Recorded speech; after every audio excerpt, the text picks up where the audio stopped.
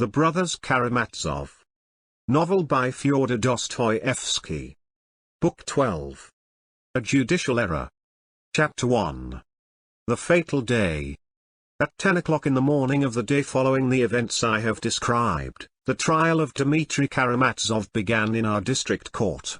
I hasten to emphasize the fact that I am far from esteeming myself capable of reporting all that took place at the trial in full detail, or even in the actual order of events. I imagine that to mention everything with full explanation would fill a volume, even a very large one.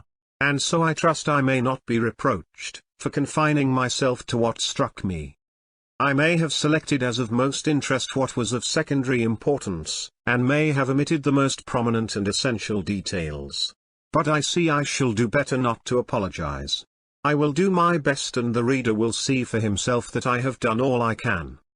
And, to begin with, before entering the court, I will mention what surprised me most on that day. Indeed, as it appeared later, everyone was surprised at it, too. We all knew that the affair had aroused great interest, that everyone was burning with impatience for the trial to begin, that it had been a subject of talk, conjecture, exclamation and surmise for the last 2 months in local society. Everyone knew, too, that the case had become known throughout Russia. But yet we had not imagined that it had aroused such burning, such intense interest in everyone, not only among ourselves, but all over Russia. This became evident at the trial this day. Visitors had arrived not only from the chief town of our province, but from several other Russian towns, as well as from Moscow and Petersburg. Among them were lawyers, ladies, and even several distinguished personages. Every ticket of admission had been snatched up. A special place behind the table at which the 3 judges sat was set apart for the most distinguished and important of the men visitors. A row of armchairs had been placed there, something exceptional, which had never been allowed before. A large proportion, not less than half of the public, were ladies. There was such a large number of lawyers from all parts that they did not know where to seat them, for every ticket had long since been eagerly sought for and distributed. I saw at the end of the room, behind the platform, a special partition hurriedly put up, behind which all these lawyers were admitted, and they thought themselves lucky to have standing room there, for all chairs had been removed for the sake of space, and the crowd behind the partition stood throughout the case closely packed, shoulder to shoulder. Some of the ladies, especially those who came from a distance, made their appearance in the gallery very smartly dressed, but the majority of the ladies were oblivious even of dress. Their faces betrayed hysterical, intense, almost morbid, curiosity. A peculiar fact, established afterwards by many observations, was that almost all the ladies, or, at least the vast majority of them, were on Mitya's side and in favor of his being acquitted. This was perhaps chiefly owing to his reputation as a conqueror of female hearts. It was known that 2 women rivals were to appear in the case. One of them, Katerina Ivanovna, was an object of general interest. All sorts of extraordinary tales were told about her, amazing anecdotes of her passion for Mitya, in spite of his crime. Her pride and aristocratic connections were particularly insisted upon. She had called upon scarcely anyone in the town. People said she intended to petition the government for leave to accompany the criminal to Siberia and to be married to him somewhere in the mines. The appearance of Grushenka in court was awaited with no less impatience. The public was looking forward with anxious curiosity to the meeting of the 2 rivals, the proud aristocratic girl and the hetera. But Grushenka was a more familiar figure to the ladies of the district than Katerina Ivanovna. They had already seen the woman who had ruined Fyodor Pavlovitch and his unhappy son, and all, almost without exception, wondered how father and son could be so in love with such a very common, ordinary Russian girl, who was not even pretty. In brief, there was a great deal of talk. I know for a fact that there were several serious family quarrels on Mitya's account in our town. Many ladies quarreled violently with their husbands over differences of opinion about the dreadful case, and it was only natural that the husbands of these ladies, far from being favorably disposed to the prisoner, should enter the court bitterly prejudiced against him. In fact, one may say pretty certainly that the masculine, as distinguished from the feminine, part of the audience were biased against the prisoner. There were numbers of severe, frowning, even vindictive faces. Mitya, indeed, had managed to offend many people during his stay in the town.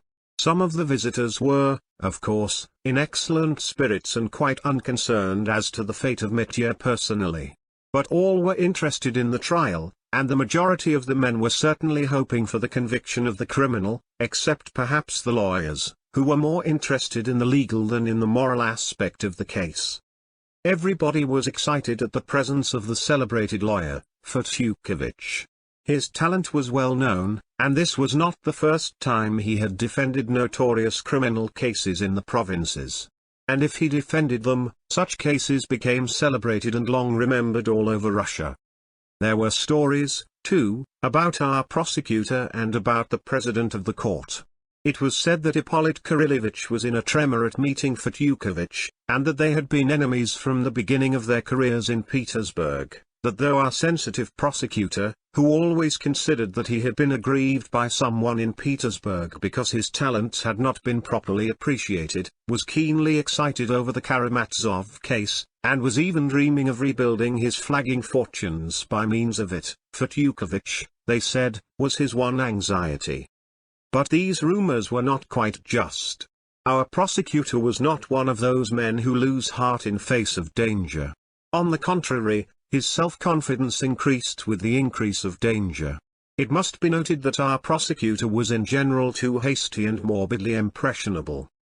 He would put his whole soul into some case and work at it as though his whole fate and his whole fortune depended on its result. This was the subject of some ridicule in the legal world, for just by this characteristic our prosecutor had gained a wider notoriety than could have been expected from his modest position. People laughed particularly at his passion for psychology.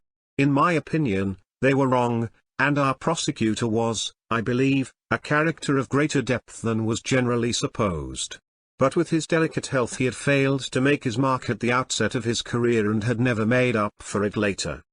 As for the president of our court, I can only say that he was a humane and cultured man, who had a practical knowledge of his work and progressive views. He was rather ambitious, but did not concern himself greatly about his future career. The great aim of his life was to be a man of advanced ideas. He was, too, a man of connections and property. He felt, as we learnt afterwards, rather strongly about the Karamazov case, but from a social, not from a personal standpoint. He was interested in it as a social phenomenon, in its classification and its character as a product of our social conditions, as typical of the national character, and so on, and so on. His attitude to the personal aspect of the case, to its tragic significance and the persons involved in it, including the prisoner, was rather indifferent and abstract, as was perhaps fitting, indeed. The court was packed and overflowing long before the judges made their appearance. Our court is the best hall in the town, spacious, lofty, and good for sound. On the right of the judges, who were on a raised platform, a table and 2 rows of chairs had been put ready for the jury. On the left was the place for the prisoner and the counsel for the defense. In the middle of the court, near the judges, was a table with the material proofs. On it lay Fyodor Pavlovich's white silk dressing gown, stained with blood, the fatal brass pestle with which the supposed murder had been committed, Mitya's shirt, with a blood-stained sleeve. His coat, stained with blood in patches over the pocket in which he had put his handkerchief, the handkerchief itself, stiff with blood and by now quite yellow, the pistol loaded by Mitya at Pirotins with a view to suicide, and taken from him on the sly at Mokray by Trifon Borisovich. The envelope in which the 3,000 rubles had been put ready for Grushenka, the narrow pink ribbon with which it had been tied, and many other articles I don't remember. In the body of the hall, at some distance, came the seats for the public. But in front of the balustrade a few chairs had been placed for witnesses who remained in the court after giving their evidence. At 10 o'clock the 3 judges arrived, the president, 1 honorary justice of the peace, and 1 other. The prosecutor, of course, entered immediately after. The president was a short, stout, thick-set man of 50, with a dyspeptic complexion, dark hair turning grey and cut short, and a red ribbon, of what order I don't remember. The prosecutor struck me and the others, too, as looking particularly pale, almost green. His face seemed to have grown suddenly thinner, perhaps in a single night, for I had seen him looking as usual only 2 days before. The president began with asking the court whether all the jury were present. But I see I can't go on like this, partly because some things I did not hear, others I did not notice, and others I have forgotten, but most of all because, as I have said before, I have literally no time or space to mention everything that was said and done. I only know that neither side objected to very many of the jurymen. I remember the 12 jurymen, 4 were petty officials of the town, 2 were merchants, and 6 peasants and artisans of the town. I remember, long before the trial, questions were continually asked with some surprise, especially by ladies: can such a delicate, complex and psychological case be submitted for decision to petty officials and even peasants? And what can an official, still more a peasant, understand in such an affair?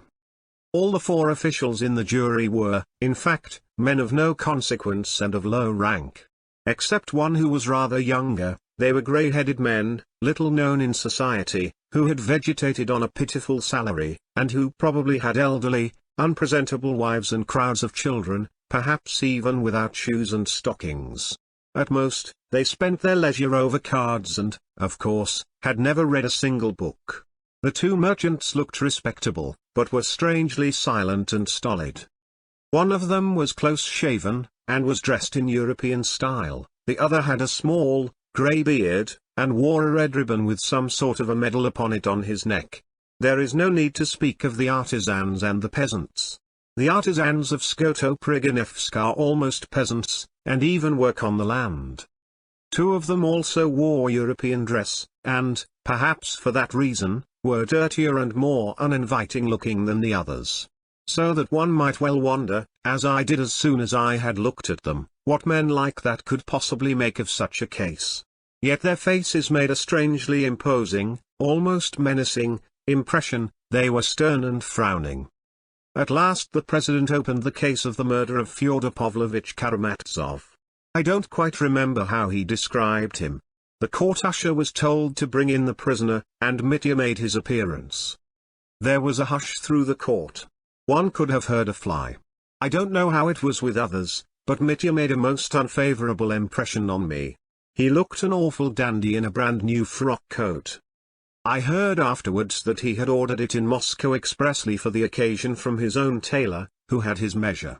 He wore immaculate black kid gloves and exquisite linen. He walked in with his yard-long strides, looking stiffly straight in front of him, and sat down in his place with a most unperturbed air. At the same moment the counsel for defense, the celebrated Fyodor, entered, and a sort of subdued hum passed through the court. He was a tall, spare man, with long thin legs, with extremely long, thin, pale fingers, clean-shaven face, demurely brushed, rather short hair, and thin lips that were at times curved into something between a sneer and a smile. He looked about 40. His face would have been pleasant, if it had not been for his eyes, which, in themselves small and inexpressive, were set remarkably close together, with only the thin, long nose as a dividing line between them. In fact, there was something strikingly bird-like about his face.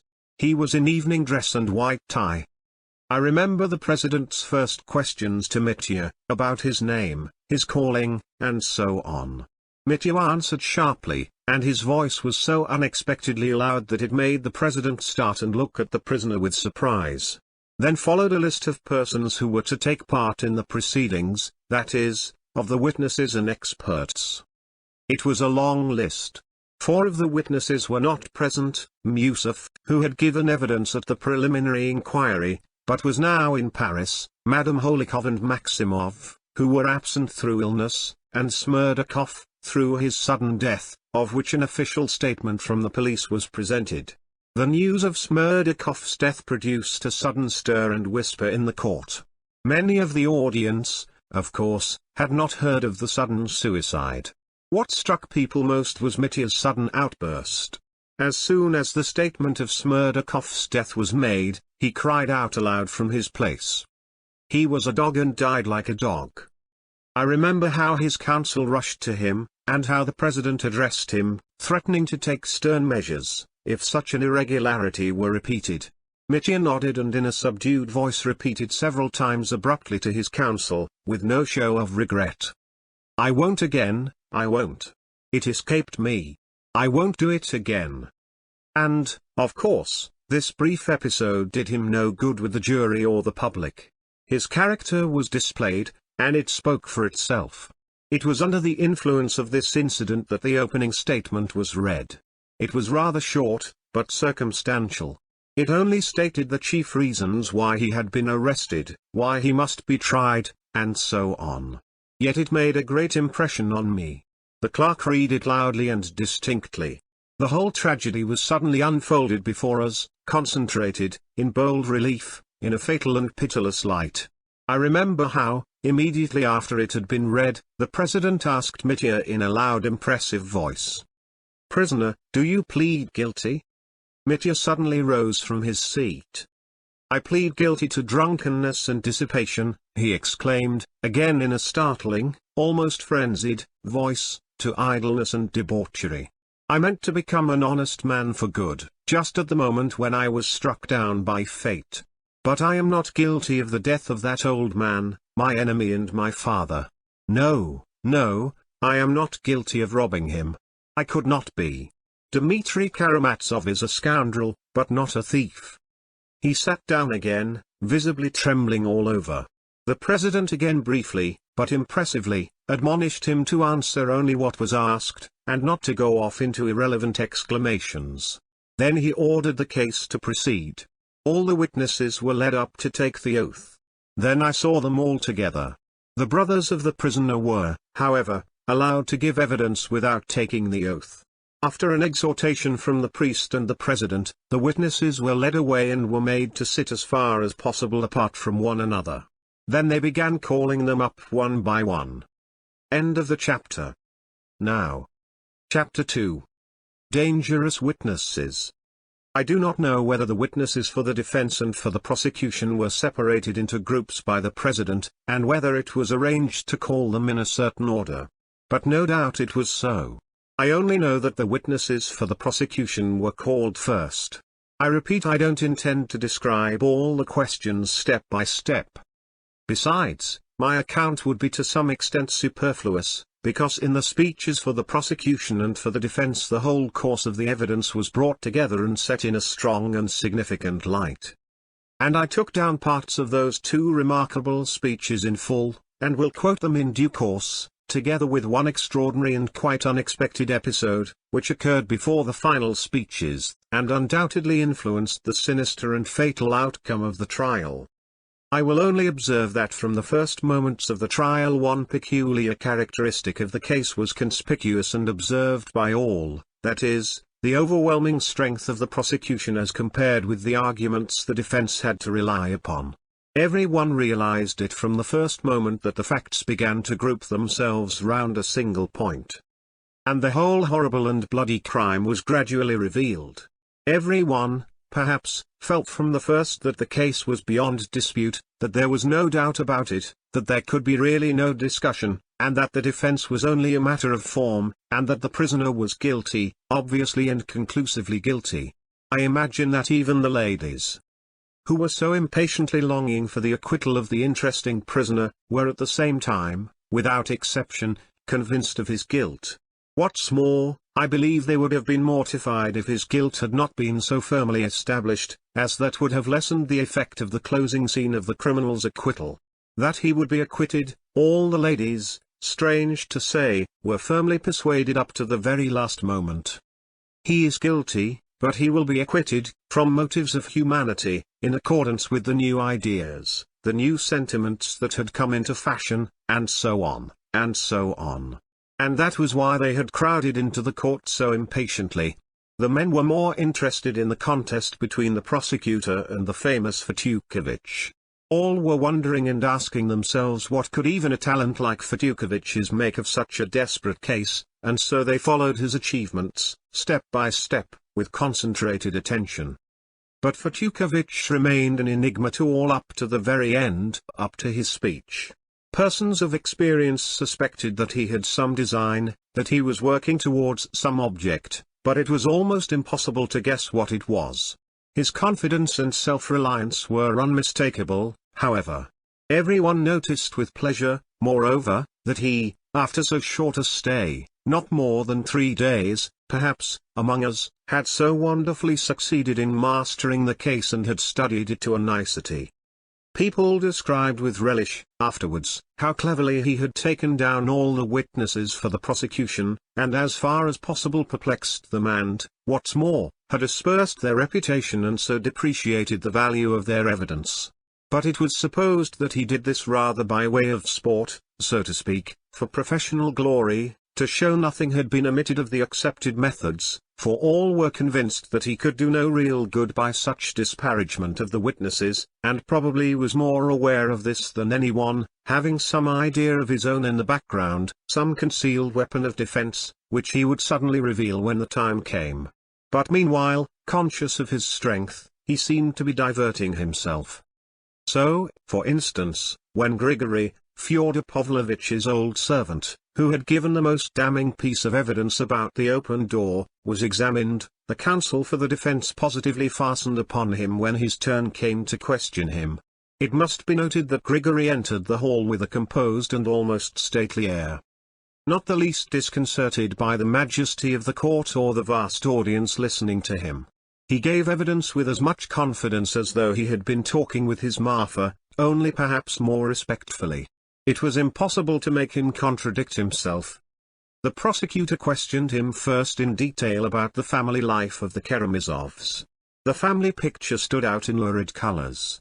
It was plain to ear and eye that the witness was guileless and impartial. In spite of his profound reverence for the memory of his deceased master, he yet bore witness that he had been unjust to Mitya and hadn't brought up his children as he should. He'd have been devoured by lice when he was little, if it hadn't been for me, he added, describing Mitya's early childhood. It wasn't fair either of the father to wrong his son over his mother's property, which was by right his. In reply to the prosecutor's question what grounds he had for asserting that Fyodor Pavlovitch had wronged his son in their money relations, Grigory, to the surprise of everyone, had no proof at all to bring forward, but he still persisted that the arrangement with the son was unfair, and that he ought to have paid him several thousand rubles more. I must note, by the way, that the prosecutor asked this question whether Fyodor Pavlovitch had really kept back part of Mitya's inheritance with marked persistence of all the witnesses who could be asked it, not excepting Alyosha and Ivan, but he obtained no exact information from anyone. All alleged that it was so, but were unable to bring forward any distinct proof. Grigory's description of the scene at the dinner table, when Dmitri had burst in and beaten his father, threatening to come back to kill him, made a sinister impression on the court, especially as the old servant's composure in telling it, his parsimony of words and peculiar phraseology, were as effective as eloquence. He observed that he was not angry with Mitya for having knocked him down and struck him on the face, he had forgiven him long ago, he said. Of the deceased Smerdakov he observed, crossing himself, that he was a lad of ability, but stupid and afflicted, and, worse still, an infidel, and that it was Fyodor Pavlovitch and his elder son who had taught him to be so. But he defended Smerdakov's honesty almost with warmth, and related how Smerdakov had once found the master's money in the yard, and, instead of concealing it, had taken it to his master, who had rewarded him with a gold piece for it, and trusted him implicitly from that time forward. He maintained obstinately that the door into the garden had been open. But he was asked so many questions that I can't recall them all. At last the counsel for the defense began to cross-examine him, and the first question he asked was about the envelope in which Fyodor Pavlovitch was supposed to have put 3,000 rubles for a certain person. Have you ever seen it, you, who were for so many years in close attendance on your master? Grigory answered that he had not seen it and had never heard of the money from anyone till everybody was talking about it. This question about the envelope Fetukovich put to everyone who could conceivably have known of it, as persistently as the prosecutor asked his question about Dmitri's inheritance, and got the same answer from all, that no one had seen the envelope, though many had heard of it. From the beginning everyone noticed Fetyukovich's persistence on this subject. "Now, with your permission I'll ask you a question," Fetyukovich said, suddenly and unexpectedly. "Of what was that balsam, or, rather, decoction, made, which, as we learn from the preliminary inquiry, you used on that evening to rub your lumbago, in the hope of curing it?" Grigory looked blankly at the questioner, and after a brief silence muttered, "There was saffron in it." "Nothing but saffron? Don't you remember any other ingredient?" "There was milfoil in it, too." "And pepper perhaps?" Fetyukovich queried. "Yes, there was pepper, too." Etc. "And all dissolved in vodka?" "In spirit." There was a faint sound of laughter in the court. "You see, in spirit. After rubbing your back, I believe, you drank what was left in the bottle with a certain pious prayer, only known to your wife?" "I did." "Did you drink much? Roughly speaking, a wine glass or two?" "It might have been a tumbler full." "A tumbler full, even. Perhaps a tumbler and a half." Grigory did not answer. He seemed to see what was meant. "A glass and a half of neat spirit is not at all bad, don't you think? You might see the gates of heaven open, not only the door into the garden?" Grigory remained silent. There was another laugh in the court. The president made a movement. "Do you know for a fact," Fetyukovich persisted, "whether you were awake or not when you saw the open door?" "I was on my legs." "That's not a proof that you were awake." There was again laughter in the court. "Could you have answered at that moment, if anyone had asked you a question, for instance, what year it is?" "I don't know." "And what year is it, Anno Domini, do you know?" Grigory stood with a perplexed face, looking straight at his tormentor. Strange to say, it appeared he really did not know what year it was. "But perhaps you can tell me how many fingers you have on your hands?" "I am a servant," Grigory said suddenly, in a loud and distinct voice. "If my betters think fit to make game of me, it is my duty to suffer it." Fetyukovich was a little taken aback, and the president intervened, reminding him that he must ask more relevant questions. Fetyukovich bowed with dignity and said that he had no more questions to ask of the witness. The public and the jury, of course, were left with a grain of doubt in their minds as to the evidence of a man who might, while undergoing a certain cure, have seen the gates of heaven, and who did not even know what year he was living in. But before Grigory left the box another episode occurred. The president, turning to the prisoner, asked him whether he had any comment to make on the evidence of the last witness. "Except about the door, all he has said is true," cried Mitya, in a loud voice. "For combing the lice off me, I thank him; for forgiving my blows, I thank him. The old man has been honest all his life and as faithful to my father as 700 poodles." "Prisoner, be careful in your language," the president admonished him. "I am not a poodle," Grigory muttered. "All right, it's I am a poodle myself," cried Mitya. "If it's an insult, I take it to myself and I beg his pardon. I was a beast and cruel to him. I was cruel to Aesop too." "What Aesop?" the president asked sternly again. "Oh, Piero, my father, Fyodor Pavlovitch."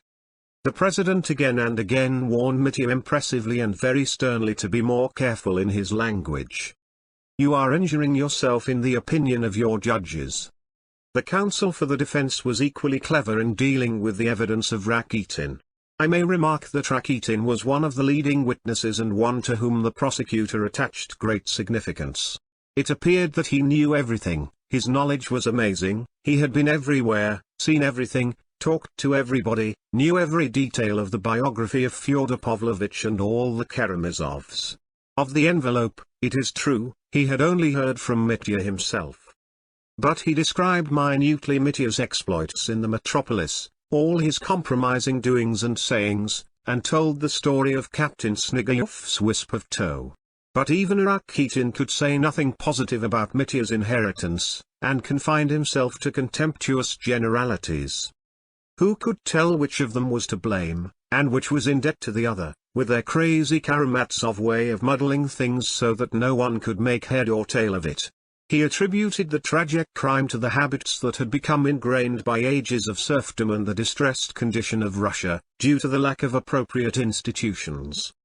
He was, in fact, allowed some latitude of speech. This was the first occasion on which Rakitin showed what he could do, and attracted notice. The prosecutor knew that the witness was preparing a magazine article on the case, and afterwards in his speech, as we shall see later, quoted some ideas from the article, showing that he had seen it already. The picture drawn by the witness was a gloomy and sinister one, and greatly strengthened the case for the prosecution. Altogether, Rakitin's discourse fascinated the public by its independence and the extraordinary nobility of its ideas. There were even 2 or 3 outbreaks of applause when he spoke of serfdom and the distressed condition of Russia. But Rakitin, in his youthful ardor, made a slight blunder, of which the counsel for the defense at once adroitly took advantage. Answering certain questions about Grushenka, and carried away by the loftiness of his own sentiments and his success, of which he was, of course, conscious, he went so far as to speak somewhat contemptuously of Agrafena Alexandrovna as the kept mistress of Samsonov. He would have given a good deal to take back his words afterwards, for Fetyukovitch caught him out over it at once. And it was all because Rakitin had not reckoned on the lawyer having been able to become so intimately acquainted with every detail in so short a time. "Allow me to ask," began the counsel for the defense, with the most affable and even respectful smile, "you are, of course, the same Mr. Rakitin whose pamphlet, The Life of the Deceased Elder, Father Zosima, published by the diocesan authorities, full of profound and religious reflections and preceded by an excellent and devout dedication to the bishop, I have just read with such pleasure? I did not write it for publication, it was published afterwards," muttered Rakitin, for some reason fearfully disconcerted and almost ashamed. "Oh, that's excellent. A thinker like you can, and indeed ought to, take the widest view of every social question. Your most instructive pamphlet has been widely circulated through the patronage of the bishop, and has been of appreciable service. But this is the chief thing I should like to learn from you. You stated just now that you were very intimately acquainted with Madame Svietlov. It must be noted that Grushenka's surname was Svietlov. I heard it for the first time that day, during the case. I cannot answer for all my acquaintances. I am a young man, and who can be responsible for everyone he meets?" cried Rakitin, flushing all over. "I understand, I quite understand," cried Fetyukovitch, as though he, too, were embarrassed and in haste to excuse himself. "You, like any other, might well be interested in an acquaintance with a young and beautiful woman who would readily entertain the elite of the youth of the neighborhood, but, I only wanted to know. It has come to my knowledge that Madame Svietlov was particularly anxious a couple of months ago to make the acquaintance of the younger Karamazov, Alexei Fyodorovitch, and promised you 25 rubles, if you would bring him to her in his monastic dress. And that actually took place on the evening of the day on which the terrible crime, which is the subject of the present investigation, was committed. You brought Alexei Karamazov to Madame Svietlov. And did you receive the 25 rubles from Madame Svietlov as a reward? That's what I wanted to hear from you." "It was a joke. I don't see of what interest that can be to you. I took it for a joke, meaning to give it back later." "Then you did take, but you have not given it back yet, or have you?" "That's of no consequence," muttered Rakitin, "I refuse to answer such questions. Of course I shall give it back." The president intervened, but Fetyukovitch declared he had no more questions to ask of the witness. Mr. Rakitin left the witness box not absolutely without a stain upon his character. The effect left by the lofty idealism of his speech was somewhat marred, and Fetyukovitch's expression, as he watched him walk away, seemed to suggest to the public, "This is a specimen of the lofty-minded persons who accuse him." I remember that this incident, too, did not pass off without an outbreak from Mitya. Enraged by the tone in which Rakitin had referred to Grushenka, he suddenly shouted "Bernard!" When, after Rakitin's cross-examination, the president asked the prisoner if he had anything to say, Mitya cried loudly, "Since I've been arrested, he has borrowed money from me. He is a contemptible Bernard and opportunist, and he doesn't believe in God. He took the bishop in. Mitya, of course, was pulled up again for the intemperance of his language, but Rakitin was done for. Captain Snigoyev's evidence was a failure, too, but from quite a different reason. He appeared in ragged and dirty clothes, muddy boots, and in spite of the vigilance and expert observation of the police officers, he turned out to be hopelessly drunk. On being asked about Mitya's attack upon him, he refused to answer. God bless him. Ilusha told me not to. God will make it up to me yonder. Who told you not to tell? Of whom are you talking? Ilusha, my little son. Father, father, how he insulted you. He said that at the stone. Now he is dying. The captain suddenly began sobbing, and plumped down on his knees before the president. He was hurriedly led away amidst the laughter of the public. The effect prepared by the prosecutor did not come off at all. Fyodor went on making the most of every opportunity, and amazed people more and more by his minute knowledge of the case. Thus, for example, Trifon Borisovich made a great impression, of course, very prejudicial to Mitya. He calculated almost on his fingers that on his first visit to Mokray, Mitya must have spent 3,000 rubles, or very little less. Just think what he squandered on those gypsy girls alone. And as for our lousy peasants, it wasn't a case of flinging half a ruble in the street, he made them presents of 25 rubles each, at least, he didn't give them less. And what a lot of money was simply stolen from him. And if anyone did steal, he did not leave a receipt. How could one catch the thief when he was flinging his money away all the time? Our peasants are robbers, you know, they have no care for their souls. And the way he went on with the girls, our village girls. They're completely set up since then, I tell you, they used to be poor, he recalled, in fact, every item of expense and added it all up. So the theory that only 1,500 had been spent and the rest had been put aside in a little bag seemed inconceivable.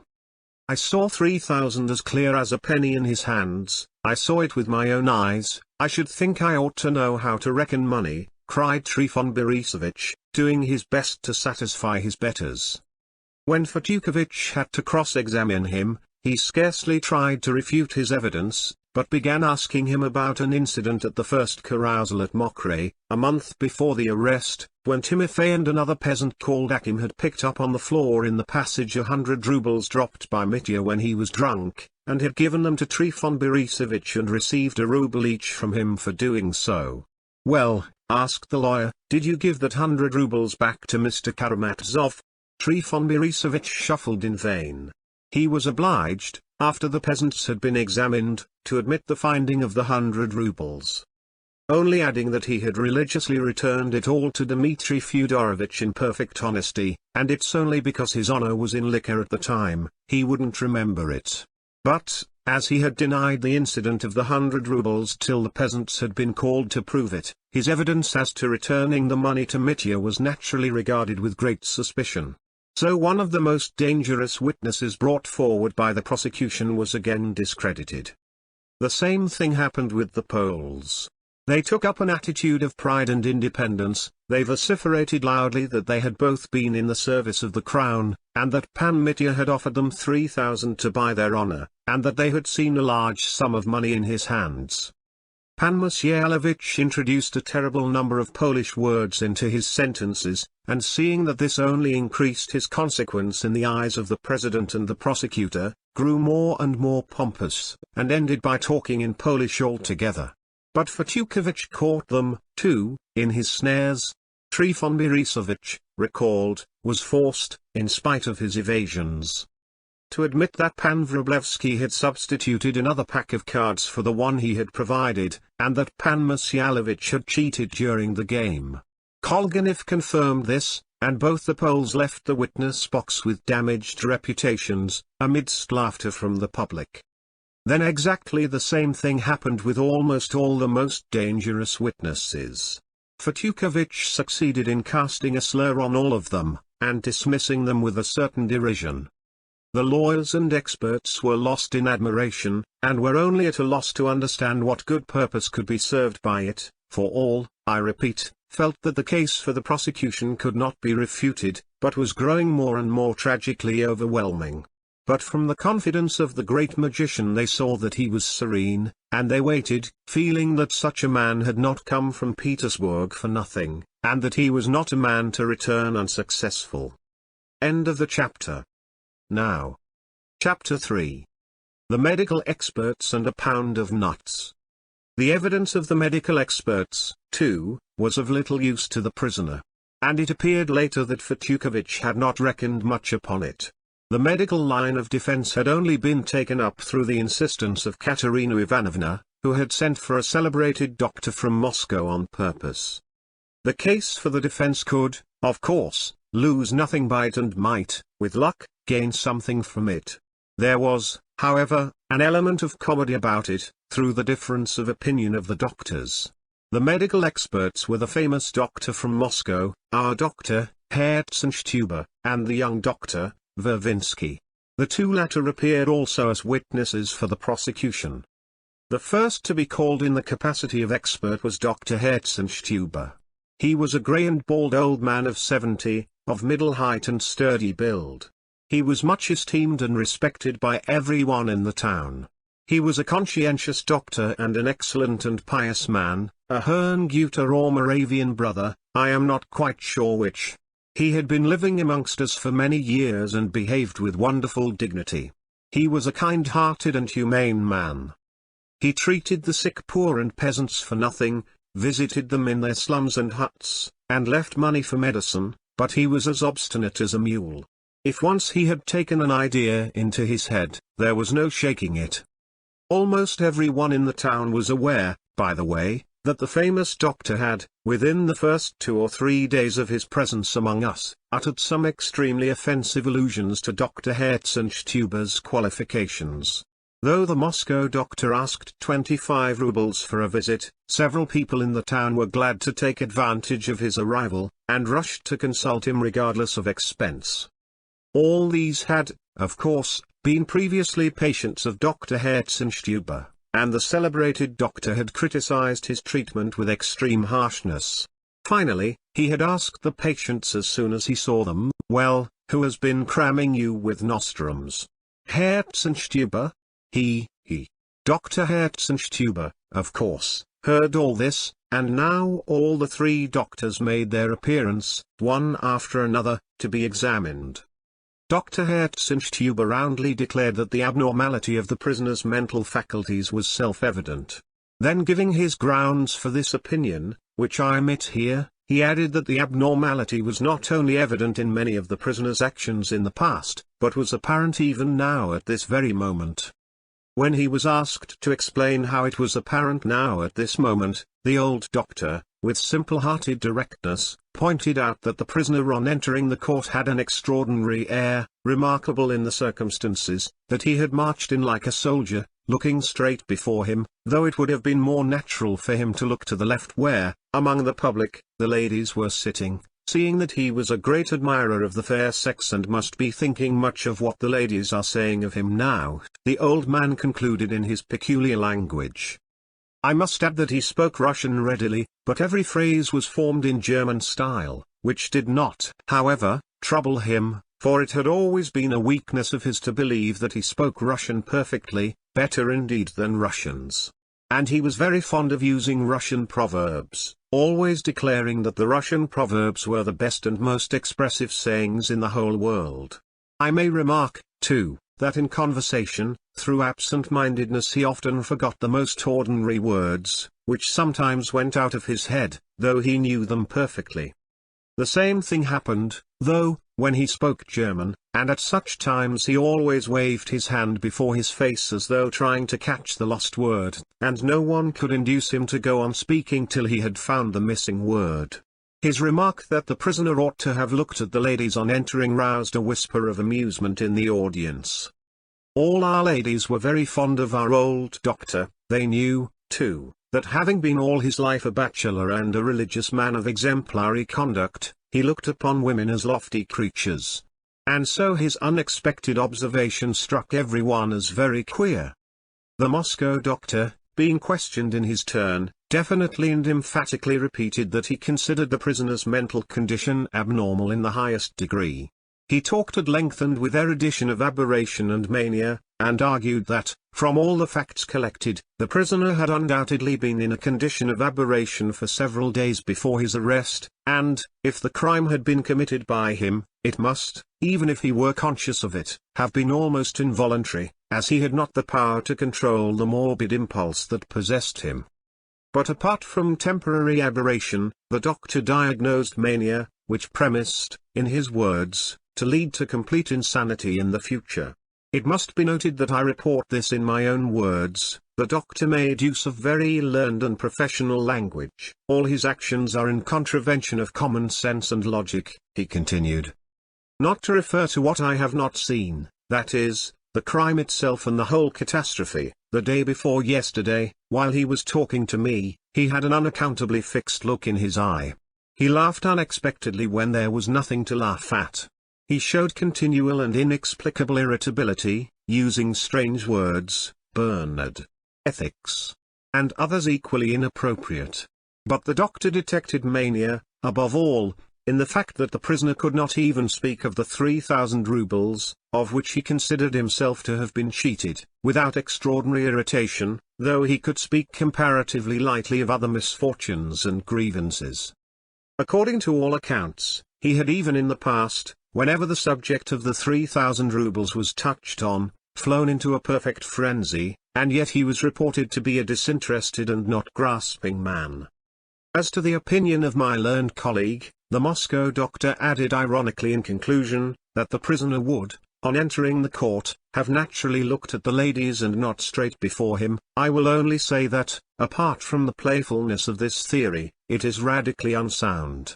For though I fully agree that the prisoner, on entering the court where his fate will be decided, would not naturally look straight before him in that fixed way, and that may really be a sign of his abnormal mental condition, at the same time I maintain that he would naturally not look to the left at the ladies, but, on the contrary, to the right to find his legal adviser, on whose help all his hopes rest and on whose defense all his future depends. The doctor expressed his opinion positively and emphatically. But the unexpected pronouncement of Dr. Vervinsky gave the last touch of comedy to the difference of opinion between the experts. In his opinion the prisoner was now, and had been all along, in a perfectly normal condition, and, although he certainly must have been in a nervous and exceedingly excited state before his arrest, this might have been due to several perfectly obvious causes, jealousy, anger, continual drunkenness, and so on. But this nervous condition would not involve the mental aberration of which mention had just been made. As to the question whether the prisoner should have looked to the left or to the right on entering the court, in his modest opinion, the prisoner would naturally look straight before him on entering the court, as he had in fact done. As that was where the judges, on whom his fate depended, were sitting. So that it was just by looking straight before him that he showed his perfectly normal state of mind at the present. The young doctor concluded his modest testimony with some heat. "Bravo, doctor," cried Mitya, from his seat, "just so." Mitya, of course, was checked, but the young doctor's opinion had a decisive influence on the judges and on the public, and, as appeared afterwards, everyone agreed with him. But Dr. Herzenstube, when called as a witness, was quite unexpectedly of use to Mitya. As an old resident in the town who had known the Karamazov family for years, he furnished some facts of great value for the prosecution, and suddenly, as though recalling something, he added, "But the poor young man might have had a very different life, for he had a good heart both in childhood and after childhood, that I know. But the Russian proverb says, if a man has one head, it's good, but if another clever man comes to visit him, it would be better still, for then there will be two heads and not only one." "One head is good, but two are better," the prosecutor put in impatiently. He knew the old man's habit of talking slowly and deliberately, regardless of the impression he was making and of the delay he was causing, and highly prizing his flat, dull and always gleefully complacent German wit. The old man was fond of making jokes. "Oh, yes, that's what I say," he went on stubbornly. "One head is good, but two are much better, But he did not meet another head with wits, and his wits went. Where did they go? I've forgotten the word. He went on, passing his hand before his eyes. Oh, yes, spazieren. Wandering? Oh, yes, wandering, that's what I say. Well, his wits went wandering and fell in such a deep hole that he lost himself. And yet he was a grateful and sensitive boy. Oh, I remember him very well, a little chap so high, left neglected by his father in the backyard, when he ran about without boots on his feet, and his little breeches hanging by one button. A note of feeling and tenderness suddenly came into the honest old man's voice. Fetyukovitch positively started, as though scenting something, and caught at it instantly. Oh, yes, I was a young man then. I was 45 then, and had only just come here. And I was so sorry for the boy then. I asked myself, why shouldn't I buy him a pound of what? I've forgotten what it's called. A pound of what children are very fond of. What is it? What is it? The doctor began waving his hands again. It grows on the tree and is gathered and given to everyone. Apples? Oh, no, no. You have a dozen of apples, not a pound. No, there are a lot of them, and all little. You put them in the mouth and crack. Nuts? Quite so, nuts, I say so. The doctor repeated in the calmest way as though he had been at no loss for a word. And I bought him a pound of nuts, for no one had ever bought the boy a pound of nuts before. And I lifted my finger and said to him, boy, Gott der Vater. He laughed and said, Gott der Vater, Gott der Sohn. He laughed again and lisped, Gott der Sohn. Gott der Heilige Geist. Then he laughed and said as best he could, Gott der Heilige Geist. I went away, and 2 days after I happened to be passing, and he shouted to me of himself, Uncle, Gott der Vater, Gott der Sohn, and he had only forgotten Gott der Heilige Geist. But I reminded him of it and I felt very sorry for him again. But he was taken away, and I did not see him again. 23 years passed. I am sitting one morning in my study, a white-haired old man, when there walks into the room a blooming young man, whom I should never have recognized, but he held up his finger and said, laughing, Gott der Vater, Gott der Sohn, and Gott der Heilige Geist. I have just arrived and have come to thank you for that pound of nuts, for no one else ever bought me a pound of nuts, you are the only one that ever did. And then I remembered my happy youth and the poor child in the yard, without boots on his feet. And my heart was touched and I said, you are a grateful young man, for you have remembered all your life the pound of nuts I bought you in your childhood. And I embraced him and blessed him. And I shed tears. He laughed, but he shed tears, too, for the Russian often laughs when he ought to be weeping. But he did weep, I saw it. And now, alas. And I am weeping now, German, I am weeping now, too, you saintly man, Mitya cried suddenly. In any case the anecdote made a certain favorable impression on the public. But the chief sensation in Mitya's favor was created by the evidence of Katerina Ivanovna, which I will describe directly. Indeed, when the witnesses are discharged, that is, called by the defense, began giving evidence, fortune seemed all at once markedly more favorable to Mitya. And what was particularly striking, this was a surprise even to the counsel for the defense. But before Katerina Ivanovna was called, Alyosha was examined, and he recalled a fact which seemed to furnish positive evidence against one important point made by the prosecution. End of the chapter. Now. Chapter 4. Fortune smiles on Mitya. It came quite as a surprise even to Alyosha himself. He was not required to take the oath, and I remember that both sides addressed him very gently and sympathetically. It was evident that his reputation for goodness had preceded him. Alyosha gave his evidence modestly and with restraint, but his warm sympathy for his unhappy brother was unmistakable. In answer to one question, he sketched his brother's character as that of a man, violent-tempered perhaps and carried away by his passions, but at the same time honorable, proud and generous, capable of self-sacrifice, if necessary. He admitted, however, that, through his passion for Grushenka and his rivalry with his father, his brother had been of late in an intolerable position. But he repelled with indignation the suggestion that his brother might have committed a murder for the sake of gain, though he recognized that the 3,000 rubles had become almost an obsession with Mitya, that he looked upon them as part of the inheritance he had been cheated of by his father, and that, indifferent as he was to money as a rule, he could not even speak of that 3,000 without fury. As for the rivalry of the two ladies, as the prosecutor expressed it, that is, of Grushenka and Katya, he answered evasively and was even unwilling to answer one or two questions altogether.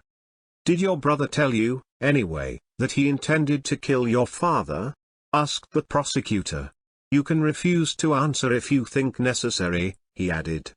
"He did not tell me so directly," answered Alyosha. "How so? Did he indirectly?" "He spoke to me once of his hatred for our father and his fear that at an extreme moment, at a moment of fury, he might perhaps murder him." "And you believed him?" "I am afraid to say that I did. But I never doubted that some higher feeling would always save him at the fatal moment, as it has indeed saved him, for it was not he killed my father," Alyosha said firmly, in a loud voice that was heard throughout the court. The prosecutor started like a war horse at the sound of a trumpet. "Let me assure you that I fully believe in the complete sincerity of your conviction and do not explain it by or identify it with your affection for your unhappy brother. Your peculiar view of the whole tragic episode is known to us already from the preliminary investigation.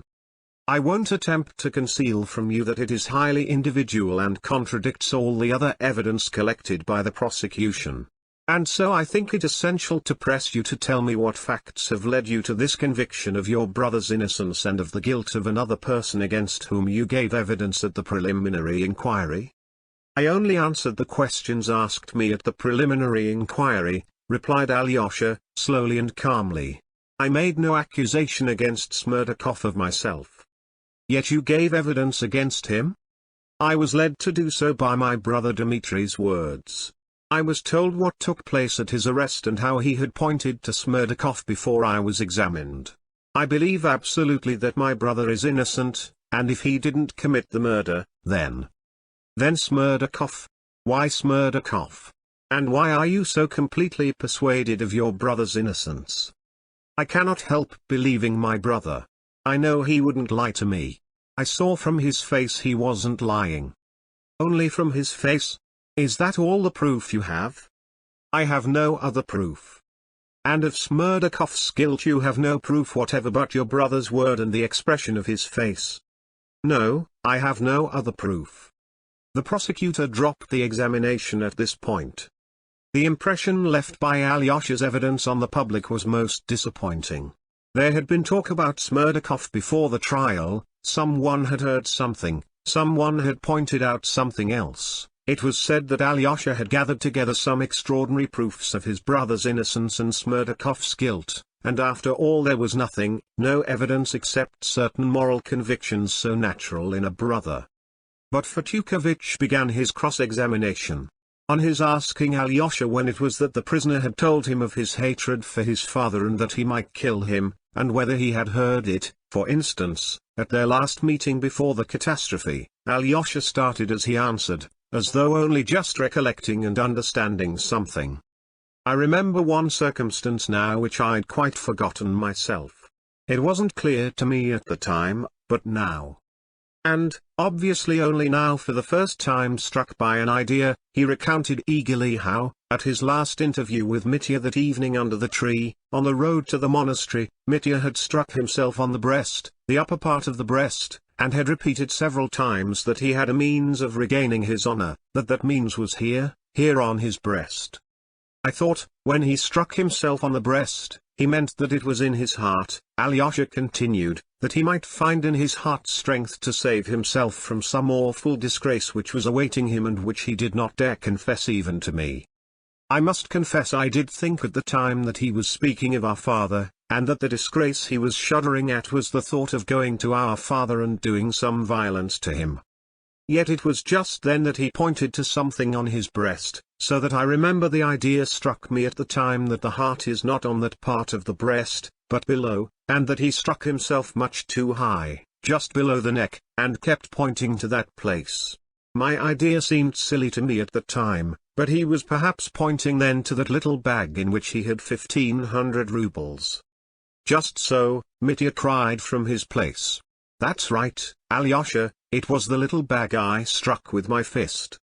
Fetyukovitch flew to him in hot haste entreating him to keep quiet, and at the same instant pounced on Alyosha. Alyosha, carried away himself by his recollection, warmly expressed his theory that this disgrace was probably just that 1,500 rubles on him, which he might have returned to Katerina Ivanovna as half of what he owed her, but which he had yet determined not to repay her and to use for another purpose, namely, to enable him to elope with Grushenka, if she consented. "It is so, it must be so," exclaimed Alyosha, in sudden excitement. "My brother cried several times that half of the disgrace, half of it, he said half several times, he could free himself from at once, but that he was so unhappy in his weakness of will that he wouldn't do it, that he knew beforehand he was incapable of doing it." "And you clearly, confidently remember that he struck himself just on this part of the breast?" Fetyukovitch asked eagerly. "Clearly and confidently, for I thought at the time, why does he strike himself up there when the heart is lower down?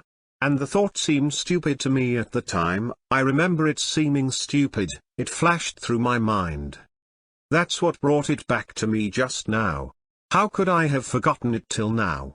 It was that little bag he meant when he said he had the means but wouldn't give back that 1,500. And when he was arrested at Mokre he cried out, I know, I was told it, that he considered it the most disgraceful act of his life that when he had the means of repaying Katerina Ivanovna half, note. What he owed her, he yet could not bring himself to repay the money and preferred to remain a thief in her eyes rather than part with it.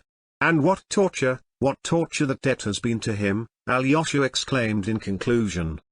The prosecutor, of course, intervened. He asked Alyosha to describe once more how it had all happened, and several times insisted on the question, had the prisoner seemed to point to anything? Perhaps he had simply struck himself with his fist on the breast. But it was not with his fist, cried Alyosha, he pointed with his fingers and pointed here, very high up. How could I have so completely forgotten it till this moment? The president asked Mitya what he had to say to the last witness's evidence. Mitya confirmed it, saying that he had been pointing to the 1,500 rubles which were on his breast, just below the neck, and that was, of course, the disgrace, a disgrace I cannot deny, the most shameful act of my whole life, cried Mitya. I might have repaid it and didn't repay it. I preferred to remain a thief in her eyes rather than give it back. And the most shameful part of it was that I knew beforehand I shouldn't give it back. You are right, Alyosha. Thanks, Alyosha. So Alyosha's cross-examination ended.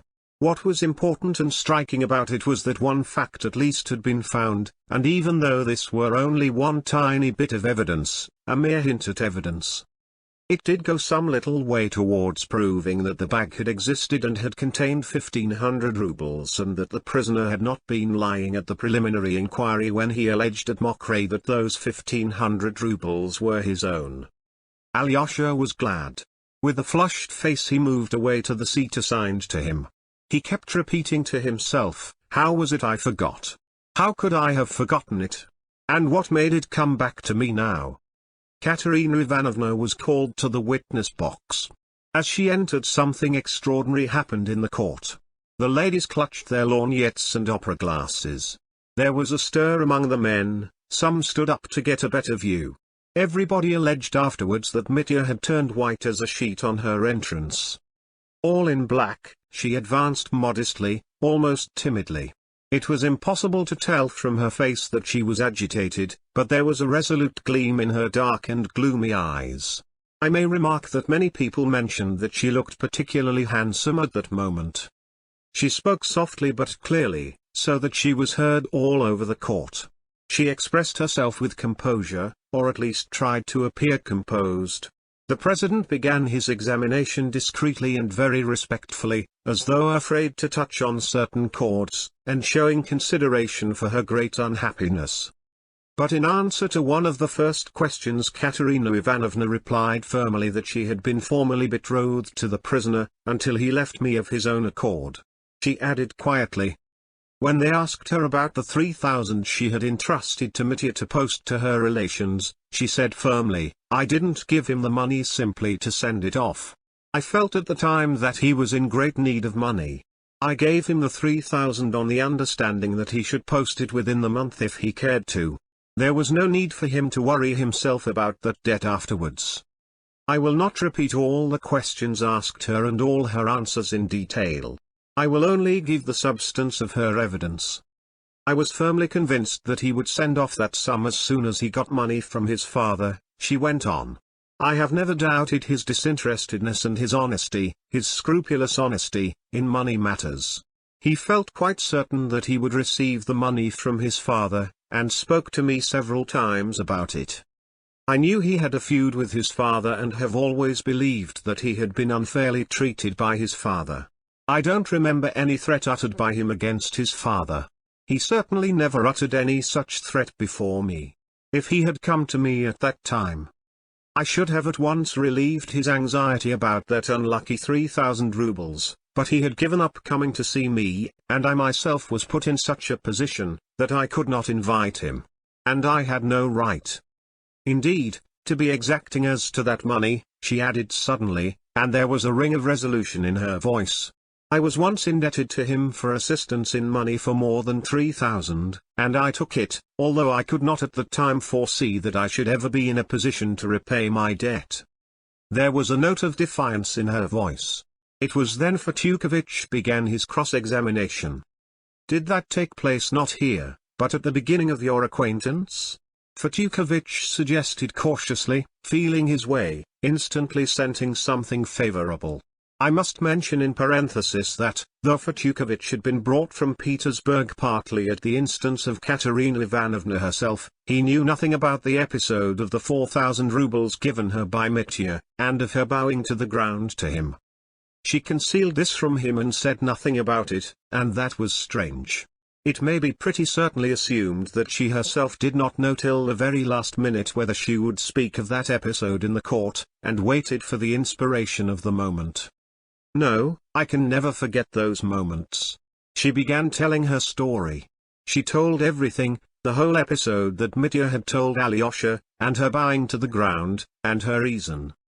She told about her father and her going to Mitya, and did not in one word, in a single hint, suggest that Mitya had himself, through her sister, proposed they should send him Katerina Ivanovna to fetch the money.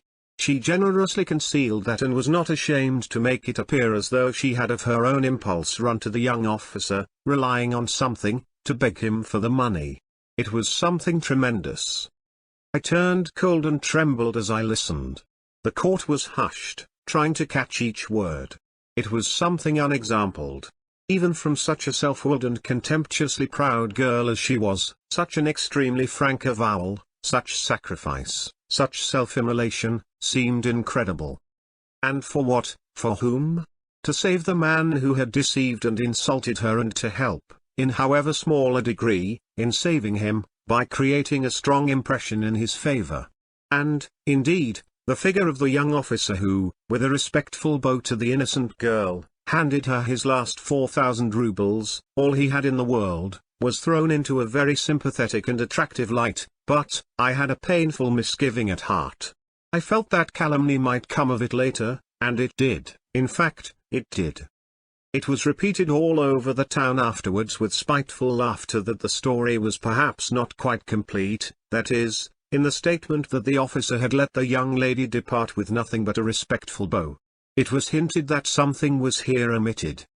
And even if nothing had been omitted, if this were the whole story, the most highly respected of our ladies maintained, even then it's very doubtful whether it was creditable for a young girl to behave in that way, even for the sake of saving her father.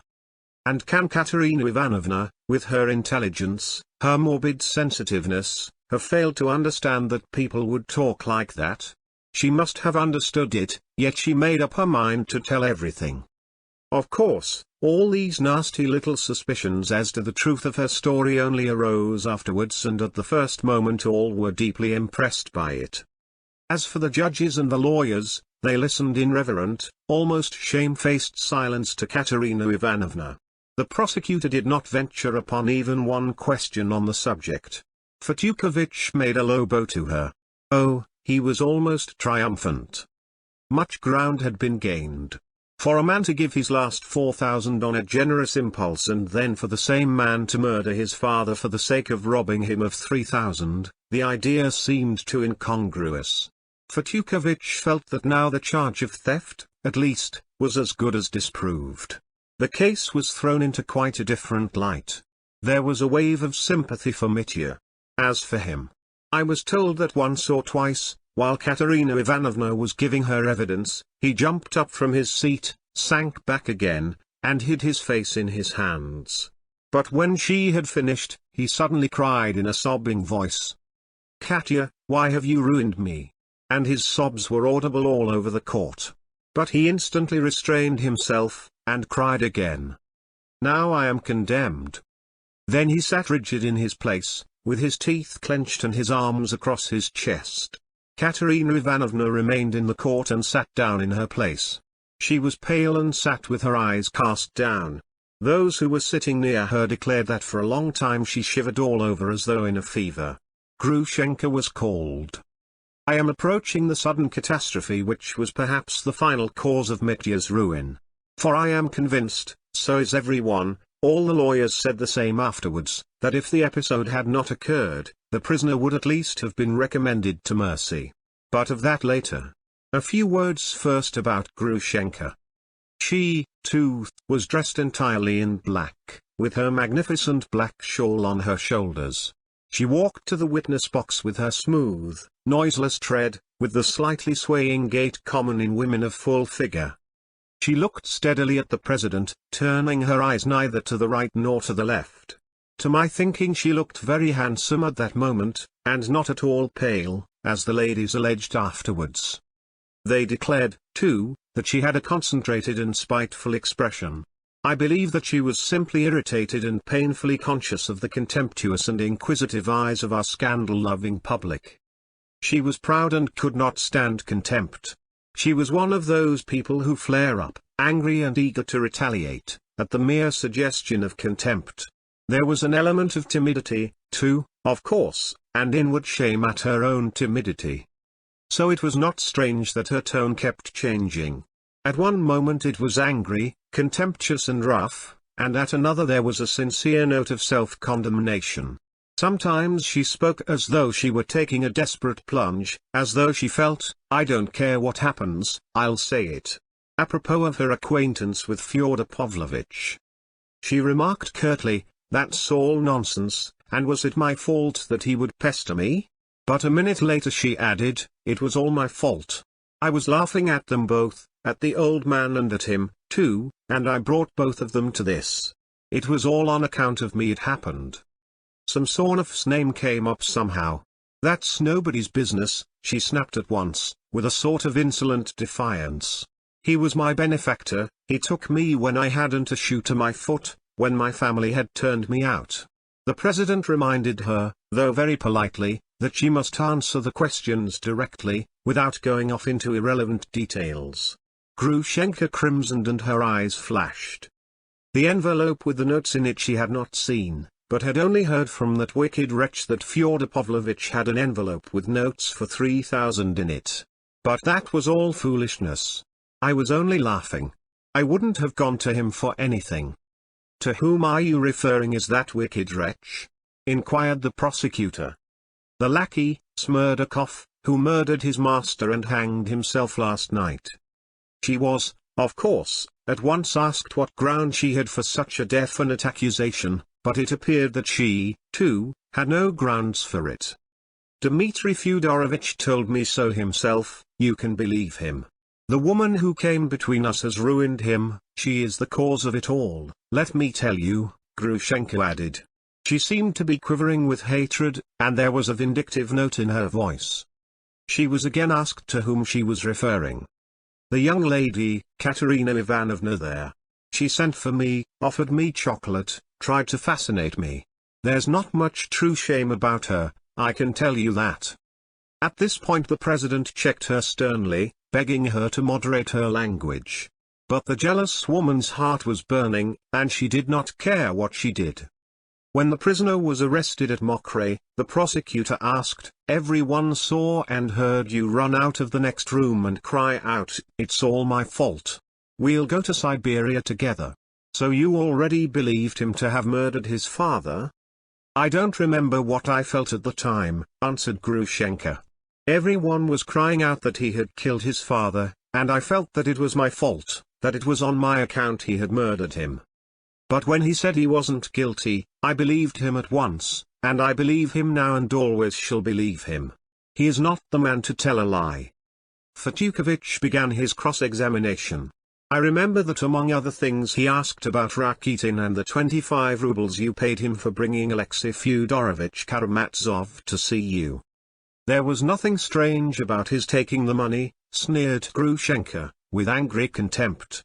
"He was always coming to me for money. He used to get 30 rubles a month at least out of me, chiefly for luxuries. He had enough to keep him without my help." "What led you to be so liberal to Mr. Rakitin?" Fetyukovich asked, in spite of an uneasy movement on the part of the president. "Why, he is my cousin. His mother was my mother's sister. But he's always besought me not to tell anyone here of it, he is so dreadfully ashamed of me." This fact was a complete surprise to everyone. No one in the town nor in the monastery, not even Mitya, knew of it. "I was told that Rakitin turned purple with shame where he sat." Grushenka had somehow heard before she came into the court that he had given evidence against Mitya, and so she was angry.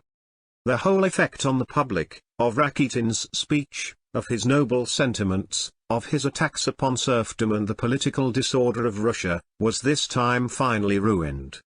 Fetyukovich was satisfied. It was another godsend. Grushenka's cross-examination did not last long and, of course, there could be nothing particularly new in her evidence. She left a very disagreeable impression on the public. Hundreds of contemptuous eyes were fixed upon her, as she finished giving her evidence and sat down again in the court, at a good distance from Katerina Ivanovna. Mitya was silent throughout her evidence. He sat as though turned to stone, with his eyes fixed on the ground.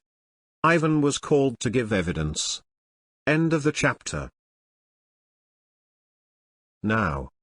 Chapter 5. A sudden catastrophe. I may note that he had been called before Alyosha.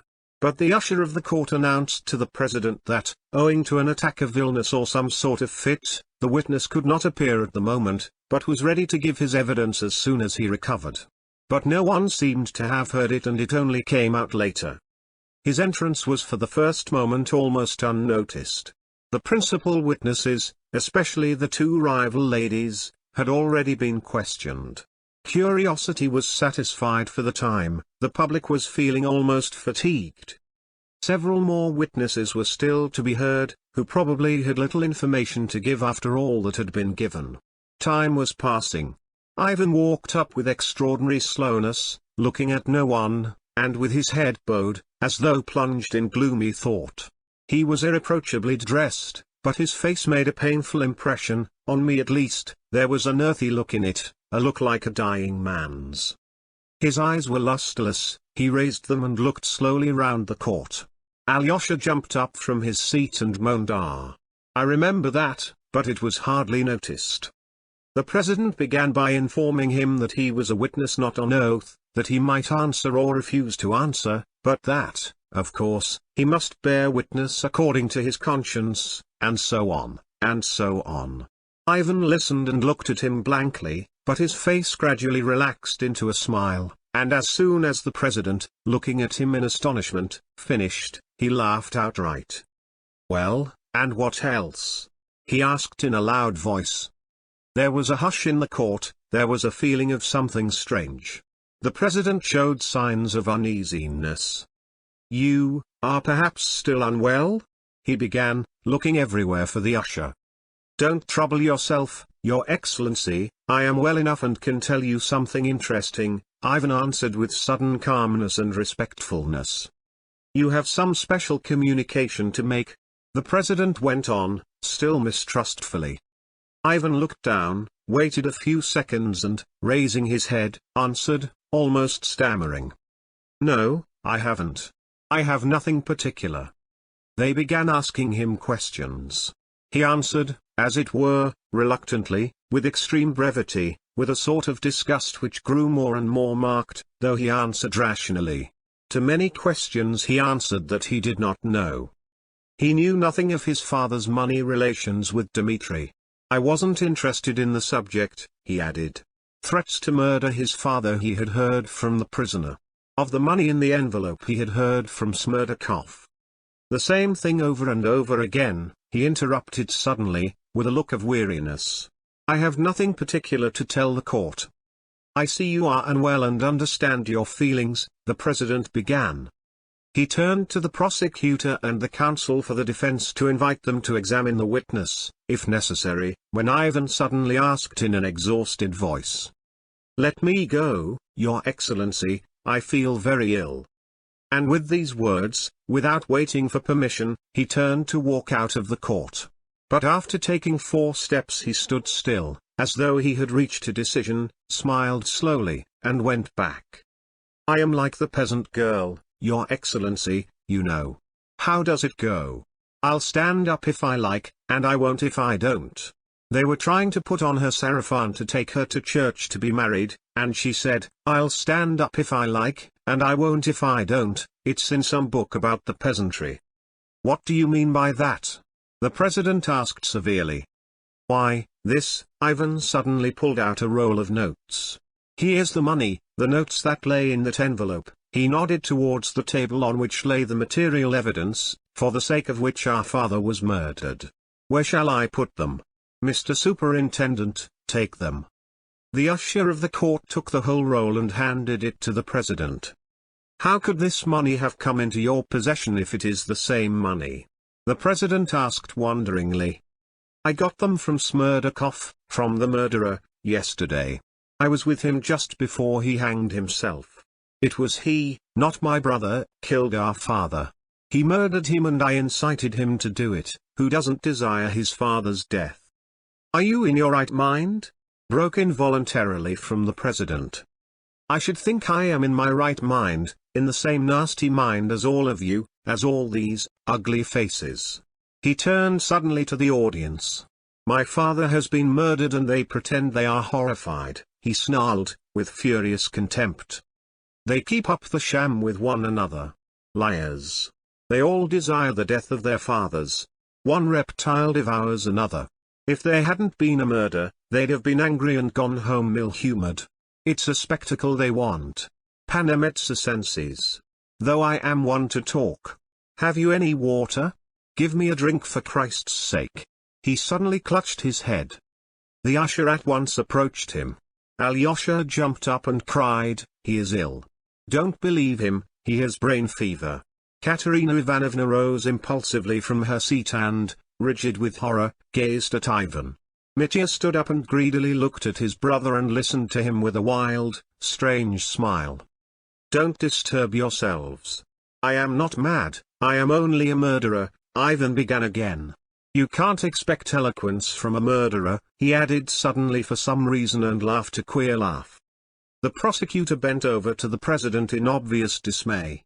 The 2 other judges communicated in agitated whispers. Fetukovich pricked up his ears as he listened. The hall was hushed in expectation. The president seemed suddenly to recollect himself. Witness, your words are incomprehensible and impossible here. Calm yourself, if you can, and tell your story, if you really have something to tell. How can you confirm your statement, if indeed you are not delirious? That's just it. I have no proof. That curse Smerdakov won't send you proofs from the other world, in an envelope. You think of nothing but envelopes, one is enough. I've no witnesses, except one, perhaps, he smiled thoughtfully. Who is your witness? He has a tail, Your Excellency, and that would be irregular. Le diable n'existe point. Don't pay attention, he is a paltry, pitiful devil, he added suddenly. He ceased laughing and spoke as it were, confidentially. He is here somewhere, no doubt, under that table with the material evidence on it, perhaps. Where should he sit if not there? You see, listen to me. I told him I don't want to keep quiet, and he talked about the geological cataclysm, idiocy. Come, release the monster, he's been singing a hymn. That's because his heart is light. It's like a drunken man in the street bawling how Vanka went to Petersburg, and I would give a quadrillions for 2 seconds of joy. You don't know me. Oh, how stupid all this business is. Come, take me instead of him. I didn't come for nothing. Why is everything so stupid? And he began slowly, and as it were reflectively, looking round him again. But the court was all excitement by now. Alyosha rushed towards him, but the court usher had already seized Ivan by the arm. What are you about? He cried, staring into the man's face, and suddenly seizing him by the shoulders, he flung him violently to the floor. But the police were on the spot and he was seized. He screamed furiously.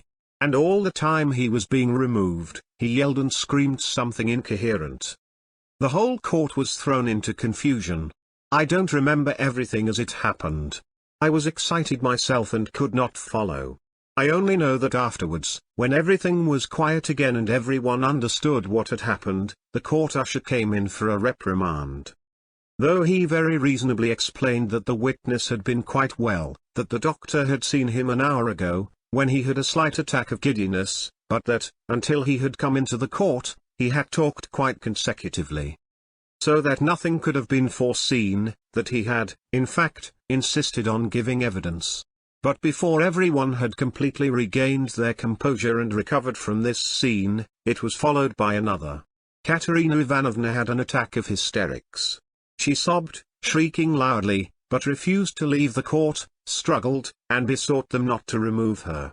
Suddenly she cried to the president. There is more evidence I must give at once. Here is a document, a letter, take it, read it quickly, quickly. It's a letter from that monster, that man there. She pointed to Mitya.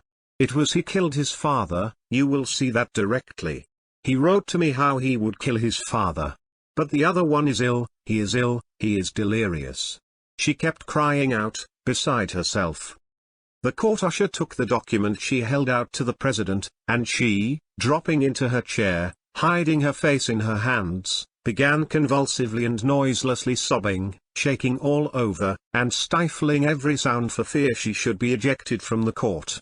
The document she had handed up was that letter Mitya had written at the Metropolis Tavern, which Ivan had spoken of as a mathematical proof. Alas! Its mathematical conclusiveness was recognized, and had it not been for that letter, Mitya might have escaped his doom or, at least, that doom would have been less terrible. It was, I repeat, difficult to notice every detail. What followed is still confused to my mind. The president must, I suppose, have at once passed on the document to the judges, the jury, and the lawyers on both sides. I only remember how they began examining the witness. On being gently asked by the president whether she had recovered sufficiently, Katerina Ivanovna exclaimed impetuously. I am ready. I am quite equal to answering you, she added, evidently still afraid that she would somehow be prevented from giving evidence. She was asked to explain in detail what this letter was and under what circumstances she received it. I received it the day before the crime was committed, but he wrote it the day before that, at the tavern, that is, 2 days before he committed the crime. Look, it is written on some sort of bill, she cried breathlessly. He hated me at that time, because he had behaved contemptibly and was running after that creature, and because he owed me that 3,000. Oh. He was humiliated by that 3,000 on account of his own meanness. This is how it happened about that 3,000. I beg you, I beseech you, to hear me. 3 weeks before he murdered his father, he came to me one morning. I knew he was in want of money, and what he wanted it for. Yes, to win that creature and carry her off. I knew then that he had been false to me and meant to abandon me, and it was I, who gave him that money, who offered it to him on the pretext of his sending it to my sister in Moscow. And as I gave it him, I looked him in the face and said that he could send it when he liked, in a month's time would do. How could he have failed to understand that I was practically telling him to his face, "You want money to be false to me with your creature, so here's the money for you. I give it to you myself. Take it, if you have so little honor as to take it." I wanted to prove what he was, and what happened. He took it, and squandered it with that creature in one night. But he knew that I knew all about it. I assure you he understood, too, that I gave him that money to test him, to see whether he was so lost to all sense of honor as to take it from me. I looked into his eyes and he looked into mine, and he understood it all and he took it, he carried off my money. "That's true, Katya," Mitya roared suddenly, "I looked into your eyes and I knew that you were dishonoring me, and yet I took your money. Despise me as a scoundrel, despise me, all of you. I've deserved it." "Prisoner," cried the president, "another word and I will order you to be removed." That money was a torment to him, Katya went on with impulsive haste. He wanted to repay it me. He wanted to, that's true, but he needed money for that creature, too. So he murdered his father, but he didn't repay me, and went off with her to that village where he was arrested. There, again, he squandered the money he had stolen after the murder of his father. And a day before the murder he wrote me this letter. He was drunk when he wrote it. I saw it at once, at the time. He wrote it from spite, and feeling certain, positively certain, that I should never show it to anyone, even if he did kill him, or else he wouldn't have written it. For he knew I shouldn't want to revenge myself and ruin him. But read it attentively, more attentively, please, and you will see that he had described it all in his letter, all beforehand, how he would kill his father and where his money was kept. Look, please, don't overlook that, there's one phrase there, "I shall kill him as soon as Ivan has gone away." So he thought it all out beforehand how he would kill him, Katerina Ivanovna pointed out to the court with venomous and malignant triumph. Oh! It was clear she had studied every line of that letter and detected every meaning underlining it. If he hadn't been drunk, he wouldn't have written to me, but, look, everything is written there beforehand, just as he committed the murder after. A complete program of it, she exclaimed frantically. She was reckless now of all consequences to herself, though, no doubt, she had foreseen them even a month ago, for even then, perhaps, shaking with anger, she had pondered whether to show it at the trial or not. Now she had taken the fatal plunge. I remember that the letter was read aloud by the clerk, directly afterwards, I believe. It made an overwhelming impression. They asked Mitya whether he admitted having written the letter. "It's mine, cried Mitya. "I shouldn't have written it, if I hadn't been drunk. We've hated each other for many things, Katya, but I swear I loved you even while I hated you, and you didn't love me." He sank back on his seat, wringing his hands in despair. The prosecutor and counsel for the defense began cross-examining her, chiefly to ascertain what had induced her to conceal such a document and to give her evidence in quite a different tone and spirit just before. Yes, I was telling lies just now. I was lying against my honor and my conscience, but I wanted to save him, for he has hated and despised me so, Katya cried madly. Oh, he has despised me horribly, he has always despised me, and do you know, he has despised me from the very moment that I bowed down to him for that money. I saw that. I felt it at once at the time, but for a long time I wouldn't believe it. How often I have read it in his eyes, "You came of yourself," though.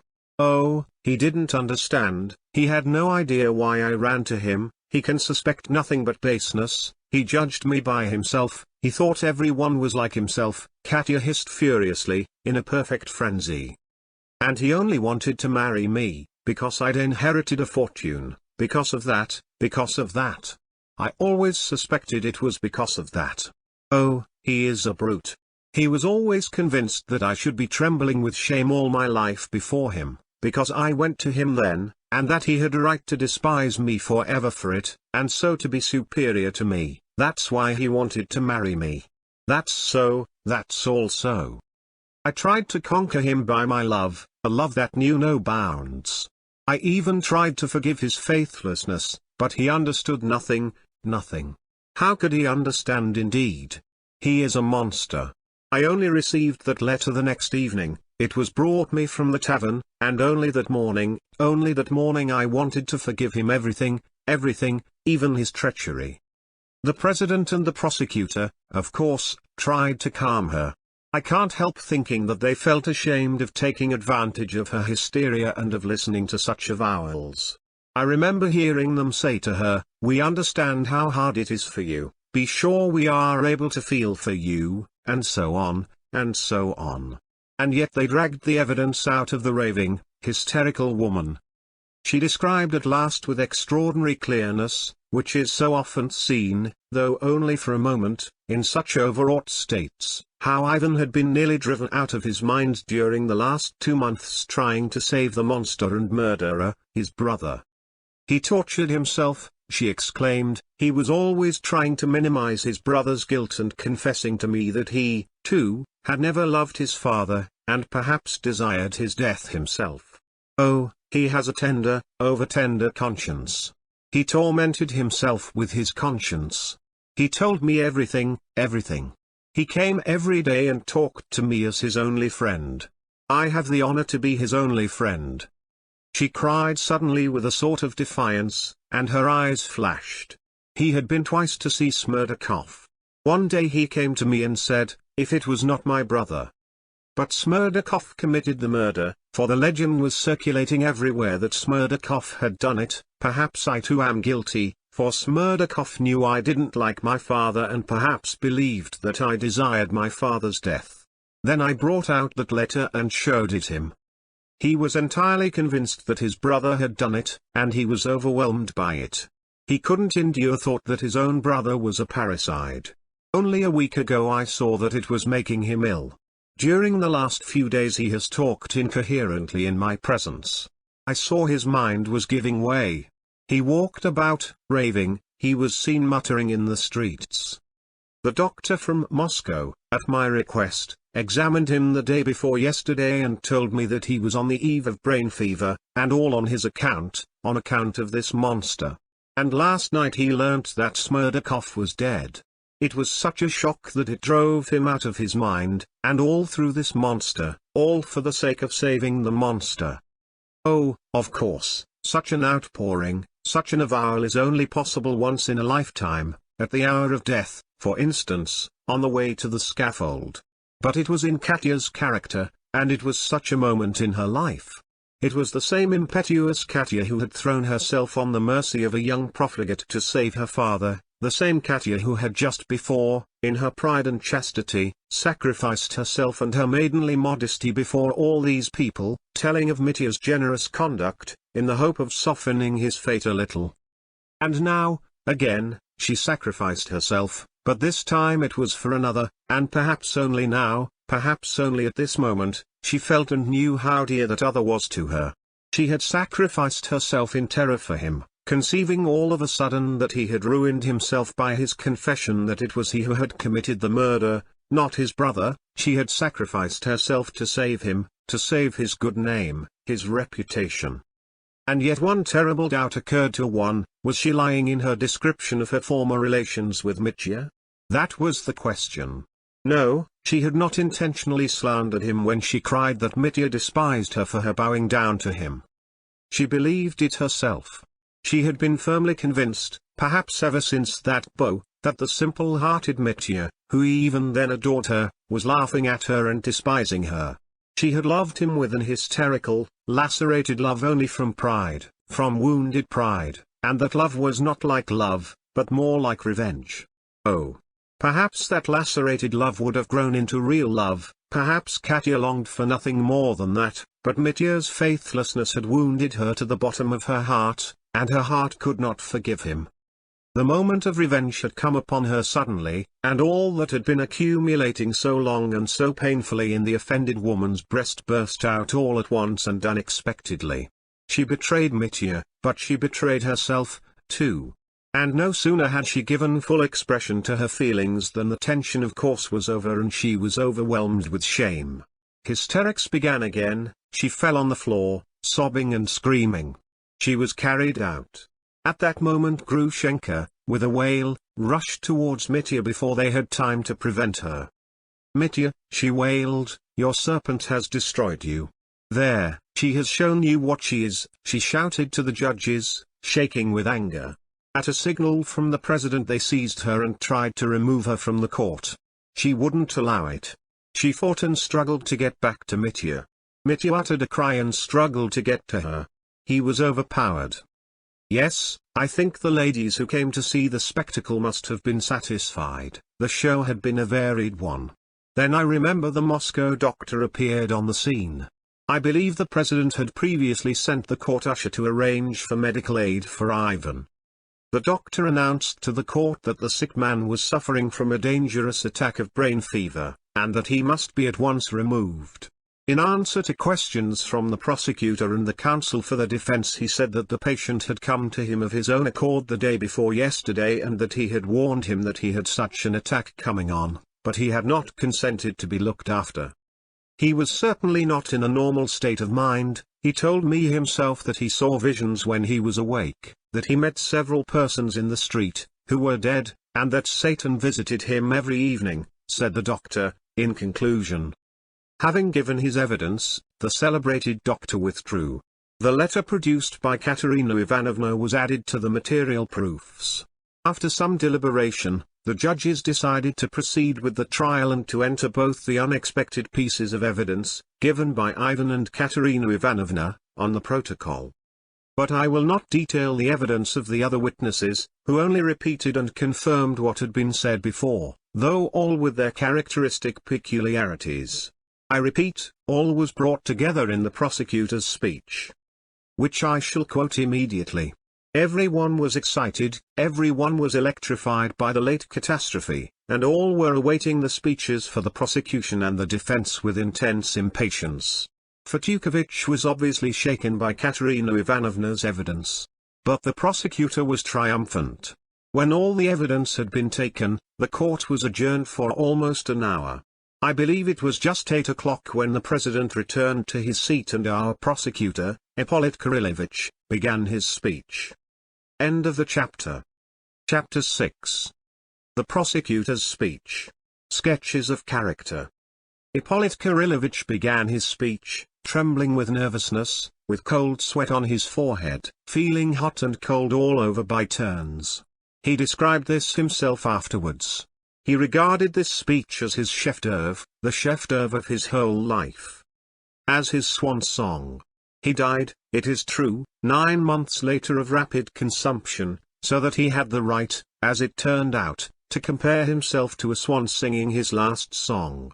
He had put his whole heart and all the brain he had into that speech. And poor Ippolit Kirillovich unexpectedly revealed that at least some feeling for the public welfare and the eternal question lay concealed in him. Where his speech really excelled was in its sincerity. He genuinely believed in the prisoner's guilt. He was accusing him not as an official duty only, and in calling for vengeance he quivered with a genuine passion for the security of society.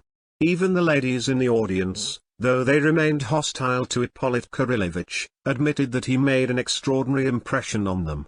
He began in a breaking voice, but it soon gained strength and filled the court to the end of his speech. But as soon as he had finished, he almost fainted. "Gentlemen of the jury," began the prosecutor, "this case has made a stir throughout Russia. But what is there to wonder at, what is there so peculiarly horrifying in it for us?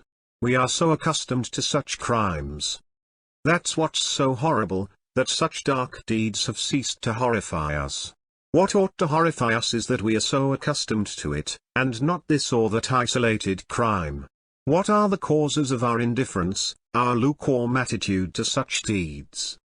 To such signs of the times, ominous of an unenviable future? Is it our cynicism, is it the premature exhaustion of intellect and imagination in a society that is sinking into decay, in spite of its youth? Is it that our moral principles are shattered to their foundations, or is it, perhaps, a complete lack of such principles among us? I cannot answer such questions, nevertheless they are disturbing, and every citizen not only must, but ought to be harassed by them. Our newborn and still timid press has done good service to the public already, for without it we should never have heard of the horrors of unbridled violence and moral degradation which are continually made known by the press, not merely to those who attend the new jury courts established in the present reign, but to every one. And what do we read almost daily? Of things beside which the present case grows pale, and seems almost commonplace. But what is most important is that the majority of our national crimes of violence bear witness to a widespread evil, now so general among us that it is difficult to contend against it. One day we see a brilliant young officer of high society, at the very outset of his career, in a cowardly underhand way, without a pang of conscience, murdering an official who had once been his benefactor, and the servant girl, to steal his own IOU and what ready money he could find on him. It will come in handy for my pleasures in the fashionable world and for my career in the future. After murdering them, he puts pillows under the head of each of his victims, he goes away.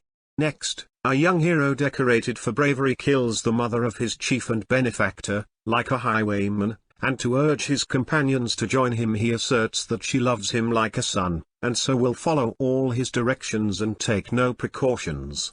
Granted that he is a monster, yet I dare not say in these days that he is unique.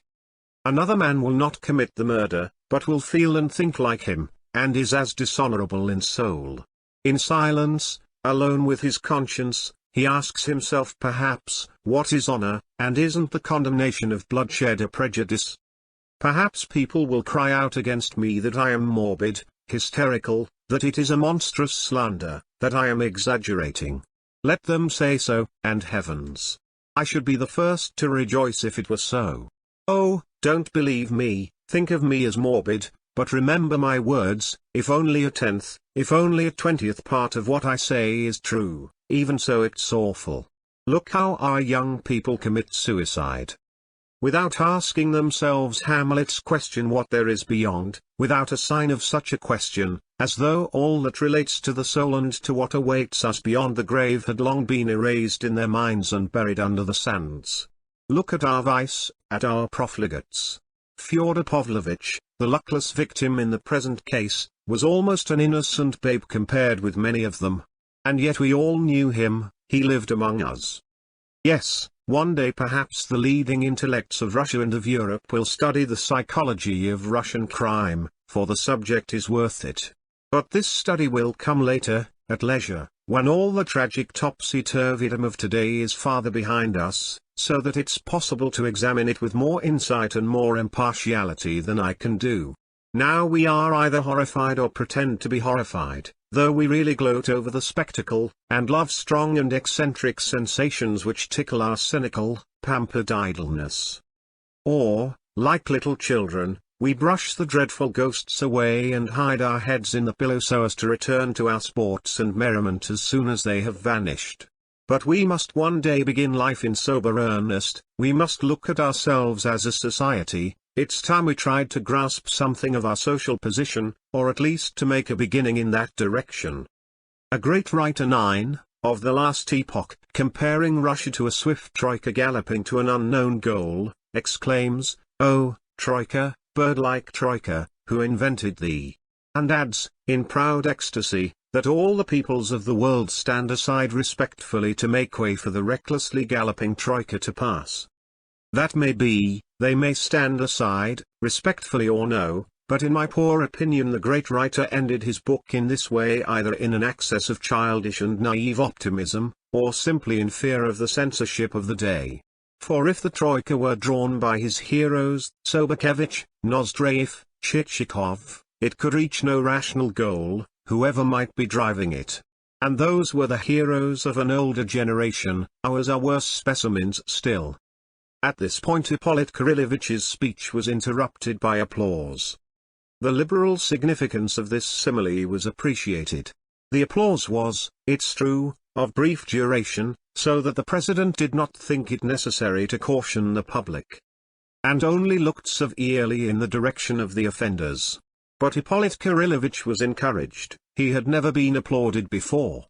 He had been all his life unable to get a hearing, and now he suddenly had an opportunity of securing the ear of all Russia. What, after all, is this Karamazov family, which has gained such an unenviable notoriety throughout Russia? He continued.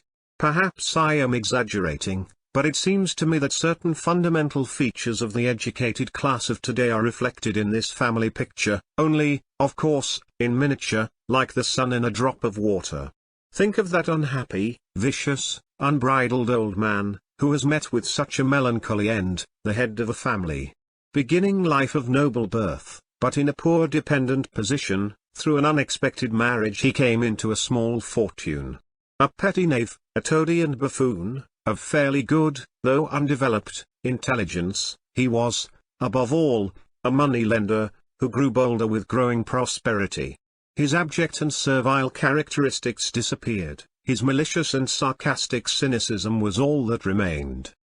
On the spiritual side he was undeveloped, while his vitality was excessive. He saw nothing in life but sensual pleasure, and he brought his children up to be the same. He had no feelings for his duties as a father. He ridiculed those duties. He left his little children to the servants, and was glad to be rid of them, forgot about them completely. The old man's maxim was a prémoire de luge. He was an example of everything that is opposed to civic duty, of the most complete and malignant individualism. The world may burn for aught I care, so long as I am all right. And he was all right, he was content, he was eager to go on living in the same way for another 20 or 30 years. He swindled his own son and spent his money, his maternal inheritance, on trying to get his mistress from him. No, I don't intend to leave the prisoner's defense altogether to my talented colleague from Petersburg. I will speak the truth myself. I can well understand what resentment he had heaped up in his son's heart against him. But enough of that unhappy old man, he has paid the penalty. Let us remember, however, that he was a father, and one of the typical fathers of today. Am I unjust, indeed, in saying that he is typical of many modern fathers? Alas! Many of them only differ in not openly professing such cynicism, for they are better educated, more cultured, but their philosophy is essentially the same as his. Perhaps I am a pessimist, but you have agreed to forgive me. Let us agree beforehand. You need not believe me, but let me speak. Let me say what I have to say, and remember something of my words. Now for the children of this father, this head of a family. One of them is the prisoner before us, all the rest of my speech will deal with him. Of the other two I will speak only cursorily. The elder is one of those modern young men of brilliant education and vigorous intellect, who has lost all faith in everything. He has denied and rejected much already, like his father. We have all heard him. He was a welcome guest in local society. He never concealed his opinions, quite the contrary in fact, which justifies me in speaking rather openly of him now, of course, not as an individual, but as a member of the Karamazov family. Another personage closely connected with the case died here by his own hand last night. I mean an afflicted idiot, formerly the servant, and possibly the illegitimate son, of Fyodor Pavlovitch Smerdakov.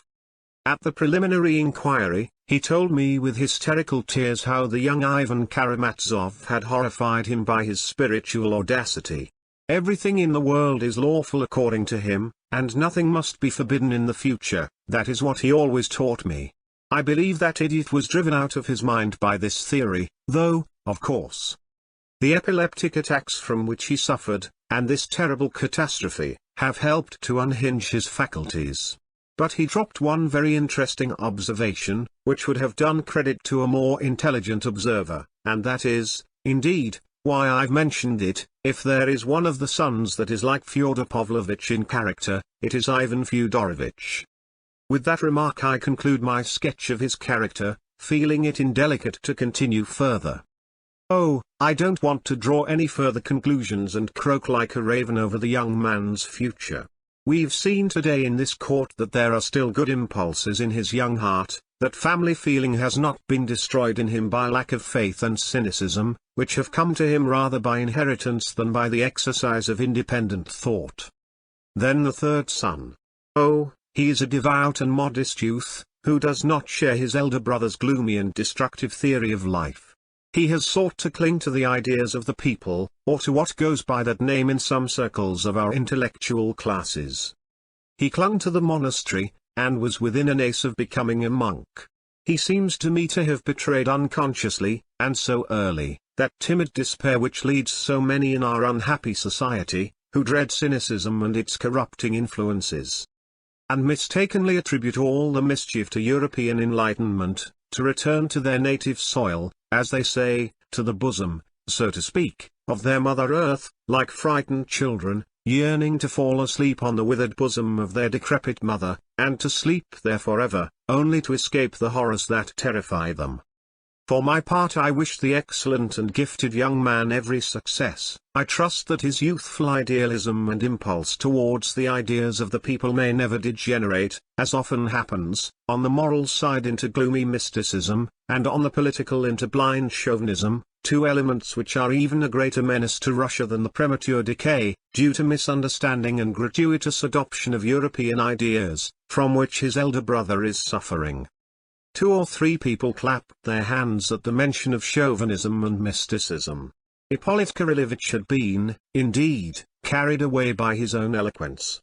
All this had little to do with the case in hand, to say nothing of the fact of its being somewhat vague, but the sickly and consumptive man was overcome by the desire to express himself once in his life. People said afterwards that he was actuated by unworthy motives in his criticism of Ivan, because the latter had on 1 or 2 occasions got the better of him in argument, and Ippolit Kirillovitch, remembering it, tried now to take his revenge.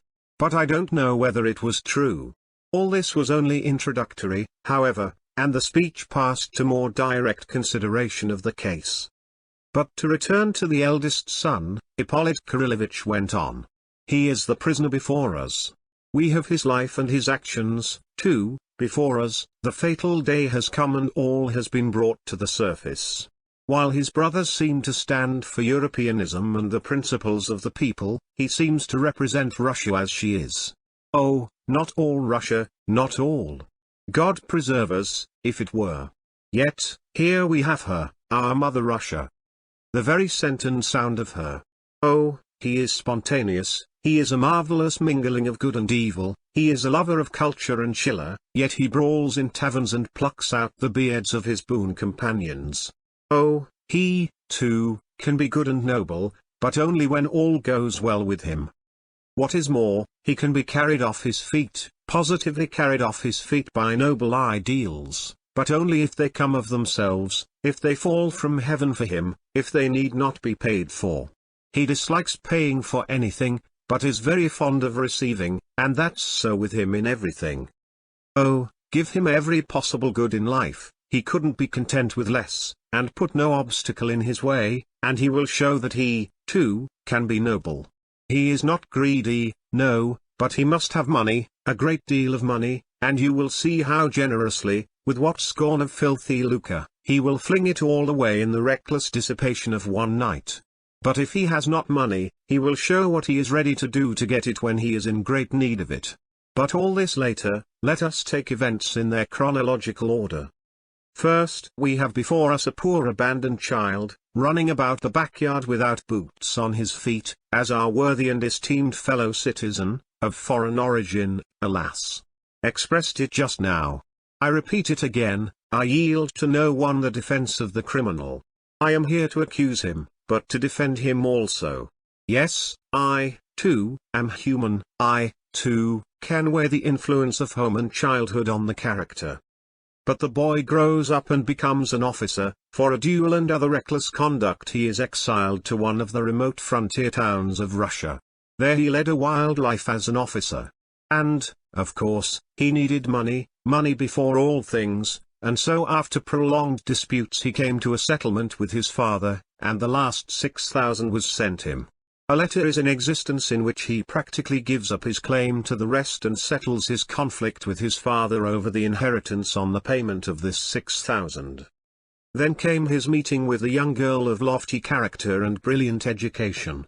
Oh, I do not venture to repeat the details, you have only just heard them. Honor, self-sacrifice were shown there, and I will be silent.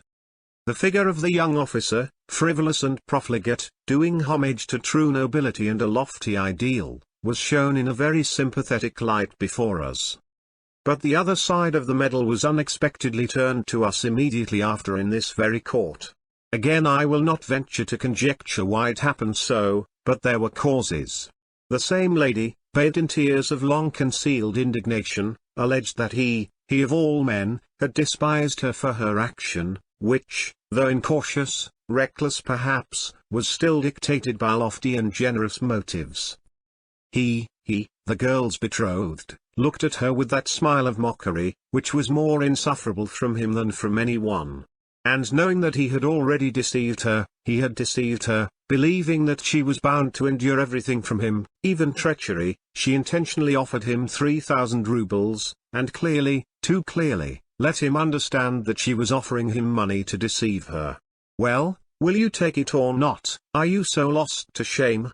was the dumb question in her scrutinizing eyes. He looked at her, saw clearly what was in her mind. He's admitted here before you that he understood it all, appropriated that 3,000 unconditionally, and squandered it in 2 days with the new object of his affections. What are we to believe then? The first legend of the young officer sacrificing his last farthing in a noble impulse of generosity and doing reverence to virtue, or this other revolting picture? As a rule, between two extremes one has to find the mean, but in the present case this is not true. The probability is that in the first case he was genuinely noble, and in the second as genuinely base. And why? Because he was of the broad Karamazov character. That's just what I am leading up to, capable of combining the most incongruous contradictions, and capable of the greatest heights and of the greatest depths. Remember the brilliant remark made by a young observer who has seen the Karamazov family at close quarters, Mr. Rakitin, the sense of their own degradation is as essential to those reckless, unbridled natures as the sense of their lofty generosity. And that's true, they need continually this unnatural mixture. Two extremes at the same moment, or they are miserable and dissatisfied and their existence is incomplete. They are wide as Mother Russia, they include everything and put up with everything. By the way, gentlemen of the jury, we've just touched upon that 3,000 rubles, and I will venture to anticipate things a little. Can you conceive that a man like that, on receiving that sum and in such a way, at the price of such shame, such disgrace, such utter degradation, could have been capable that very day of setting apart half that sum, that very day, and sewing it up in a little bag, and would have had the firmness of character to carry it about with him for a whole month afterwards, in spite of every temptation and his extreme need of it? Neither in drunken debauchery in taverns, nor when he was flying into the country, trying to get from God knows whom, the money so essential to him to remove the object of his affections from being tempted by his father, did he bring himself to touch that little bag. Why, if only to avoid abandoning his mistress to the rival of whom he was so jealous, he would have been certain to have opened that bag and to have stayed at home to keep watch over her, and to await the moment when she would say to him at last I am yours, and to fly with her far from their fatal surroundings. But no, he did not touch his talisman, and what is the reason he gives for it?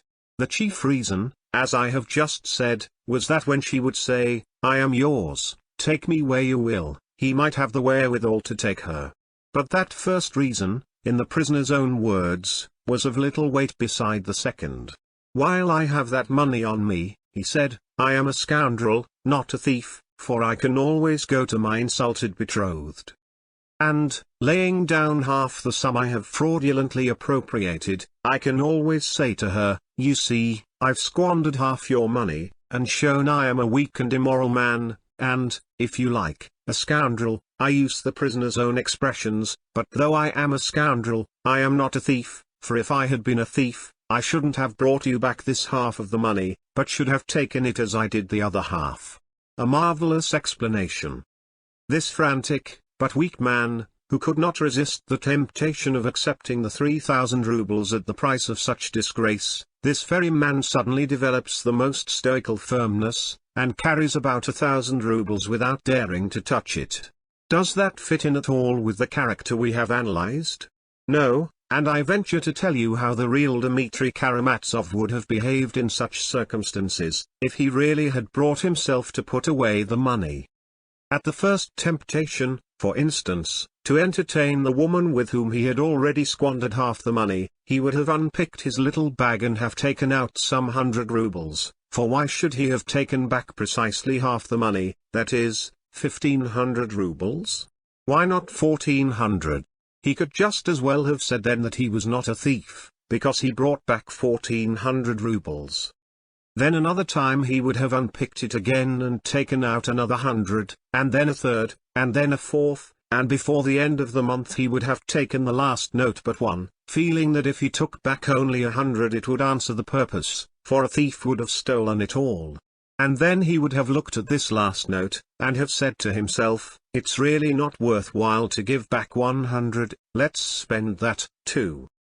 That's how the real Dmitri Karamazov, as we know him, would have behaved. One cannot imagine anything more incongruous with the actual fact than this legend of the little bag. Nothing could be more inconceivable. But we shall return to that later. After touching upon what had come out in the proceedings concerning the financial relations of father and son, and arguing again and again that it was utterly impossible, from the facts known, to determine which was in the wrong, Ippolit Kirillovitch passed to the evidence of the medical experts in reference to Mitya's fixed idea about the 3,000 owing him. End of the chapter. Now. Chapter 7. An historical survey. The medical experts have striven to convince us that the prisoner is out of his mind and, in fact, a maniac. I maintain that he is in his right mind, and that if he had not been, he would have behaved more cleverly. As for his being a maniac, that I would agree with, but only in one point, that is, his fixed idea about the 3,000. Yet I think one might find a much simpler cause than his tendency to insanity. For my part I agree thoroughly with the young doctor who maintained that the prisoner's mental faculties have always been normal, and that he has only been irritable and exasperated. The object of the prisoner's continual and violent anger was not the sum itself, there was a special motive at the bottom of it. That motive is jealousy. Here Ippolit Kirillovitch described at length the prisoner's fatal passion for Grushenka. He began from the moment when the prisoner went to the young person's lodgings to beat her. I use his own expression, the prosecutor explained, but instead of beating her, he remained there, at her feet. That was the beginning of the passion. At the same time the prisoner's father was captivated by the same young person, a strange and fatal coincidence, for they both lost their hearts to her simultaneously, though both had known her before. And she inspired in both of them the most violent, characteristically Karamazov passion. We have her own confession, I was laughing at both of them. Yes, the sudden desire to make a jest of them came over her, and she conquered both of them at once. The old man, who worshipped money, at once set aside 3,000 rubles as a reward for one visit from her, but soon after that, he would have been happy to lay his property and his name at her feet, if only she would become his lawful wife. We have good evidence of this. As for the prisoner, the tragedy of his fate is evident, it is before us. But such was the young person's game.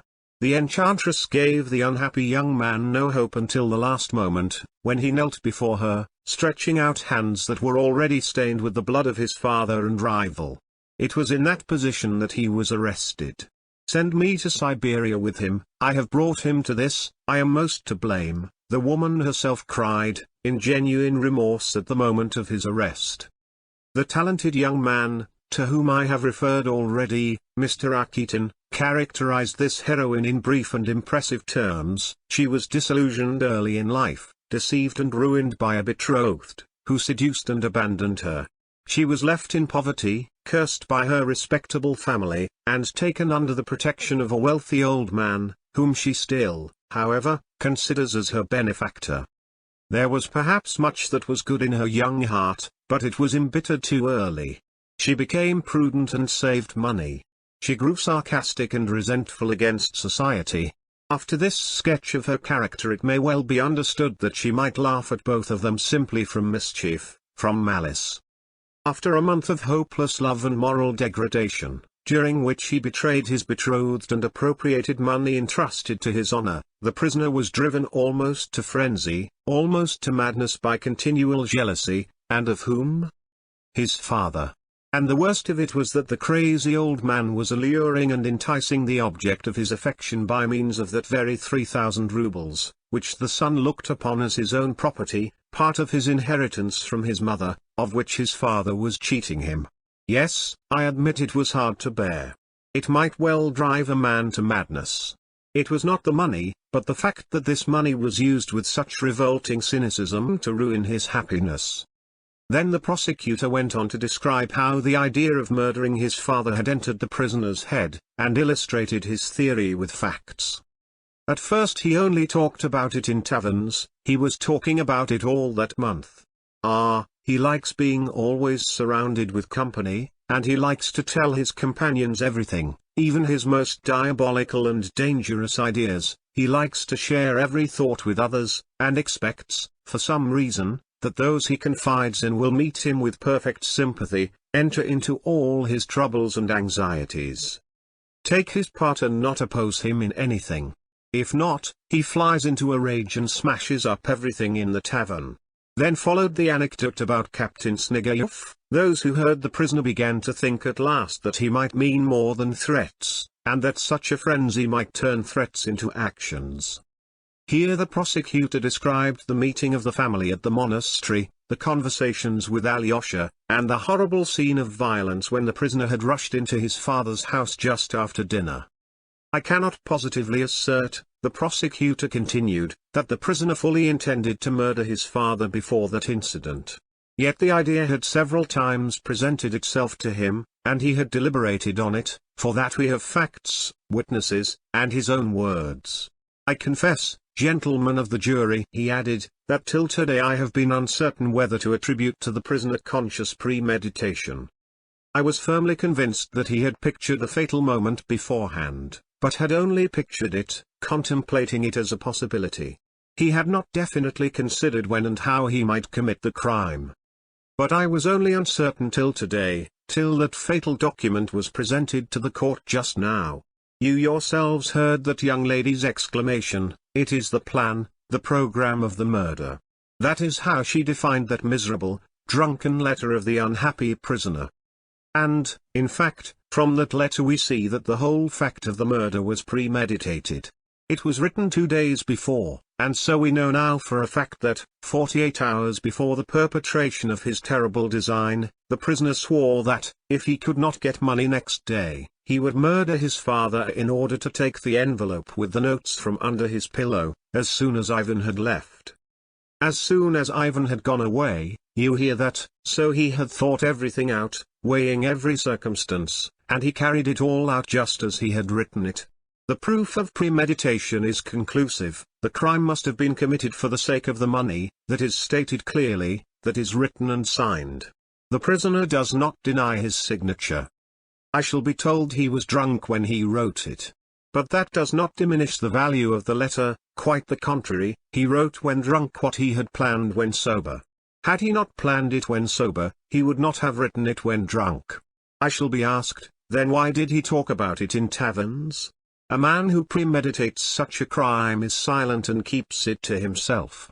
Yes, but he talked about it before he had formed a plan, when he had only the desire, only the impulse to it. Afterwards he talked less about it. On the evening he wrote that letter at the Metropolis Tavern, contrary to his custom he was silent, though he had been drinking. He did not play billiards, he sat in a corner, talked to no one. He did indeed turn a shopman out of his seat, but that was done almost unconsciously, because he could never enter a tavern without making a disturbance. It is true that after he had taken the final decision, he must have felt apprehensive that he had talked too much about his design beforehand, and that this might lead to his arrest and prosecution afterwards. But there was nothing for it, he could not take his words back, but his luck had served him before, it would serve him again. He believed in his star, you know. I must confess, too, that he did a great deal to avoid the fatal catastrophe. Tomorrow I shall try and borrow the money from everyone, as he writes in his peculiar language, and if they won't give it to me, there will be bloodshed. Here Ippolit Kirillevich passed to a detailed description of all Mitya's efforts to borrow the money. He described his visit to Samsonov, his journey to Lyagavy. Harassed, jeered at, hungry, after selling his watch to pay for the journey, though he tells us he had 1,500 rubles on him, a likely story, tortured by jealousy at having left the object of his affections in the town, suspecting that she would go to Fyodor Pavlovitch in his absence, he returned at last to the town, to find, to his joy, that she had not been near his father. He accompanied her himself to her protector. Strange to say, he doesn't seem to have been jealous of Samsonov, which is psychologically interesting. Then he hastens back to his ambush in the back gardens, and there learns that Smerdakov is in a fit, that the other servant is ill, the coast is clear and he knows the signals. What a temptation! Still he resists it. He goes off to a lady who has for some time been residing in the town, and who is highly esteemed among us, Madame Holikov. That lady, who had long watched his career with compassion, gave him the most judicious advice, to give up his dissipated life, his unseemly love affair, the waste of his youth and vigor in pothouse debauchery, and to set off to Siberia to the gold mines. That would be an outlet for your turbulent energies, your romantic character, your thirst for adventure. After describing the result of this conversation and the moment when the prisoner learnt that Grushenka had not remained at Samsonov's, the sudden frenzy of the luckless man worn out with jealousy and nervous exhaustion, at the thought that she had deceived him and was now with his father, Ippolit Kirillevich concluded by dwelling upon the fatal influence of chance. Had the maid told him that her mistress was at Mokre with her former lover, nothing would have happened. But she lost her head, she could only swear and protest her ignorance, and if the prisoner did not kill her on the spot, it was only because he flew in pursuit of his false mistress. But note, frantic as he was, he took with him a brass pestle. Why that? Why not some other weapon? But since he had been contemplating his plan and preparing himself for it for a whole month, he would snatch up anything like a weapon that caught his eye. He had realized for a month past that any object of the kind would serve as a weapon, so he instantly, without hesitation, recognized that it would serve his purpose. So it was by no means unconsciously, by no means involuntarily, that he snatched up that fatal pestle. And then we find him in his father's garden. The coast is clear, there are no witnesses, darkness and jealousy. The suspicion that she was there, with him, with his rival, in his arms, and perhaps laughing at him at that moment, took his breath away. And it was not mere suspicion, the deception was open, obvious. She must be there, in that lighted room, she must be behind the screen, and the unhappy man would have us believe that he stole up to the window, peeped respectfully in, and discreetly withdrew, for fear something terrible and immoral should happen. And he tries to persuade us of that, us, who understand his character, who know his state of mind at the moment, and that he knew the signals by which he could at once enter the house. At this point Ippolit Kirillevich broke off to discuss exhaustively the suspected connection of Smerdakov with the murder. He did this very circumstantially, and everyone realized that, although he professed to despise that suspicion, he thought the subject of great importance. End of the chapter. Now. Chapter 8. A treatise on Smerdakov. To begin with, what was the source of this suspicion? Ippolit Kirillevich began. The first person who cried out that Smerdakov had committed the murder was the prisoner himself at the moment of his arrest, yet from that time to this he had not brought forward a single fact to confirm the charge, nor the faintest suggestion of a fact. The charge is confirmed by three persons only, the two brothers of the prisoner and Madame Svietlov. The elder of these brothers expressed his suspicions only today, when he was undoubtedly suffering from brain fever. But we know that for the last 2 months he has completely shared our conviction of his brother's guilt and did not attempt to combat that idea. But of that later. The younger brother has admitted that he has not the slightest fact to support his notion of Smerdakov's guilt, and has only been led to that conclusion from the prisoner's own words and the expression of his face. Yes, that astounding piece of evidence has been brought forward twice today by him. Madame Svietlov was even more astounding. What the prisoner tells you, you must believe. He is not a man to tell a lie. That is all the evidence against Smerdakov produced by these three persons, who are all deeply concerned in the prisoner's fate. And yet the theory of Smerdakov's guilt has been noised about, has been and is still maintained. Is it credible? Is it conceivable? Here Ippolit Kirillevich thought it necessary to describe the personality of Smerdakov, who had cut short his life in a fit of insanity. He depicted him as a man of weak intellect, with a smattering of education, who had been thrown off his balance by philosophical ideas above his level and certain modern theories of duty, which he learnt in practice from the reckless life of his master, who was also perhaps his father, Fyodor Pavlovich, and, theoretically, from various strange philosophical conversations with his master's elder son, Ivan Fyodorovich, who readily indulged in this diversion, probably feeling dull or wishing to amuse himself at the valet's expense. He spoke to me himself of his spiritual condition during the last few days at his father's house, Ippolit Kirillevich explained, but others too have borne witness to it, the prisoner himself, his brother, and the servant Grigory, that is, all who knew him well. Moreover, Smerdakov, whose health was shaken by his attacks of epilepsy, had not the courage of a chicken. He fell at my feet and kissed them, the prisoner himself has told us, before he realized how damaging such a statement was to himself. He is an epileptic chicken, he declared about him in his characteristic language. And the prisoner chose him for his confidant, we have his own word for it, and he frightened him into consenting at last to act as a spy for him. In that capacity he deceived his master, revealing to the prisoner the existence of the envelope with the notes in it and the signals by means of which he could get into the house. How could he help telling him, indeed? He would have killed me, I could see that he would have killed me, he said at the inquiry, trembling and shaking even before us, though his tormentor was by that time arrested and could do him no harm. He suspected me at every instant. In fear and trembling I hastened to tell him every secret to pacify him, that he might see that I had not deceived him and let me off alive. Those are his own words. I wrote them down and I remember them. When he began shouting at me, I would fall on my knees. He was naturally very honest and enjoyed the complete confidence of his master, ever since he had restored him some money he had lost.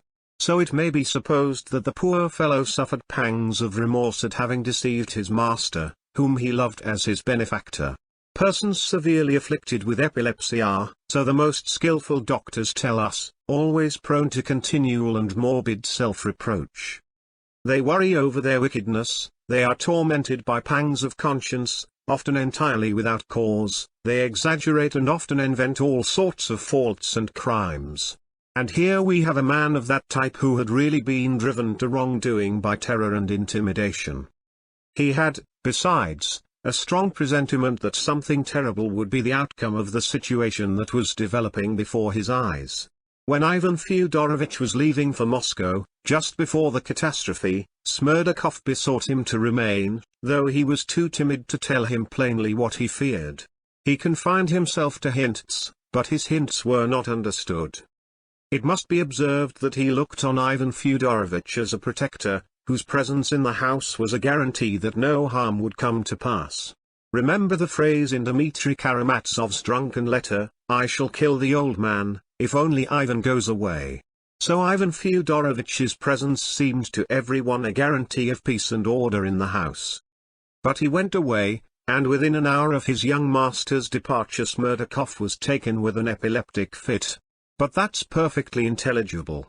Here I must mention that Smerdakov, oppressed by terror and despair of a sort, had felt during those last few days that one of the fits from which he had suffered before at moments of strain, might be coming upon him again.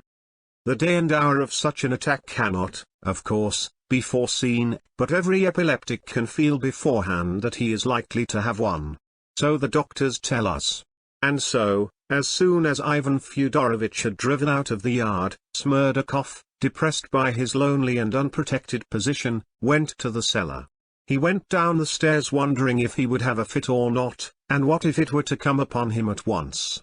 And that very apprehension, that very wonder, brought on the spasm in his throat that always precedes such attacks, and he fell unconscious into the cellar. And in this perfectly natural occurrence people try to detect a suspicion, a hint that he was shamming an attack on purpose. But, if it were on purpose, the question arises at once, what was his motive? What was he reckoning on? What was he aiming at? I say nothing about medicine. Science, I am told, may go astray. The doctors were not able to discriminate between the counterfeit and the real.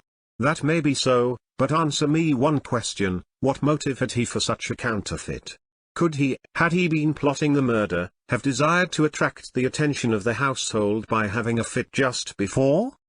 You see, gentlemen of the jury, on the night of the murder, there were 5 persons in Fyodor Pavlovitch himself, but he did not kill himself, that's evident, then his servant, Grigory, but he was almost killed himself, the 3rd person was Grigory's wife, Marfa Ignatyevna, but it would be simply shameful to imagine her murdering her master. 2 persons are left, the prisoner and Smerdakov. But, if we are to believe the prisoner's statement that he is not the murderer, then Smerdakov must have been, for there is no other alternative, no one else can be found. That is what accounts for the artful, astounding accusation against the unhappy idiot who committed suicide yesterday. Had a shadow of suspicion rested on anyone else, had there been any 6th person, I am persuaded that even the prisoner would have been ashamed to accuse Smerdakov, and would have accused that 6th person, for to charge Smerdakov with that murder is perfectly absurd. Gentlemen, let us lay aside psychology, let us lay aside medicine, let us even lay aside logic, let us turn only to the facts and see what the facts tell us. If Smerdakov killed him, how did he do it? Alone or with the assistance of the prisoner? Let us consider the first alternative, that he did it alone. If he had killed him it must have been with some object, for some advantage to himself. But not having a shadow of the motive that the prisoner had for the murder, hatred, jealousy, and so on, Smerdakov could only have murdered him for the sake of gain, in order to appropriate the 3,000 rubles he had seen his master put in the envelope. And yet he tells another person, and a person most closely interested, that is, the prisoner, everything about the money in the signals, where the envelope lay, what was written on it, what it was tied up with, and, above all, told him of those signals by which he could enter the house. Did he do this simply to betray himself, or to invite to the same enterprise one who would be anxious to get that envelope for himself? Yes, I shall be told, but he betrayed it from fear. But how do you explain this? A man who could conceive such an audacious, savage act, and carry it out, tells facts which are known to no one else in the world, and which, if he held his tongue, no one would ever have guessed. No, however cowardly he might be, if he had plotted such a crime, nothing would have induced him to tell anyone about the envelope and the signals, for that was as good as betraying himself beforehand. He would have invented something, he would have told some lie if he had been forced to give information, but he would have been silent about that. For, on the other hand, if he had said nothing about the money, but had committed the murder and stolen the money, no one in the world could have charged him with murder for the sake of robbery. Since no one but he had seen the money, no one but he knew of its existence in the house. Even if he had been accused of the murder, it could only have been thought that he had committed it from some other motive. But since no one had observed any such motive in him beforehand, and every one saw, on the contrary, that his master was fond of him and honored him with his confidence, he would, of course, have been the last to be suspected. People would have suspected first the man who had a motive, a man who had himself declared he had such motives, who had made no secret of it. They would, in fact, have suspected the son of the murdered man, Dmitri Fyodorovitch. Had Smerdakov killed and robbed him, and the son been accused of it, that would, of course, have suited Smerdakov. Yet are we to believe that, though plotting the murder, he told that son, Dmitri, about the money, the envelope, and the signals? Is that logical? Is that clear? When the day of the murder planned by Smerdakov came, we have him falling downstairs in a faint fit, with what object? In the first place that Grigory, who had been intending to take his medicine, might put it off and remain on guard, seeing there was no one to look after the house, and, in the second place, I suppose, that his master, seeing that there was no one to guard him, and in terror of a visit from his son, might redouble his vigilance and precaution. And, most of all, I suppose that he, Smerdakov, disabled by the fit, might be carried from the kitchen, where he always slept, apart from all the rest, and where he could go in and out as he liked, to Grigory's room at the other end of the lodge, where he was always put, shut off by a screen 3 paces from their own bed. This was the immemorial custom established by his master and the kind-hearted Marfa Ignatyevna. Whenever he had a fit, there, lying behind the screen, he would most likely, to keep up the sham, have begun groaning, and so keeping them awake all night, as Grigory and his wife testified. And all this, we are to believe, that he might more conveniently get up and murder his master. But I shall be told that he shammed illness on purpose that he might not be suspected, and that he told the prisoner of the money and the signals to tempt him to commit the murder, and when he had murdered him and had gone away with the money, making a noise, most likely, and waking people, Smerdakov got up, am I to believe, and went in. What for? To murder his master a second time and carry off the money that had already been stolen?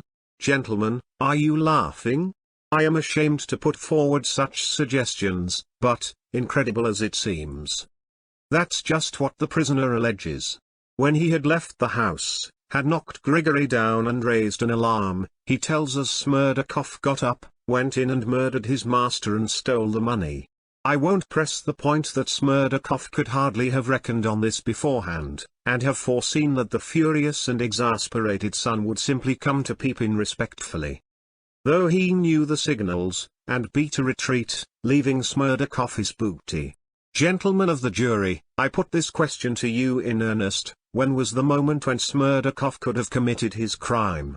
Name that moment, or you can't accuse him. But, perhaps, the fit was a real one. The sick man suddenly recovered, heard a shout, and went out. Well, what then? He looked about him and said, why not go and kill the master? And how did he know what had happened, since he had been lying unconscious till that moment?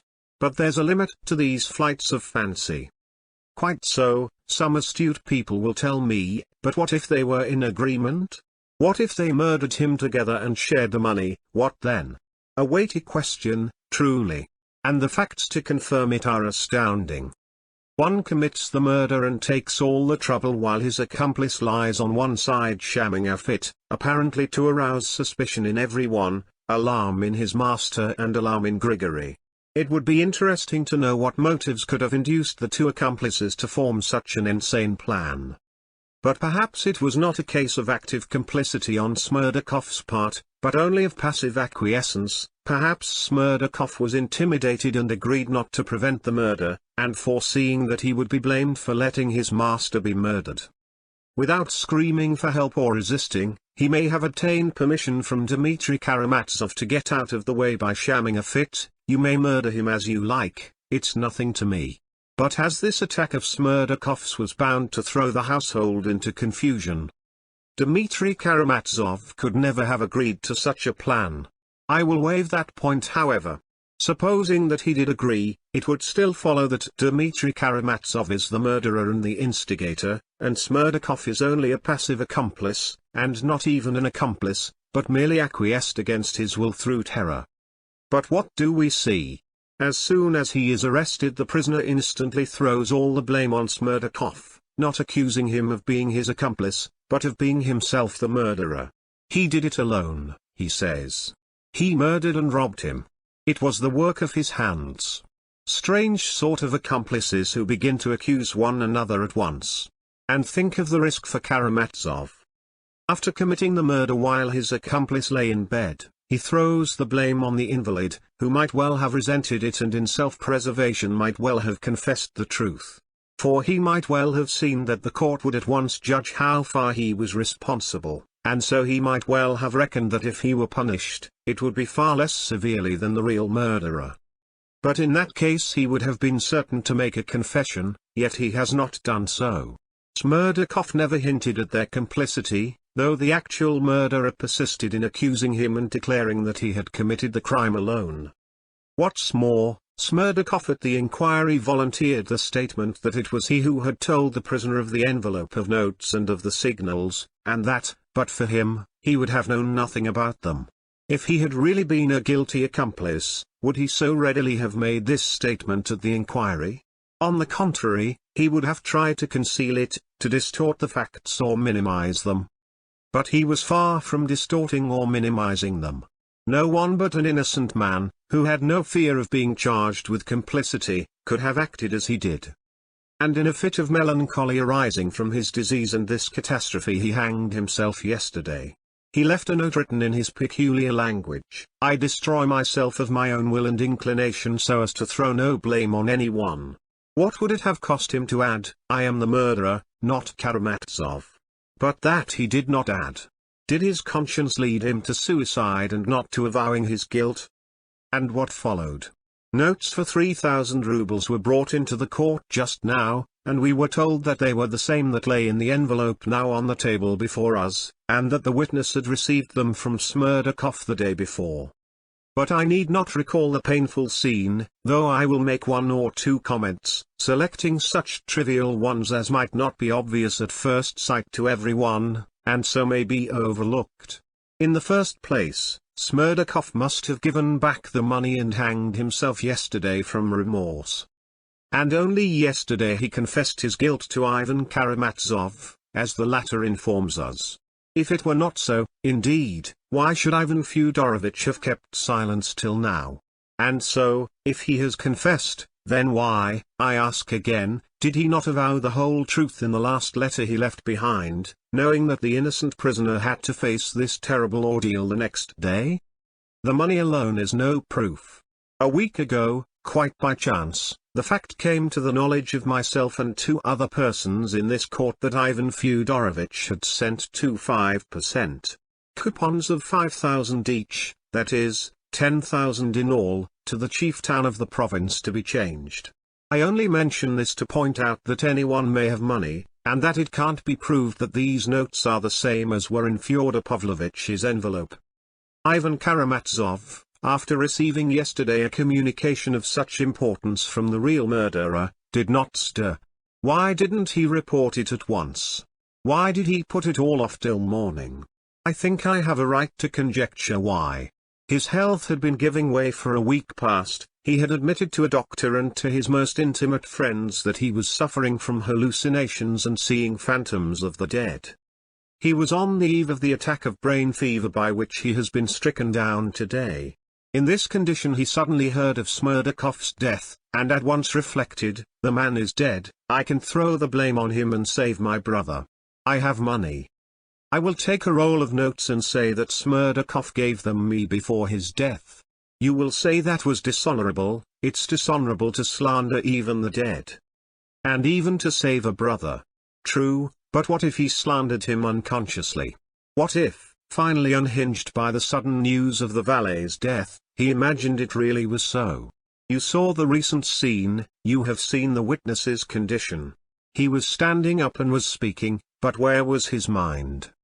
Then followed the document, the prisoner's letter written 2 days before the crime, and containing a complete program of the murder. Why, then, are we looking for any other program? The crime was committed precisely according to this program, and by no other than the writer of it. Yes, gentlemen of the jury, it went off without a hitch. He did not run respectfully and timidly away from his father's window, though he was firmly convinced that the object of his affections was with him. No, that is absurd and unlikely. He went in and murdered him. Most likely he killed him in anger, burning with resentment, as soon as he looked on his hated rival. But having killed him, probably with one blow of the brass pestle, and having convinced himself, after careful search, that she was not there, he did not, however, forget to put his hand under the pillow and take out the envelope, the torn cover of which lies now on the table before us. I mention this fact that you may note one, to my thinking, very characteristic circumstance. Had he been an experienced murderer and had he committed the murder for the sake of gain only, would he have left the torn envelope on the floor as it was found, beside the corpse? Had it been Smerdakov, for instance, murdering his master to rob him, he would have simply carried away the envelope with him. without troubling himself to open it over his victim's corpse, for he would have known for certain that the notes were in the envelope. They had been put in and sealed up in his presence, and had he taken the envelope with him, no one would ever have known of the robbery. I ask you, gentlemen, would Smerdakov have behaved in that way? Would he have left the envelope on the floor? No, this was the action of a frantic murderer, a murderer who was not a thief and had never stolen before that day, who snatched the notes from under the pillow, not like a thief stealing them, but as though seizing his own property from the thief who had stolen it. For that was the idea which had become almost an insane obsession in Dmitry Karamazov in regard to that money. And pouncing upon the envelope, which he had never seen before, he tore it open to make sure whether the money was in it, and ran away with the money in his pocket, even forgetting to consider that he had left an astounding piece of evidence against himself in that torn envelope on the floor. All because it was Karamazov, not Smerdakov. He didn't think, he didn't reflect, and how should he? He ran away. He heard behind him the servant cry out. The old man caught him, stopped him, and was felled to the ground by the brass pestle. The prisoner, moved by pity, leapt down to look at him. Would you believe it? He tells us that he leapt down out of pity, out of compassion, to see whether he could do anything for him. Was that a moment to show compassion? No, he jumped down simply to make certain whether the only witness of his crime were dead or alive. Any other feeling, any other motive would be unnatural. Note that he took trouble over Grigory, wiped his head with his handkerchief and, convincing himself he was dead, he ran to the house of his mistress, dazed and covered with blood. How was it he never thought that he was covered with blood and would be at once detected? But the prisoner himself assures us that he did not even notice that he was covered with blood. That may be believed, that is very possible, that always happens at such moments with criminals. On one point they will show diabolical cunning, while another will escape them altogether. But he was thinking at that moment of one thing only: where was she? He wanted to find out at once where she was, so he ran to her lodging and learnt an unexpected and astounding piece of news: she had gone off to Mokray to meet her first lover. End of the chapter. Now. Chapter 9. The Galloping Troika. The end of the prosecutor's speech. Ippolit Kirillevich had chosen the historical method of exposition, beloved by all nervous orators, who find in its limitation a check on their own eager rhetoric. At this moment in his speech he went off into a dissertation on Grushenka's first lover, and brought forward several interesting thoughts on this theme. Karamazov, who had been frantically jealous of everyone, collapsed, so to speak, and effaced himself at once before this first lover. What makes it all the more strange is that he seems to have hardly thought of this formidable rival. But he had looked upon him as a remote danger, and Karamazov always lives in the present. Possibly he regarded him as a fiction. But his wounded heart grasped instantly that the woman had been concealing this new rival and deceiving him, because he was anything but a fiction to her, because he was the one hope of her life. Grasping this instantly, he resigned himself. Gentlemen of the jury, I cannot help dwelling on this unexpected trait in the prisoner's character. He suddenly evinces an irresistible desire for justice, a respect for woman and a recognition of her right to love. And all this at the very moment when he had stained his hands with his father's blood for her sake. It is true that the blood he had shed was already crying out for vengeance, for, after having ruined his soul and his life in this world, he was forced to ask himself at that same instant what he was and what he could be now to her, to that being, dearer to him than his own soul, in comparison with that former lover who had returned penitent. With new love, to the woman he had once betrayed, with honorable offers, with the promise of a reformed and happy life. And he, luckless man, what could he give her now, what could he offer her? Karamazov felt all this, knew that all ways were barred to him by his crime and that he was a criminal under sentence, and not a man with life before him. This thought crushed him. And so he instantly flew to one frantic plan, which, to a man of Karamazov's character, must have appeared the one inevitable way out of his terrible position. That way out was suicide. He ran for the pistols he had left in pledge with his friend Pirotin, and on the way, as he ran, he pulled out of his pocket the money, for the sake of which he had stained his hands with his father's gore.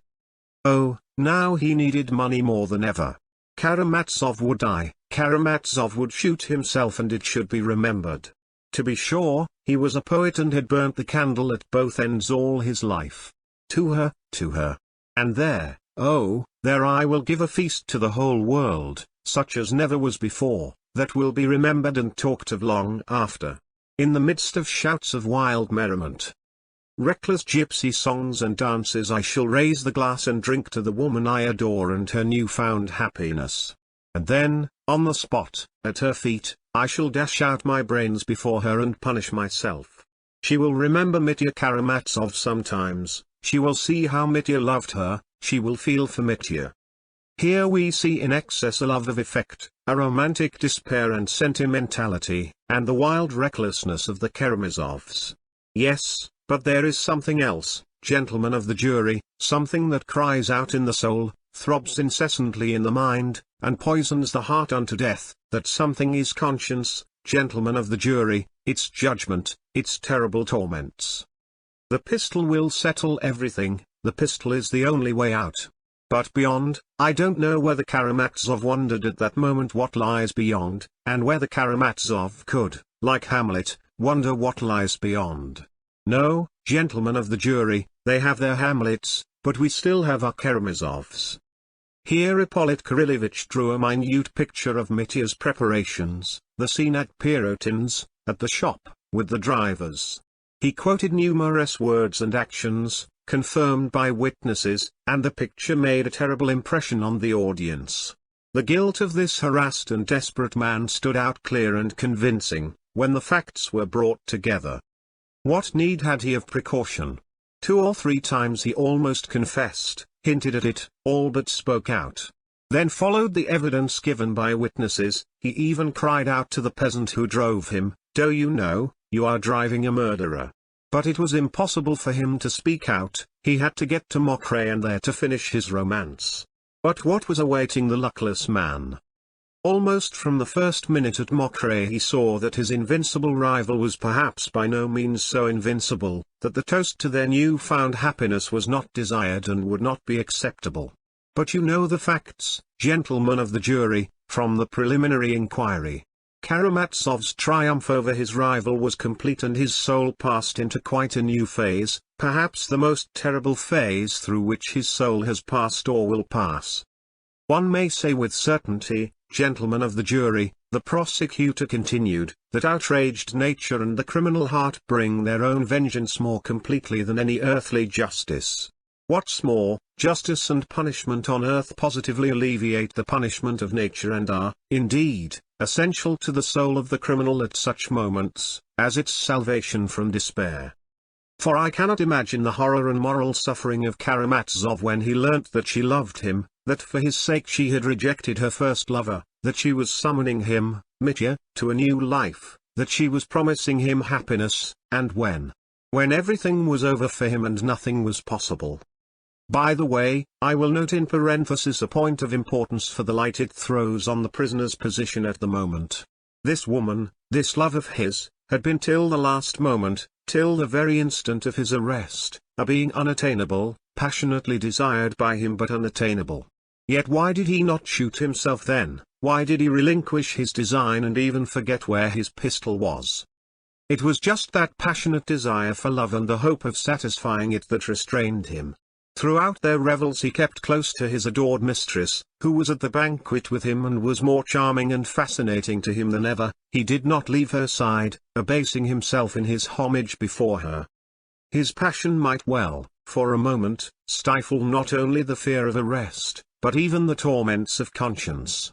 For a moment, oh, only for a moment. I can picture the state of mind of the criminal hopelessly enslaved by these influences. First, the influence of drink, of noise and excitement, of the thud of the dance and the scream of the song, and of her, flushed with wine, singing and dancing and laughing to him. Secondly, the hope in the background that the fatal end might still be far off, that not till next morning, at least, they would come and take him. So he had a few hours, and that's much, very much. In a few hours one can think of many things. I imagine that he felt something like what criminals feel when they are being taken to the scaffold. They have another long, long street to pass down, and at walking pace, past thousands of people. Then there will be a turning into another street, and only at the end of that street the dread place of execution. I fancy that at the beginning of the journey the condemned man, sitting on his shameful cart, must feel that he has infinite life still before him. The houses recede, the cart moves on. Oh, that's nothing, it's still far to the turning into the second street, and he still looks boldly to right and to left at those thousands of callously curious people with their eyes fixed on him, and he still fancies that he is just such a man as they. But now the turning comes to the next street. Oh, that's nothing, nothing, there's still a whole street before him, and however many houses have been passed, he will still think there are many left. And so to the very end, to the very scaffold. This, I imagine, is how it was with Karamazov then. They've not had time yet, he must have thought, I may still find some way out. Oh, there's still time to make some plan of defense, and now, she is so fascinating. His soul was full of confusion and dread, but he managed, however, to put aside half his money and hide it somewhere. I cannot otherwise explain the disappearance of quite half of the 3,000 he had just taken from his father's pillow. He had been in Mokray more than once before, he had caroused there for 2 days together already, he knew the old big house with all its passages and outbuildings. I imagine that part of the money was hidden in that house, not long before the arrest, in some crevice, under some floor, in some corner, under the roof. With what object? I shall be asked. Why, the catastrophe may take place at once. Of course, he hadn't yet considered how to meet it, he hadn't the time, his head was throbbing and his heart was with her, but money was indispensable in any case. With money a man is always a man. Perhaps such foresight at such a moment may strike you as unnatural? But he assures us himself that a month before, at a critical and exciting moment, he had halved his money and sewn it up in a little bag. And though that was not true, as we shall prove directly, it shows the idea was a familiar one to Karamazov, he had contemplated it. What's more, when he declared at the inquiry that he had put 1,500 rubles in a bag, which never existed, he may have invented that little bag on the inspiration of the moment. Because he had 2 hours before divided his money and hidden half of it at Mokray till morning, in case of emergency, simply not to have it on himself. 2 extremes, gentlemen of the jury, remember that Karamazov can contemplate 2 extremes and both at once. We have looked in the house, but we haven't found the money. It may still be there, or it may have disappeared next day and be in the prisoner's hands now. In any case, he was at her side, on his knees before her, she was lying on the bed. He had his hands stretched out to her, and he had so entirely forgotten everything that he did not even hear the men coming to arrest him. He hadn't time to prepare any line of defense in his mind. He was caught unawares and confronted with his judges, the arbiters of his destiny. Gentlemen of the jury, there are moments in the execution of our duties when it is terrible for us to face a man, terrible on his account, too. The moments of contemplating that animal fear, when the criminal sees that all is lost, but still struggles, still means to struggle. The moments when every instinct of self-preservation rises up in him at once, and he looks at you with questioning and suffering eyes, studies you, your face, your thoughts, uncertain on which side you will strike, and his distracted mind frames thousands of plans in an instant, but he is still afraid to speak, afraid of giving himself away. This purgatory of the spirit, this animal thirst for self-preservation, these humiliating moments of the human soul, are awful, and sometimes arouse horror and compassion for the criminal even in the lawyer. And this was what we all witnessed then. At first he was thunderstruck, and in his terror dropped some very compromising phrases. Blood. I've deserved it. But he quickly restrained himself. He had not prepared what he was to say, what answer he was to make, he had nothing but a bare denial ready. I am not guilty of my father's death. That was his fence for the moment, and behind it he hoped to throw up a barricade of some sort. His first compromising exclamations he hastened to explain by declaring that he was responsible for the death of the servant Grigory only. Of that bloodshed I am guilty, but who has killed my father, gentlemen, who has killed him? Who can have killed him? if not I. Do you hear? He asked us that, us, who had come to ask him that question. Do you hear that phrase uttered with such premature haste, if not I, the animal cunning, the naivete, the Karamazov impatience of it? I didn't kill him, and you mustn't think I did. I wanted to kill him. Gentlemen, I wanted to kill him, he hastens to admit. He was in a hurry, in a terrible hurry, but still I am not guilty, it is not I murdered him. He concedes to us that he wanted to murder him, as though to say, you can see for yourselves how truthful I am, so you'll believe all the sooner that I didn't murder him. Oh, in such cases the criminal is often amazingly shallow and credulous. At that point one of the lawyers asked him, as it were incidentally, the most simple question, wasn't it Smerdakov killed him?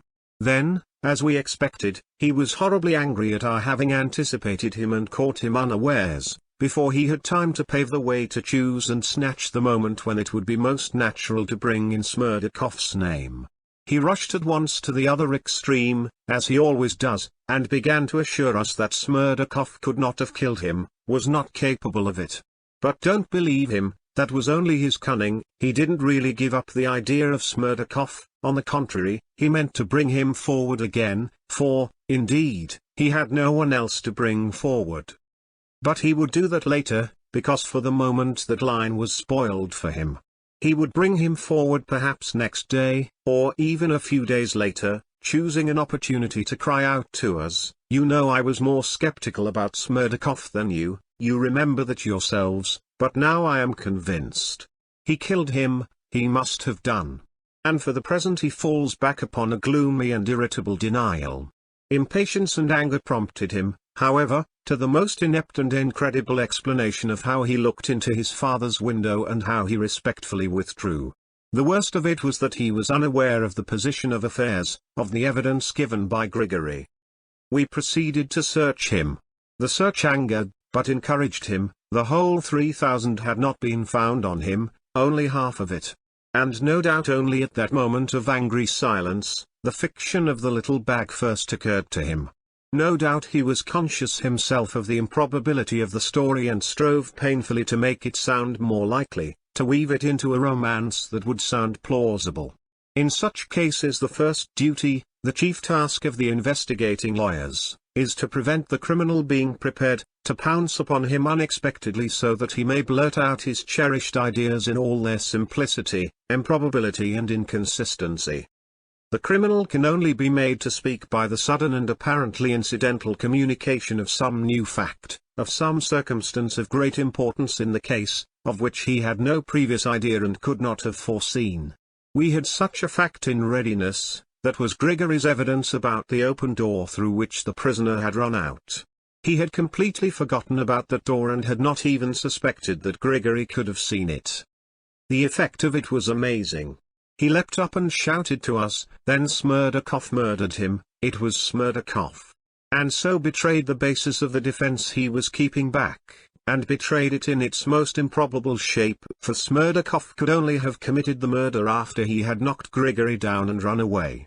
When we told him that Grigory saw the door was open before he fell down, and had heard Smerdakov behind the screen as he came out of his bedroom, Karamazov was positively crushed. My esteemed and witty colleague, Nikolai Parfenovitch, told me afterwards that he was almost moved to tears at the sight of him. And to improve matters, the prisoner hastened to tell us about the much talked of little bag. So be it, you shall hear this romance. Gentlemen of the jury, I have told you already why I consider this romance not only an absurdity, but the most improbable invention that could have been brought forward in the circumstances.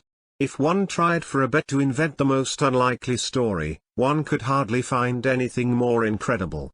The worst of such stories is that the triumphant romancers can always be put to confusion and crushed by the very details in which real life is so rich and which these unhappy and involuntary storytellers neglect as insignificant trifles. Oh, they have no thought to spare for such details, their minds are concentrated on their grand invention as a whole, and fancy anyone daring to pull them up for a trifle. But that's how they are caught. The prisoner was asked the question, "Where did you get the stuff for your little bag and who made it for you?" "I made it myself." "And where did you get the linen?" The prisoner was positively offended. He thought it almost insulting to ask him such a trivial question, and would you believe it, his resentment was genuine. "But they are all like that. I tore it off my shirt." "Then we shall find that shirt among your linen tomorrow, with a piece torn off. And only fancy, gentlemen of the jury, if we really had found that torn shirt, and how could we have failed to find it in his chest of drawers or trunk? That would have been a fact, a material fact in support of his statement. But he was incapable of that reflection. "I don't remember, it may not have been off my shirt, I sewed it up in one of my landlady's caps." "What sort of a cap?" "It was an old cotton rag of hers lying about." "And do you remember that clearly?" "No, I don't." And he was angry, very angry, and yet imagine not remembering it. At the most terrible moments of man's life, for instance when he is being led to execution, he remembers just such trifles. He will forget anything but some green roof that has flashed past him on the road, or a jackdaw on a cross, that he will remember.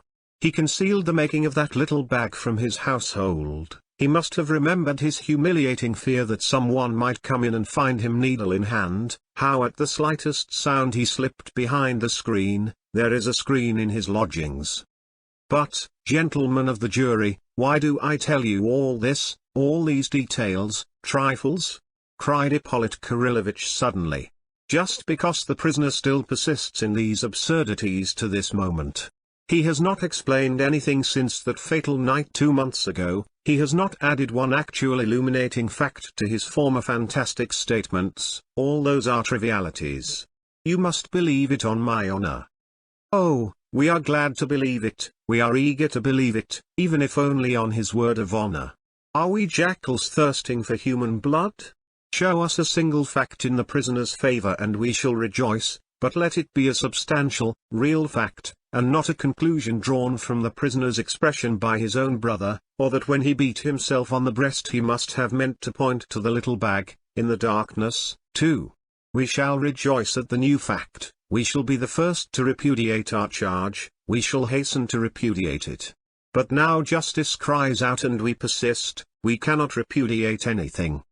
Ippolit Kirillovitch passed to his final peroration. He looked as though he was in a fever. He spoke of the blood that cried for vengeance, the blood of the father murdered by his son, with the base motive of robbery. He pointed to the tragic and glaring consistency of the facts. "And whatever you may hear from the talented and celebrated counsel for the defense," Ippolit Kirillovitch could not resist adding, "whatever eloquent and touching appeals may be made to your sensibilities, remember that at this moment you are in a temple of justice. Remember that you are the champions of our justice, the champions of our holy Russia, of her principles, her family, everything that she holds sacred. Yes, you represent Russia here at this moment, and your verdict will be heard not in this hall only but will re-echo throughout the whole of Russia, and all Russia will hear you, as her champions and her judges, and she will be encouraged or disheartened by your verdict. Do not disappoint Russia and her expectations. Our fatal troika dashes on in her headlong flight perhaps to destruction, and in all Russia for long past men have stretched out imploring hands and called a halt to its furious reckless course. And if other nations stand aside from the troika, that may be, not from respect, as the poet would fain believe, but simply from horror. From horror, perhaps from disgust. And well it is that they stand aside, but maybe they will cease one day to do so and will form a firm wall confronting the hurrying apparition and will check the frenzied rush of our lawlessness, for the sake of their own safety, enlightenment and civilization. Already we have heard voices of alarm from Europe, they already begin to sound. Do not tempt them. Do not heap up their growing hatred by a sentence justifying the murder of a father by his son. Though Ippolit Kirillovitch was genuinely moved, he wound up his speech with this rhetorical appeal, and the effect produced by him was extraordinary. When he had finished his speech, he went out hurriedly and, as I have mentioned before, almost fainted in the adjoining room. There was no applause in the court, but serious persons were pleased. The ladies were not so well satisfied, though even they were pleased with his eloquence, especially as they had no apprehensions as to the upshot of the trial and had full trust in Fetukevich. He will speak at last and of course carry all before him. Everyone looked at Mitya. He sat silent through the whole of the prosecutor's speech, clenching his teeth, with his hands clasped, and his head bowed. Only from time to time he raised his head and listened, especially when Grushenka was spoken of. When the prosecutor mentioned Rakitin's opinion of her, a smile of contempt and anger passed over his face and he murmured rather audibly, "The Bernards." When Ippolit Kirillevich described how he had questioned and tortured him at Mokre, Mitya raised his head and listened with intense curiosity. At one point he seemed about to jump up and cry out, but controlled himself and only shrugged his shoulders disdainfully. People talked afterwards of the end of the speech, of the prosecutor's feat in examining the prisoner at Mokre, and jeered at Ippolit Kirillevich. The man could not resist boasting of his cleverness, they said. The court was adjourned, but only for a short interval, a quarter of an hour or 20 minutes at most. There was a hum of conversation and exclamations in the audience. I remember some of them. A weighty speech, a gentleman in one group observed gravely. "He brought in too much psychology," said another voice. "But it was all true, the absolute truth." "Yes, he is first-rate at it. He summed it all up." "Yes, he summed us up, too," chimed in another voice. "Do you remember, at the beginning of his speech, making out we were all like Fyodor Pavlovitch? And at the end, too. But that was all rot. And obscure too. He was a little too much carried away. It's unjust, it's unjust. No, it was smartly done, anyway. He's had long to wait, but he's had his say, ha ha. What will the counsel for the defense say?" In another group I heard.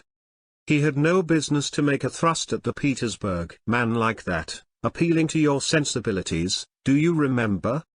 "Yes, that was awkward of him. He was in too great a hurry. He is a nervous man." We laugh, but what must the prisoner be feeling? Yes, what must it be for Mitya? In a third group. "What lady is that, the fat one, with the lorgnette, sitting at the end?" "She is a general's wife, divorced, I know her." "That's why she has the lorgnette. She is not good for much." "Oh, no, she is a piquant little woman. 2 places beyond her there is a little fair woman, she is prettier." They caught him smartly at Mokre, didn't they, eh? "Oh, it was smart enough. We've heard it before, how often he has told the story at people's houses. And he couldn't resist doing it now. That's vanity. He is a man with a grievance, he. Yes, and quick to take offense. And there was too much rhetoric, such long sentences. Yes, he tries to alarm us, he kept trying to alarm us. Do you remember about the Troika? Something about they have Hamlets, but we have, so far, only Karamazovs. That was cleverly said. That was to propitiate the liberals. He is afraid of them. Yes, and he is afraid of the lawyer, too. Yes, what will Fetukovich say? Whatever he says, he won't get round our peasants. Don't you think so?" A fourth group. "What he said about the Troika was good, that peace about the other nations. And that was true what he said about other nations not standing it." "What do you mean?" "Why, in the English Parliament a member got up last week and speaking about the nihilists asked the ministry whether it was not high time to intervene, to educate this barbarous people. Ippolit was thinking of him, I know he was. He was talking about that last week. Not an easy job." "Not an easy job? Why not?" "Why, we'd shut up Kronstadt and not let them have any corn. Where would they get it? In America. They get it from America now." "Nonsense." But the bell rang, all rushed to their places. Fetukovich mounted the tribune. End of the chapter. Now. Chapter 10. The speech for the defense. An argument that cuts both ways. All was hushed as the first words of the famous orator rang out. The eyes of the audience were fastened upon him. He began very simply and directly, with an air of conviction, but not the slightest trace of conceit. He made no attempt at eloquence, at pathos, or emotional phrases. He was like a man speaking in a circle of intimate and sympathetic friends. His voice was a fine one, sonorous and sympathetic, and there was something genuine and simple in the very sound of it. But everyone realized at once that the speaker might suddenly rise to genuine pathos and pierce the heart with untold power. His language was perhaps more irregular than Ippolit Kirillovich's, but he spoke without long phrases, and indeed, with more precision. One thing did not please the ladies: he kept bending forward, especially at the beginning of his speech, not exactly bowing, but as though he were about to dart at his listeners, bending his long spine in half, as though there were a spring in the middle that enabled him to bend almost at right angles. At the beginning of his speech he spoke rather disconnectedly, without system, one may say, dealing with facts separately, though, at the end, these facts formed a whole. His speech might be divided into two parts, the first consisting of criticism and refutation of the charge, sometimes malicious and sarcastic. But in the second half he suddenly changed his tone, and even his manner, and at once rose to pathos. The audience seemed on the lookout for it, and quivered with enthusiasm. He went straight to the point, and began by saying that although he practiced in Petersburg, he had more than once visited provincial towns to defend prisoners, of whose innocence he had a conviction or at least a preconceived idea. "That is what has happened to me in the present case," he explained. "From the very first accounts in the newspapers I was struck by something which strongly prepossessed me in the prisoner's favor. What interested me most was a fact which often occurs in legal practice, but rarely, I think, in such an extreme and peculiar form as in the present case. I ought to formulate that peculiarity only at the end of my speech, but I will do so at the very beginning, for it is my weakness to go to work directly, not keeping my effects in reserve and economizing my material. That may be imprudent on my part, but at least it's sincere. What I have in my mind is this: there is an overwhelming chain of evidence against the prisoner, and at the same time not one fact that will stand criticism, if it is examined separately. As I followed the case more closely in the papers my idea was more and more confirmed, and I suddenly received from the prisoner's relatives a request to undertake his defense. I at once hurried here, and here I became completely convinced. It was to break down this terrible chain of facts, and to show that each piece of evidence taken separately was unproved and fantastic, that I undertook the case. So Fetyukovitch began. "Gentlemen of the jury," he suddenly protested, "I am new to this district. I have no preconceived ideas. The prisoner, a man of turbulent and unbridled temper, has not insulted me. But he has insulted perhaps hundreds of persons in this town, and so prejudiced many people against him beforehand. Of course I recognize that the moral sentiment of local society is justly excited against him. The prisoner is of turbulent and violent temper. Yet he was received in society here, he was even welcome in the family of my talented friend, the prosecutor." N.B. At these words there were 2 or 3 laughs in the audience, quickly suppressed, but noticed by all. All of us knew that the prosecutor received Mitya against his will, solely because he had somehow interested his wife, a lady of the highest virtue and moral worth, but fanciful, capricious, and fond of opposing her husband, especially in trifles. Mitya's visits, however, had not been frequent. "Nevertheless I venture to suggest," Fetyukovitch continued, "that in spite of his independent mind and just character, my opponent may have formed a mistaken prejudice against my unfortunate client." "Oh, that is so natural. The unfortunate man has only too well deserved such prejudice. Outraged morality, and still more outraged taste, is often relentless. We have, in the talented prosecutor's speech, heard a stern analysis of the prisoner's character and conduct, and his severe critical attitude to the case was evident. And, what's more, he went into psychological subtleties into which he could not have entered, if he had the least conscious and malicious prejudice against the prisoner. But there are things which are even worse, even more fatal in such cases, than the most malicious and consciously unfair attitude. It is worse if we are carried away by the artistic instinct, by the desire to create, so to speak, a romance, especially if God has endowed us with psychological insight. Before I started on my way here, I was warned in Petersburg, and was myself aware, that I should find here a talented opponent whose psychological insight and subtlety had gained him peculiar renown in legal circles of recent years. But profound as psychology is, it's a knife that cuts both ways. Laughter among the public, you will, of course, forgive me my comparison, I can't boast of eloquence. But I will take as an example any point in the prosecutor's speech. The prisoner, running away in the garden in the dark, climbed over the fence, was seized by the servant, and knocked him down with a brass pestle. Then he jumped back into the garden and spent 5 minutes over the man, trying to discover whether he had killed him or not. And the prosecutor refuses to believe the prisoner's statement that he ran to old Grigory out of pity. No, he says, such sensibility is impossible at such a moment, that's unnatural. He ran to find out whether the only witness of his crime was dead or alive, and so showed that he had committed the murder, since he would not have run back for any other reason. Here you have psychology, but let us take the same method and apply it to the case the other way round, and our result will be no less probable. The murderer, we are told, leapt down to find out, as a precaution, whether the witness was alive or not, yet he had left in his murdered father's study, as the prosecutor himself argues, an amazing piece of evidence in the shape of a torn envelope, with an inscription that there had been 3,000 rubles in it.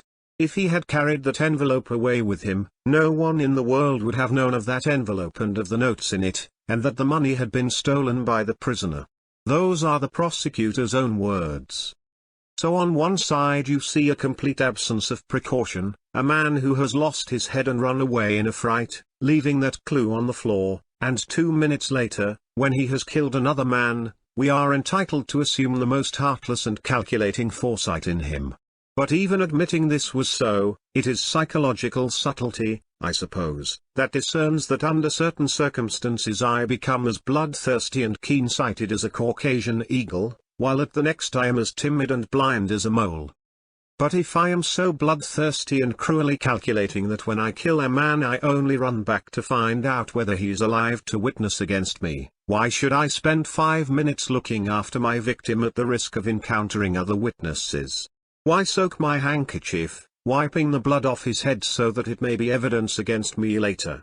If he were so cold-hearted and calculating, why not hit the servant on the head again and again with the same pestle so as to kill him outright and relieve himself of all anxiety about the witness? Again, though he ran to see whether the witness was alive, he left another witness on the path, that brass pestle which he had taken from the 2 women, and which they could always recognize afterwards as theirs, and prove that he had taken it from them. And it is not as though he had forgotten it on the path, dropped it through carelessness or haste. No, he had flung away his weapon, for it was found 15 paces from where Grigory lay. Why did he do so? Just because he was grieved at having killed a man, an old servant, and he flung away the pestle with a curse, as a murderous weapon. That's how it must have been. What other reason could he have had for throwing it so far? And if he was capable of feeling grief and pity at having killed a man, it shows that he was innocent of his father's murder. Had he murdered him, he would never have run to another victim out of pity, then he would have felt differently, his thoughts would have been centered on self-preservation. He would have had none to spare for pity, that is beyond doubt. On the contrary, he would have broken his skull instead of spending 5 minutes looking after him. There was room for pity and good feeling just because his conscience had been clear till then. Here we have a different psychology. I have purposely resorted to this method, gentlemen of the jury, to show that you can prove anything by it. It all depends on who makes use of it. Psychology lures even most serious people into romancing, and quite unconsciously. I am speaking of the abuse of psychology, gentlemen. Sounds of approval and laughter, at the expense of the prosecutor, were again audible in the court. I will not repeat the speech in detail, I will only quote some passages from it, some leading points. End of the chapter. Now. Chapter 11. There was no money. There was no robbery. There was one point that struck everyone in Fetukovich's speech. He flatly denied the existence of the fatal 3,000 rubles, and consequently, the possibility of their having been stolen. "Gentlemen of the jury," he began, "every new and unprejudiced observer must be struck by a characteristic peculiarity in the present case, namely, the charge of robbery, and the complete impossibility of proving that there was anything to be stolen. We are told that money was stolen, 3,000 rubles, but whether those rubles ever existed, nobody knows. Consider, how have we heard of that sum, and who has seen the notes? The only person who saw them, and stated that they had been put in the envelope, was the servant, Smerdakov. He had spoken of it to the prisoner and his brother, Ivan Fyodorovitch, before the catastrophe. Madame Svietlov, too, had been told of it. But not one of these three persons had actually seen the notes. No one but Smerdakov had seen them. Here the question arises, if it's true that they did exist, and that Smerdakov had seen them, when did he see them for the last time? What if his master had taken the notes from under his bed and put them back in his cash box without telling him? Note, that according to Smerdakov's story the notes were kept under the mattress, the prisoner must have pulled them out, and yet the bed was absolutely unrumpled. That is carefully recorded in the protocol. How could the prisoner have found the notes without disturbing the bed? How could he have helped soiling with his blood-stained hands the fine and spotless linen with which the bed had been purposely made? But I shall be asked, what about the envelope on the floor? Yes, it's worth saying a word or two about that envelope. I was somewhat surprised just now to hear the highly talented prosecutor declare of himself, observe, that but for that envelope, but for its being left on the floor, no one in the world would have known of the existence of that envelope and the notes in it, and therefore of the prisoner's having stolen it. And so that torn scrap of paper is, by the prosecutor's own admission, the sole proof on which the charge of robbery rests, otherwise no one would have known of the robbery, nor perhaps even of the money. But is the mere fact that that scrap of paper was lying on the floor a proof that there was money in it, and that that money had been stolen?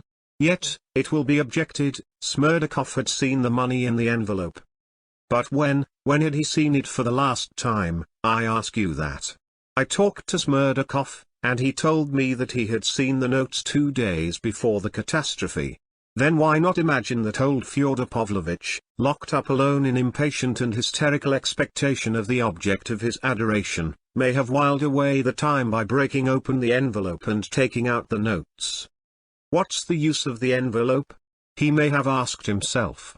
She won't believe the notes are there, but when I show her the 30 rainbow-colored notes in one roll, it will make more impression, you may be sure, it will make her mouth water. And so he tears open the envelope, takes out the money, and flings the envelope on the floor, conscious of being the owner and untroubled by any fears of leaving evidence. Listen, gentlemen, could anything be more likely than this theory and such an action? Why is it out of the question? But if anything of the sort could have taken place, the charge of robbery falls to the ground. If there was no money, there was no theft of it. If the envelope on the floor may be taken as evidence that there had been money in it, why may I not maintain the opposite, that the envelope was on the floor because the money had been taken from it by its owner? But I shall be asked what became of the money if Fyodor Pavlovitch took it out of the envelope, since it was not found when the police searched the house. In the first place, part of the money was found in the cash box, and secondly, he might have taken it out that morning or the evening before to make some other use of it, to give or send it away. He may have changed his idea, his plan of action completely, without thinking it necessary to announce the fact to Smerdakov beforehand. And if there is the barest possibility of such an explanation, how can the prisoner be so positively accused of having committed murder for the sake of robbery, and of having actually carried out that robbery? This is encroaching on the domain of romance. If it is maintained that something has been stolen, the thing must be produced, or at least its existence must be proved beyond doubt. Yet no one had ever seen these notes. Not long ago in Petersburg a young man of 18, hardly more than a boy, who carried on a small business as a costermonger, went in broad daylight into a money changer's shop with an axe, and with extraordinary, typical audacity killed the master of the shop and carried off 1,500 rubles. 5 hours later he was arrested, and, except 15 rubles he had already managed to spend, the whole sum was found on him. Moreover, the shopman, on his return to the shop after the murder, informed the police not only of the exact sum stolen, but even of the notes and gold coins of which that sum was made up, and those very notes and coins were found on the criminal. This was followed by a full and genuine confession on the part of the murderer. That's what I call evidence, gentlemen of the jury. In that case I know, I see, I touched the money, and cannot deny its existence. Is it the same in the present case? And yet it is a question of life and death. Yes, I shall be told, but he was carousing that night, squandering money. He was shown to have had 1,500 rubles. Where did he get the money? But the very fact that only 1,500 could be found, and the other half of the sum could nowhere be discovered, shows that that money was not the same, and had never been in any envelope. By strict calculation of time it was proved at the preliminary inquiry that the prisoner ran straight from those women servants to Pirotin's without going home, and that he had been nowhere. So he had been all the time in company and therefore could not have divided the 3,000 in half and hidden half in the town. It's just this consideration that has led the prosecutor to assume that the money is hidden in some crevice at Mokray. Why not in the dungeons of the castle of Udolpho, gentlemen? Isn't this supposition really too fantastic and too romantic? And observe, if that supposition breaks down, the whole charge of robbery is scattered to the winds, for in that case what could have become of the other 1,500 rubles? By what miracle could they have disappeared, since it's proved the prisoner went nowhere else? And we are ready to ruin a man's life with such tales. I shall be told that he could not explain where he got the 1,500 that he had, and everyone knew that he was without money before that night. Who knew it, pray? The prisoner has made a clear and unflinching statement of the source of that money, and if you will have it so, gentlemen of the jury, nothing can be more probable than that statement, and more consistent with the temper and spirit of the prisoner. The prosecutor is charmed with his own romance. A man of weak will, who had brought himself to take the 3,000 so insultingly offered by his betrothed, could not, we are told, have set aside half and sewn it up, but would, even if he had done so, have unpicked it every 2 days and taken out 100, and so would have spent it all in a month. All this, you will remember, was put forward in a tone that brooked no contradiction. But what if the thing happened quite differently? What if you've been weaving a romance, and about quite a different kind of man? That's just it, you have invented quite a different man. I shall be told, perhaps, there are witnesses that he spent on one day all that 3,000 given him by his betrothed a month before the catastrophe, so he could not have divided the sum in half. But who are these witnesses? The value of their evidence has been shown in court already.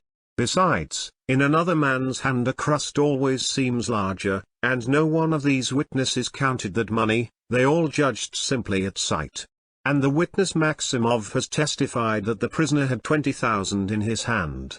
You see, gentlemen of the jury, psychology is a two-edged weapon. Let me turn the other edge now and see what comes of it. A month before the catastrophe the prisoner was entrusted by Katerina Ivanovna with 3,000 rubles to send off by post. But the question is it true that they were entrusted to him in such an insulting and degrading way as was proclaimed just now? The first statement made by the young lady on the subject was different, perfectly different. In the second statement we heard only cries of resentment and revenge, cries of long-concealed hatred. And the very fact that the witness gave her first evidence incorrectly, gives us a right to conclude that her second piece of evidence may have been incorrect also. The prosecutor will not, dare not, his own words, touch on that story. So be it. I will not touch on it either, but will only venture to observe that if a lofty and high-principled person, such as that highly respected young lady unquestionably is, if such a person, I say, allows herself suddenly in court to contradict her first statement, with the obvious motive of ruining the prisoner, it is clear that this evidence has been given not impartially, not coolly. Have not we the right to assume that a revengeful woman might have exaggerated much? Yes, she may well have exaggerated, in particular, the insult and humiliation of her offering him the money.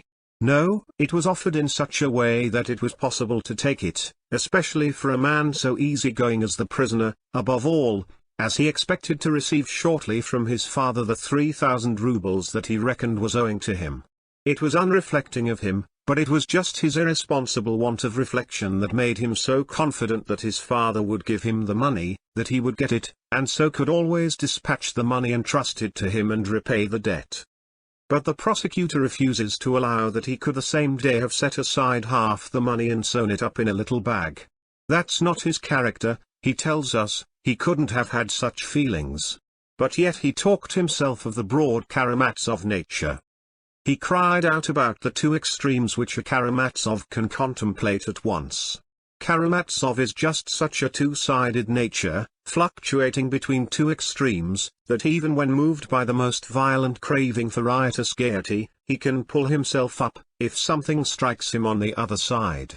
And on the other side is love, that new love which had flamed up in his heart, and for that love he needed money. Oh, far more than for carousing with his mistress. If she were to say to him, "I am yours, I won't have Fyodor Pavlovitch," then he must have money to take her away. That was more important than carousing. Could a Karamazov fail to understand it? That anxiety was just what he was suffering from. What is there improbable in his laying aside that money and concealing it in case of emergency? But time passed, and Fyodor Pavlovitch did not give the prisoner the expected 3,000, on the contrary, the latter heard that he meant to use this sum to seduce the woman he, the prisoner, loved. If Fyodor Pavlovitch doesn't give the money, he thought, I shall be put in the position of a thief before Katerina Ivanovna. And then the idea presented itself to him that he would go to Katerina Ivanovna, lay before her the 1,500 rubles he still carried round his neck, and say, I am a scoundrel, but not a thief. So here we have already a twofold reason why he should guard that sum of money as the apple of his eye, why he shouldn't unpick the little bag, and spend it 100 at a time. Why should you deny the prisoner a sense of honor? Yes, he has a sense of honor, granted that it's misplaced, granted it's often mistaken, yet it exists and amounts to a passion, and he has proved that. But now the affair becomes even more complex, his jealous torments reach a climax, and those same two questions torture his fevered brain more and more. If I repay Katerina Ivanovna, where can I find the means to go off with Grushenka? If he behaved wildly, drank, and made disturbances in the taverns in the course of that month, it was perhaps because he was wretched and strained beyond his powers of endurance. These two questions became so acute that they drove him at last to despair. He sent his younger brother to beg for the last time for the 3,000 rubles, but without waiting for a reply, burst in himself and ended by beating the old man in the presence of witnesses. After that he had no prospect of getting it from anyone. His father would not give it him after that beating. The same evening he struck himself on the breast, just on the upper part of the breast where the little bag was, and swore to his brother that he had the means of not being a scoundrel, but that still he would remain a scoundrel, for he foresaw that he would not use that means, that he wouldn't have the character, that he wouldn't have the willpower to do it. Why does the prosecutor refuse to believe the evidence of Alexei Karamazov, given so genuinely and sincerely, so spontaneously and convincingly? And why, on the contrary, does he force me to believe in money hidden in a crevice, in the dungeons of the castle of Udolpho? The same evening, after his talk with his brother, the prisoner wrote that fatal letter, and that letter is the chief, the most stupendous proof of the prisoner having committed robbery. I shall beg from everyone, and if I don't get it I shall murder my father and shall take the envelope with the pink ribbon on it from under his mattress as soon as Ivan has gone. A full program of the murder, we are told, so it must have been he. It has all been done as he wrote, cries the prosecutor. But in the first place, it's the letter of a drunken man and written in great irritation. Secondly, he writes of the envelope from what he has heard from Smerdakov again, for he has not seen the envelope himself, and thirdly, he wrote it indeed, but how can you prove that he did it? Did the prisoner take the envelope from under the pillow? Did he find the money? Did that money exist indeed? And was it to get money that the prisoner ran off, if you remember? He ran off post-haste not to steal, but to find out where she was, the woman who had crushed him. He was not running to carry out a program, to carry out what he had written, that is, not for an act of premeditated robbery, but he ran suddenly, spontaneously, in a jealous fury. Yes. I shall be told, but when he got there and murdered him he seized the money, too. But did he murder him after all? The charge of robbery I repudiate with indignation. A man cannot be accused of robbery, if it's impossible to state accurately what he has stolen, that's an axiom. But did he murder him without robbery? Did he murder him at all? Is that proved? Isn't that, too, a romance? End of the chapter. Now. Chapter 12. And there was no murder either. Allow me, gentlemen of the jury, to remind you that a man's life is at stake and that you must be careful.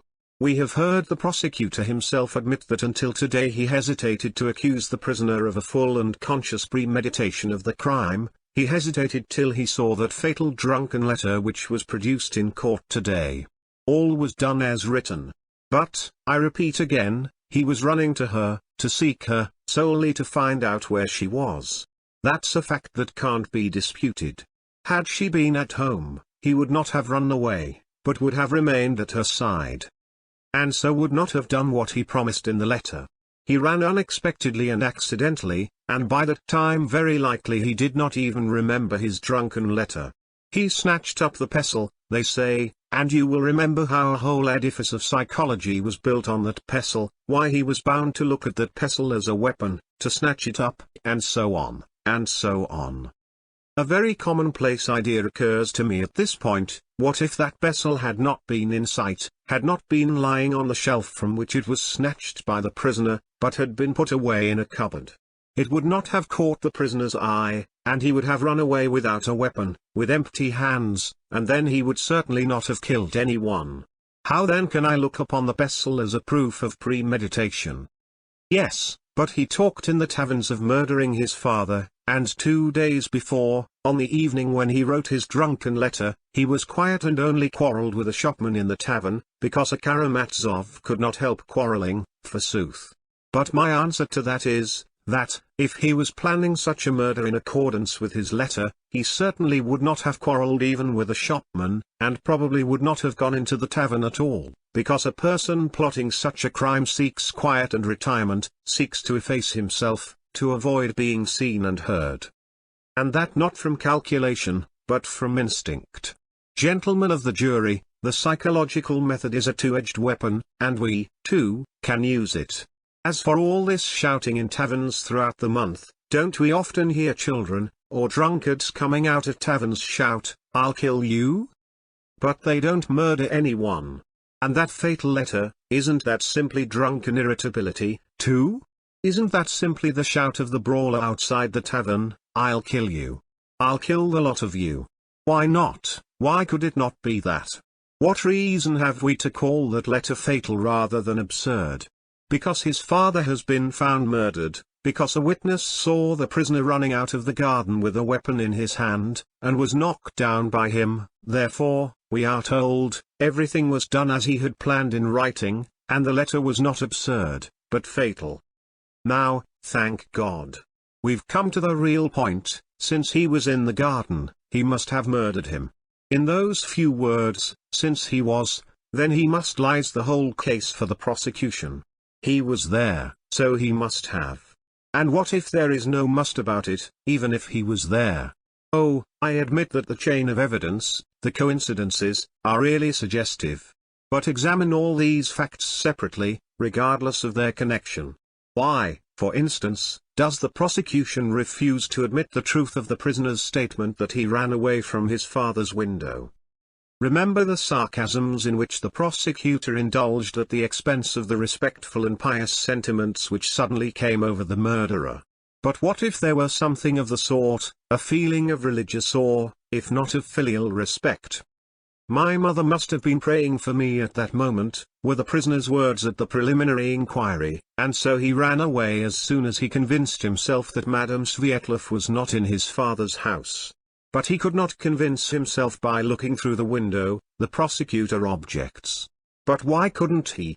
Why? The window opened at the signals given by the prisoner. Some word might have been uttered by Fyodor Pavlovitch, some exclamation which showed the prisoner that she was not there. Why should we assume everything as we imagine it, as we make up our minds to imagine it? 1,000 things may happen in reality which elude the subtlest imagination. Yes, but Grigory saw the door open, and so the prisoner certainly was in the house, therefore he killed him. Now about that door, gentlemen of the jury. Observe that we have only the statement of one witness as to that door, and he was at the time in such a condition, that, but supposing the door was open, supposing the prisoner has lied in denying it, from an instinct of self-defense, natural in his position, supposing he did go into the house, well, what then? How does it follow that because he was there he committed the murder? He might have dashed in, run through the rooms, might have pushed his father away, might have struck him, but as soon as he had made sure Madame Svietlov was not there, he may have run away rejoicing that she was not there and that he had not killed his father. And it was perhaps just because he had escaped from the temptation to kill his father, because he had a clear conscience and was rejoicing at not having killed him, that he was capable of a pure feeling, the feeling of pity and compassion, and leapt off the fence a minute later to the assistance of Grigory after he had, in his excitement, knocked him down. With terrible eloquence the prosecutor has described to us the dreadful state of the prisoner's mind at Mokre when love again lay before him, calling him to new life, while love was impossible for him because he had his father's blood-stained corpse behind him and beyond that corpse, retribution. And yet the prosecutor allowed him love, which he explained, according to his method, talking about his drunken condition, about a criminal being taken to execution, about it being still far off, and so on and so on. But again I ask, Mr. Prosecutor, have you not invented a new personality? Is the prisoner so coarse and heartless as to be able to think at that moment of love and of dodges to escape punishment, if his hands were really stained with his father's blood? No, no, no. As soon as it was made plain to him that she loved him and called him to her side, promising him new happiness, oh, then, I protest he must have felt the impulse to suicide doubled, trebled, and must have killed himself, if he had his father's murder on his conscience. Oh, no. He would not have forgotten where his pistols lay. I know the prisoner, the savage, stony heartlessness ascribed to him by the prosecutor is inconsistent with his character. He would have killed himself, that's certain. He did not kill himself just because his mother's prayers had saved him, and he was innocent of his father's blood. He was troubled, he was grieving that night at Mokre only about old Grigory and praying to God that the old man would recover, that his blow had not been fatal, and that he would not have to suffer for it. Why not accept such an interpretation of the facts? What trustworthy proof have we that the prisoner is lying? But we shall be told that once again, there is his father's corpse. If he ran away without murdering him, who did murder him? Here, I repeat, you have the whole logic of the prosecution. Who murdered him, if not he? There's no one to put in his place. Gentlemen of the jury, is that really so? Is it positively, actually true that there is no one else at all? We've heard the prosecutor count on his fingers all the persons who were in that house that night. There were 5 in number, 3 of them, I agree, could not have been responsible, the murdered man himself, old Grigory, and his wife. There are left then the prisoner and Smerdakov, and the prosecutor dramatically exclaims that the prisoner pointed to Smerdakov because he had no one else to fix on, that had there been a 6th person, even a phantom of a 6th person, he would have abandoned the charge against Smerdakov at once in shame and have accused that other. But, gentlemen of the jury, why may I not draw the very opposite conclusion? There are 2 persons, the prisoner and Smerdakov. Why can I not say that you accuse my client, simply because you have no one else to accuse? And you have no one else only because you have determined to exclude Smerdakov from all suspicion. It's true, indeed, Smerdakov is accused only by the prisoner, his 2 brothers, and Madame Svietlov. But there are others who accuse him, there are vague rumors of a question, of a suspicion, an obscure report, a feeling of expectation. Finally, we have the evidence of a combination of facts very suggestive, though, I admit, inconclusive. In the first place, we have precisely on the day of the catastrophe that fit, for the genuineness of which the prosecutor, for some reason, has felt obliged to make a careful defense.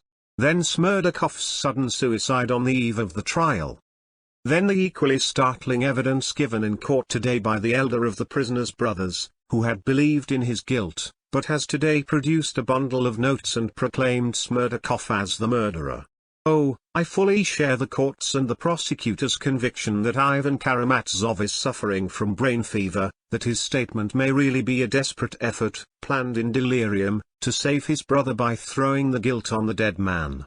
But again Smerdyakov's name is pronounced, again there is a suggestion of mystery. There is something unexplained, incomplete. And perhaps it may one day be explained. But we won't go into that now. Of that later. The court has resolved to go on with the trial, but, meantime, I might make a few remarks about the character sketch of Smerdyakov drawn with subtlety and talent by the prosecutor. But while I admire his talent, I cannot agree with him. I have visited Smerdyakov, I have seen him and talked to him, and he made a very different impression on me. He was weak in health, it is true, but in character, in spirit, he was by no means the weak man the prosecutor has made him out to be. I found in him no trace of the timidity on which the prosecutor so insisted. There was no simplicity about him, either. I found in him, on the contrary, an extreme mistrustfulness concealed under a mask of naivete, and an intelligence of considerable range. The prosecutor was too simple in taking him for weak-minded. He made a very definite impression on me. I left him with the conviction that he was a distinctly spiteful creature, excessively ambitious, vindictive, and intensely envious. I made some inquiries. He resented his parentage, was ashamed of it, and would clench his teeth when he remembered that he was the son of stinking Lizaveta. He was disrespectful to the servant Grigory and his wife, who had cared for him in his childhood. He cursed and jeered at Russia. He dreamed of going to France and becoming a Frenchman. He used often to say that he hadn't the means to do so. I fancy he loved no one but himself and had a strangely high opinion of himself. His conception of culture was limited to good clothes, clean shirt fronts and polished boots. Believing himself to be the illegitimate son of Fyodor Pavlovitch, there is evidence of this. He might well have resented his position, compared with that of his master's legitimate sons. They had everything, he nothing. They had all the rights, they had the inheritance, while he was only the cook. He told me himself that he had helped Fyodor Pavlovitch to put the notes in the envelope. The destination of that sum, a sum which would have made his career, must have been hateful to him. Moreover, he saw 3,000 rubles in new rainbow-colored notes. I asked him about that on purpose. Oh, beware of showing an ambitious and envious man a large sum of money at once. And it was the first time he had seen so much money in the hands of one man. The sight of the rainbow-colored notes may have made a morbid impression on his imagination, but with no immediate results. The talented prosecutor, with extraordinary subtlety, sketched for us all the arguments for and against the hypothesis of Smerdyakov's guilt, and asked us in particular what motive he had in feigning a fit. But he may not have been feigning at all. The fit may have happened quite naturally, but it may have passed off quite naturally, and the sick man may have recovered, not completely perhaps, but still regaining consciousness, as happens with epileptics. The prosecutor asks at what moment could Smerdyakov have committed the murder. But it is very easy to point out that moment. He might have waked up from deep sleep, for he was only asleep. An epileptic fit is always followed by a deep sleep, at that moment when the old Grigory shouted at the top of his voice parricide. That shout in the dark and stillness may have waked Smerdyakov, whose sleep may have been less sound at the moment. He might naturally have waked up an hour before. Getting out of bed, he goes almost unconsciously and with no definite motive towards the sound to see what's the matter. His head is still clouded with his attack, his faculties are half asleep, but, once in the garden, he walks to the lighted windows and he hears terrible news from his master, who would be, of course, glad to see him. His mind sets to work at once. He hears all the details from his frightened master, and gradually in his disordered brain there shapes itself an idea, terrible, but seductive and irresistibly logical. To kill the old man, take the 3,000, and throw all the blame onto his young master. A terrible lust of money, of booty, might seize upon him as he realized his security from detection. Oh! These sudden and irresistible impulses come so often when there is a favorable opportunity, and especially with murderers who have had no idea of committing a murder beforehand. And Smerdakov may have gone in and carried out his plan. With what weapon? Why, with any stone picked up in the garden. But what for, with what object? Why, the 3,000, which means a career for him. Oh, I am not contradicting myself, the money may have existed. And perhaps Smerdakov alone knew where to find it, where his master kept it. And the covering of the money, the torn envelope on the floor? Just now, when the prosecutor was explaining his subtle theory that only an inexperienced thief like Karamazov would have left the envelope on the floor, and not one like Smerdakov, who would have avoided leaving a piece of evidence against himself, I thought as I listened that I was hearing something very familiar, and, would you believe it, I have heard that very argument, that very conjecture, of how Karamazov would have behaved. Precisely 2 days before, from Smerdakov himself. What's more, it struck me at the time. I fancied that there was an artificial simplicity about him, that he was in a hurry to suggest this idea to me that I might fancy it was my own. He insinuated it, as it were. Did he not insinuate the same idea at the inquiry and suggest it to the talented prosecutor? I shall be asked, what about the old woman, Grigory's wife? She heard the sick man moaning close by, all night. Yes, she heard it, but that evidence is extremely unreliable. I knew a lady who complained bitterly that she had been kept awake all night by a dog in the yard. Yet the poor beast, it appeared, had only yelped once or twice in the night. And that's natural. If anyone is asleep and hears a groan, he wakes up. Annoyed at being waked, but instantly falls asleep again. 2 hours later, again a groan, he wakes up and falls asleep again, and the same thing again 2 hours later, 3 times altogether in the night. Next morning the sleeper wakes up and complains that someone has been groaning all night and keeping him awake. And it is bound to seem so to him. The intervals of 2 hours of sleep he does not remember, he only remembers the moments of waking, so he feels he has been waked up all night. But why, asks the prosecutor, did not Smerdakov confess in his last letter? Why did his conscience prompt him to one step and not to both? But, excuse me, conscience implies penitence, and the suicide may not have felt penitence, but only despair. Despair and penitence are two very different things. Despair may be vindictive and irreconcilable, and the suicide, laying his hands on himself, may well have felt redoubled hatred for those whom he had envied all his life. Gentlemen of the jury, beware of a miscarriage of justice. What is there unlikely in all I have put before you just now? Find the error in my reasoning, find the impossibility, the absurdity. And if there is but a shade of possibility, but a shade of probability in my propositions, do not condemn him. And is there only a shade? I swear by all that is sacred, I fully believe in the explanation of the murder I have just put forward.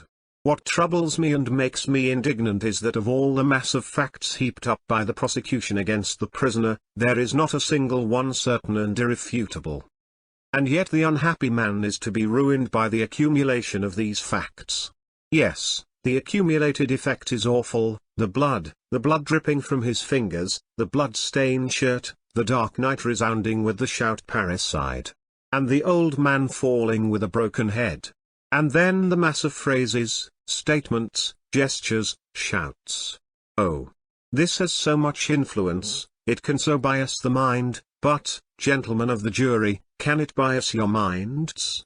Remember, you have been given absolute power to bind and to loose, but the greater the power, the more terrible its responsibility. I do not draw back one iota from what I have said just now, but suppose for one moment I agreed with the prosecution that my luckless client had stained his hands with his father's blood. This is only hypothesis, I repeat, I never for one instant doubt of his innocence. But, so be it, I assume that my client is guilty of parricide. Even so, hear what I have to say. I have it in my heart to say something more to you, for I feel that there must be a great conflict in your hearts and minds. Forgive my referring to your hearts and minds, gentlemen of the jury, but I want to be truthful and sincere to the end. Let us all be sincere. At this point the speech was interrupted by rather loud applause. The last words, indeed, were pronounced with a note of such sincerity that everyone felt that he really might have something to say, and that what he was about to say would be of the greatest consequence. But the president, hearing the applause, in a loud voice threatened to clear the court if such an incident were repeated. Every sound was hushed and Fetukovich began in a voice full of feeling quite unlike the tone he had used hitherto. End of the chapter. Chapter 13. A corrupter of thought. It's not only the accumulation of facts that threatens my client with ruin, gentlemen of the jury, he began. What is really damning for my client is one fact, the dead body of his father. Had it been an ordinary case of murder you would have rejected the charge in view of the triviality, the incompleteness, and the fantastic character of the evidence. If you examine each part of it separately, or, at least, you would have hesitated to ruin a man's life simply from the prejudice against him which he has, alas, only too well deserved. But it's not an ordinary case of murder, it's a case of parricide. That impresses men's minds, and to such a degree that the very triviality and incompleteness of the evidence becomes less trivial and less incomplete even to an unprejudiced mind. How can such a prisoner be acquitted? What if he committed the murder and gets off unpunished? That is what everyone, almost involuntarily, instinctively, feels at heart. Yes, it's a fearful thing to shed a father's blood, the father who has begotten me, loved me, not spared his life for me, grieved over my illnesses from childhood up, troubled all his life for my happiness, and has lived in my joys, in my successes. To murder such a father, that's inconceivable. Gentlemen of the jury, what is a father, a real father? What is the meaning of that great word? What is the great idea in that name? We have just indicated in part what a true father is and what he ought to be.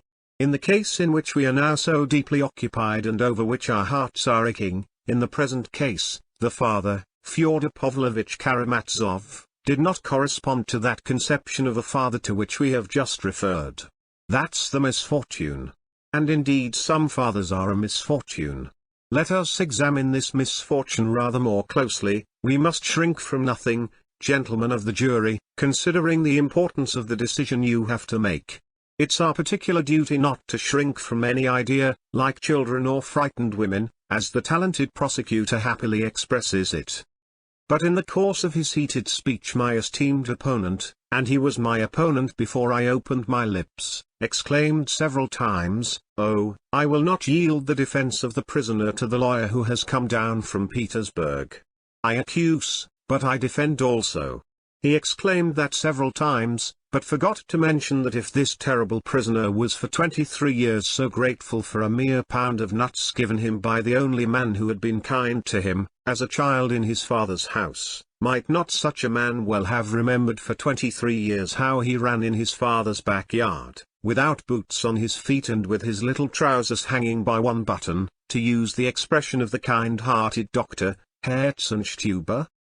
Oh, gentlemen of the jury, why need we look more closely at this misfortune? Why repeat what we all know already? What did my client meet with when he arrived here, at his father's house, and why depict my client as a heartless egoist and monster? He is uncontrolled, he is wild and unruly, we are trying him now for that, but who is responsible for his life? Who is responsible for his having received such an unseemly bringing up, in spite of his excellent disposition and his grateful and sensitive heart? Did anyone train him to be reasonable? Was he enlightened by study? Did anyone love him ever so little in his childhood? My client was left to the care of Providence like a beast of the field. He thirsted perhaps to see his father after long years of separation. 1,000 times perhaps he may, recalling his childhood, have driven away the loathsome phantoms that haunted his childish dreams, and with all his heart he may have longed to embrace and to forgive his father. And what awaited him? He was met by cynical taunts, suspicions and wrangling about money. He heard nothing but revolting talk and vicious precepts uttered daily over the brandy, and at last he saw his father seducing his mistress from him with his own money. Oh, gentlemen of the jury, that was cruel and revolting. And that old man was always complaining of the disrespect and cruelty of his son. He slandered him in society, injured him, calumniated him, bought up his unpaid debts to get him thrown into prison. Gentlemen of the jury, people like my client, who are fierce, unruly, and uncontrolled on the surface, are sometimes, most frequently indeed, exceedingly tender-hearted, only they don't express it. Don't laugh at my idea. The talented prosecutor laughed mercilessly just now at my client for loving Schiller, loving the sublime and beautiful. I should not have laughed at that in his place. Yes, such natures, oh, let me speak in defense of such natures, so often and so cruelly misunderstood. These natures often thirst for tenderness, goodness, and justice, as it were, in contrast to themselves, their unruliness, their ferocity. They thirst for it unconsciously. Passionate and fierce on the surface, they are painfully capable of loving woman, for instance, and with a spiritual and elevated love. Again, do not laugh at me, this is very often the case in such natures. But they cannot hide their passions, sometimes very coarse, and that is conspicuous and is noticed, but the inner man is unseen. Their passions are quickly exhausted, but, by the side of a noble and lofty creature, that seemingly coarse and rough man seeks a new life, seeks to correct himself, to be better, to become noble and honorable, sublime and beautiful, however much the expression has been ridiculed. I said just now that I would not venture to touch upon my client's engagement. But I may say half a word. What we heard just now was not evidence, but only the scream of a frenzied and revengeful woman, and it was not for her, oh, not for her, to reproach him with treachery, for she has betrayed him. If she had had but a little time for reflection, she would not have given such evidence. Oh, do not believe her. No, my client is not a monster, as she called him. The lover of mankind on the eve of his crucifixion said, I am the good shepherd. The good shepherd lays down his life for his sheep, so that not one of them might be lost. Let not a man's soul be lost through us. I asked just now what does Father mean, and exclaimed that it was a great word, a precious name. But one must use words honestly, gentlemen, and I venture to call things by their right names. Such a father as old Karamazov cannot be called a father and does not deserve to be. Filial love for an unworthy father is an absurdity, an impossibility. Love cannot be created from nothing, only God can create something from nothing. Fathers, provoke not your children to wrath, the apostle writes, from a heart glowing with love. It's not for the sake of my client that I quote these sacred words, I mention them for all fathers. Who has authorized me to preach to fathers? No one. But as a man and a citizen I make my appeal, vivos voco. We are not long on earth, we do many evil deeds and say many evil words. So let us all catch a favorable moment when we are all together to say a good word to each other. That's what I am doing. While I am in this place I take advantage of my opportunity. Not for nothing is this tribune given us by the highest authority, all Russia hears us. I am not speaking only for the fathers here present, I cry aloud to all fathers, fathers, provoke not your children to wrath. Yes, let us first fulfill Christ's injunction ourselves and only then venture to expect it of our children. Otherwise we are not fathers, but enemies of our children, and they are not our children, but our enemies, and we have made them our enemies ourselves. What measure ye mete it shall be measured unto you again. It's not I who say that, it's the gospel precept, measure to others according as they measure to you. How can we blame children if they measure us according to our measure? Not long ago a servant girl in Finland was suspected of having secretly given birth to a child. She was watched, and a box of which no one knew anything was found in the corner of the loft, behind some bricks. It was opened and inside was found the body of a newborn child which she had killed.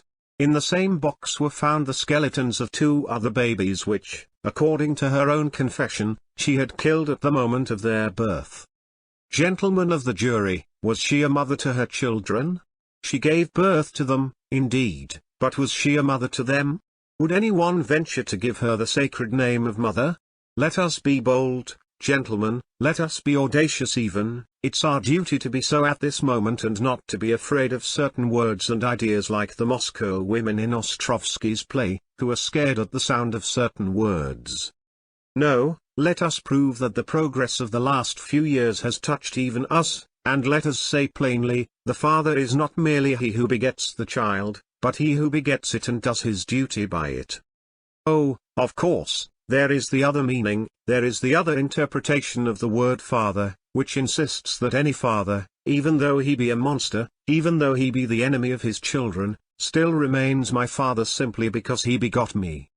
But this is, so to say, the mystical meaning which I cannot comprehend with my intellect, but can only accept by faith, or, better to say, on faith, like many other things which I do not understand, but which religion bids me believe. But in that case let it be kept outside the sphere of actual life. In the sphere of actual life, which has, indeed, its own rights, but also lays upon us great duties and obligations, in that sphere, if we want to be humane, Christian, in fact, we must, or ought to, act only upon convictions justified by reason and experience, which have been passed through the crucible of analysis. In a word, we must act rationally, and not as though in dream and delirium, that we may not do harm, that we may not ill-treat and ruin a man. Then it will be real Christian work, not only mystic, but rational and philanthropic. There was violent applause at this passage from many parts of the court, but Fetukovich waved his hands as though imploring them to let him finish without interruption. The court relapsed into silence at once. The orator went on. Do you suppose, gentlemen, that our children as they grow up and begin to reason can avoid such questions? No, they cannot, and we will not impose on them an impossible restriction. The sight of an unworthy father involuntarily suggests tormenting questions to a young creature, especially when he compares him with the excellent fathers of his companions. The conventional answer to this question is, he begot you, and you are his flesh and blood, and therefore you are bound to love him. The youth involuntarily reflects, but did he love me when he begot me? He asks, wondering more and more. Was it for my sake he begot me? He did not know me, not even my sex, at that moment, at the moment of passion, perhaps, inflamed by wine, and he has only transmitted to me a propensity to drunkenness. That's all he's done for me. Why am I bound to love him simply for begetting me when he has cared nothing for me all my life after? Oh, perhaps those questions strike you as coarse and cruel, but do not expect an impossible restraint from a young mind. Drive nature out of the door and it will fly in at the window, and, above all, let us not be afraid of words, but decide the question according to the dictates of reason and humanity and not of mystic ideas. How shall it be decided? Why, like this. Let the son stand before his father and ask him, Father, tell me, why must I love you? Father, show me that I must love you, and if that father is able to answer him and show him good reason, we have a real, normal, parental relation, not resting on mystical prejudice, but on a rational, responsible and strictly humanitarian basis. But if he does not, there's an end to the family tie.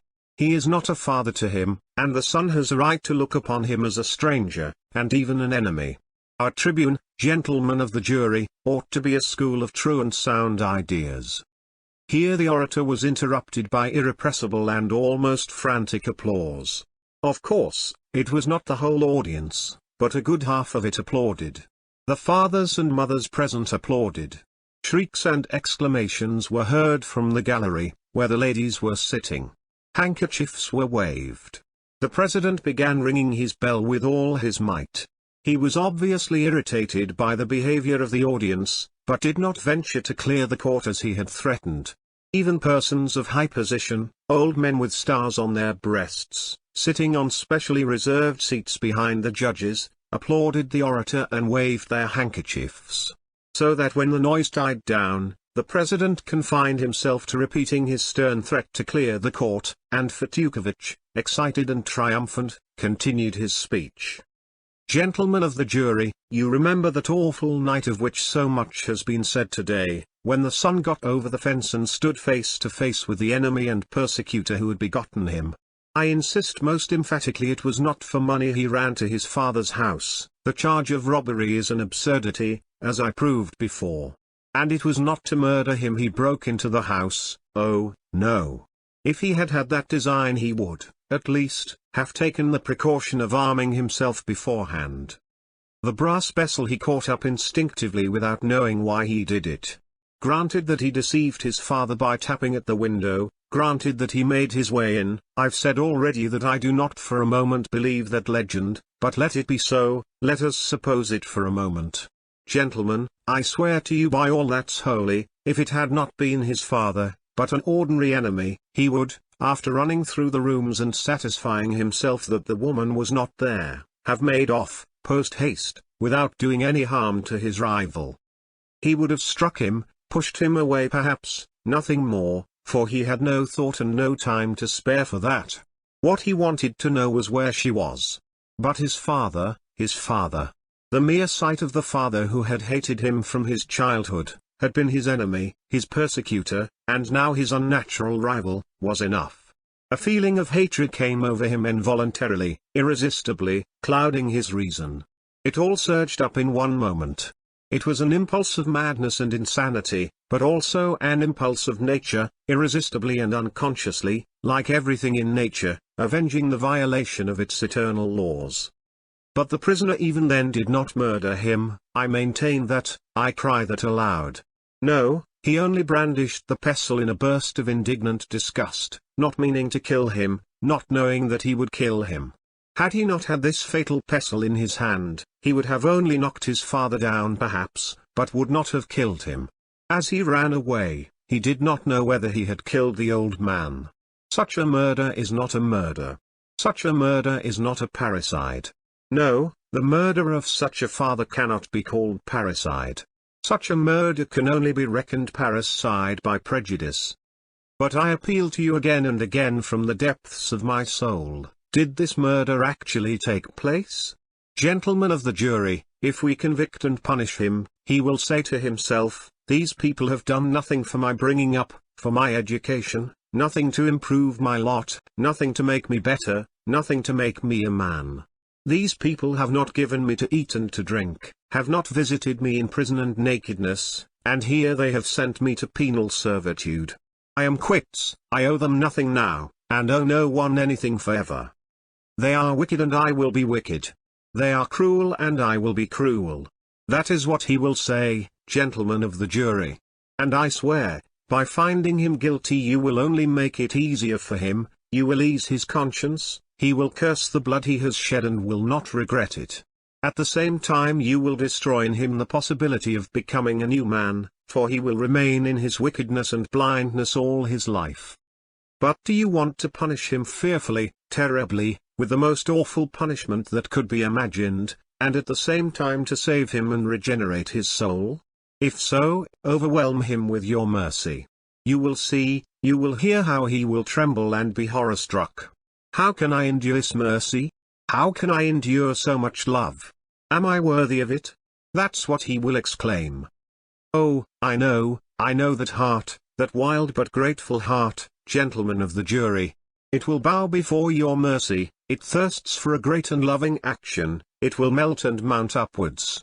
There are souls which, in their limitation, blame the whole world. But subdue such a soul with mercy, show it love, and it will curse its past, for there are many good impulses in it.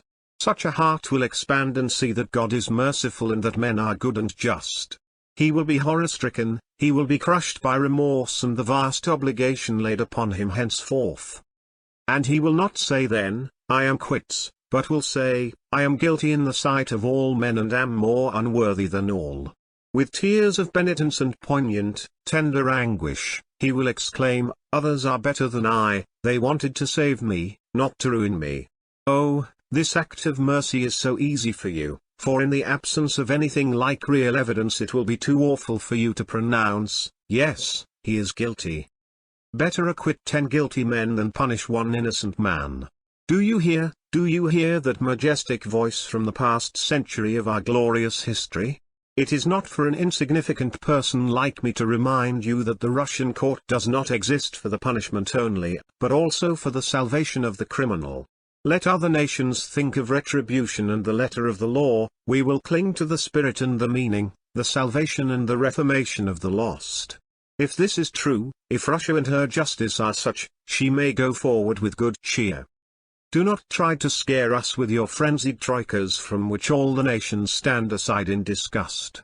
Not a runaway troika, but the stately chariot of Russia will move calmly and majestically to its goal. In your hands is the fate of my client, in your hands is the fate of Russian justice. You will defend it, you will save it, you will prove that there are men to watch over it, that it is in good hands. End of the chapter. Now. Chapter 14. The peasants stand firm. This was how Fetyukovitch concluded his speech, and the enthusiasm of the audience burst like an irresistible storm. It was out of the question to stop it. The women wept, many of the men wept too, even 2 important personages shed tears. The president submitted, and even postponed ringing his bell. The suppression of such an enthusiasm would be the suppression of something sacred, as the ladies cried afterwards. The orator himself was genuinely touched. And it was at this moment that Ippolit Kirillovitch got up to make certain objections. People looked at him with hatred. What's the meaning of it?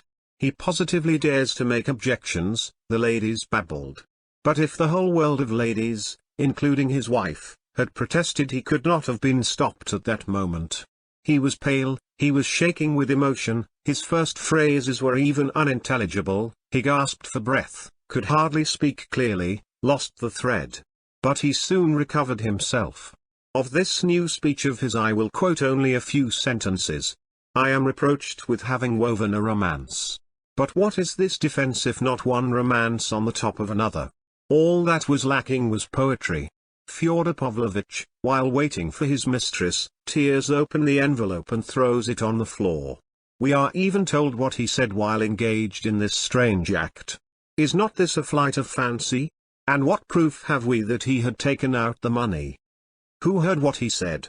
The weak-minded idiot, Smerdakov, transformed into a Byronic hero, avenging society for his illegitimate birth. Isn't this a romance in the Byronic style?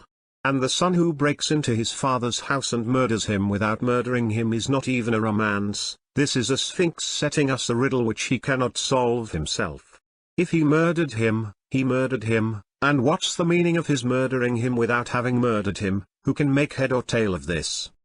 Then we are admonished that our tribune is a tribune of true and sound ideas, and from this tribune of sound ideas is heard a solemn declaration that to call the murder of a father parricide is nothing but a prejudice. But if parricide is a prejudice, and if every child is to ask his father why he is to love him, what will become of us? What will become of the foundations of society? What will become of the family? Parricide, it appears, is only a bogey of Moscow merchants' wives. The most precious, the most sacred guarantees for the destiny and future of Russian justice are presented to us in a perverted and frivolous form, simply to attain an object, to obtain the justification of something which cannot be justified.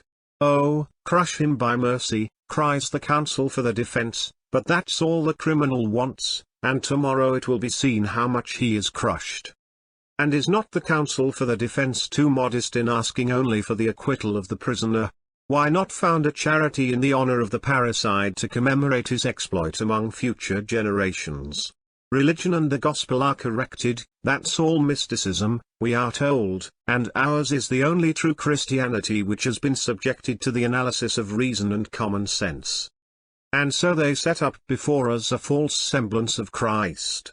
What measure ye mete so it shall be meted unto you again, cried the counsel for the defense, and instantly deduces that Christ teaches us to measure as it is measured to us, and this from the tribune of truth and sound sense. We peep into the gospel only on the eve of making speeches, in order to dazzle the audience by our acquaintance with what is, anyway, a rather original composition, which may be of use to produce a certain effect, or to serve the purpose. But what Christ commands us is something very different. He bids us beware of doing this, because the wicked world does this, but we ought to forgive and to turn the other cheek, and not to measure to our persecutors as they measure to us. This is what our God has taught us, and not that to forbid children to murder their fathers is a prejudice. And we will not from the tribune of truth and good sense correct the gospel of our Lord, whom the counsel for the defense deigns to call only the crucified lover of humanity, in opposition to all orthodox Russia, which calls to him, "For thou art our God."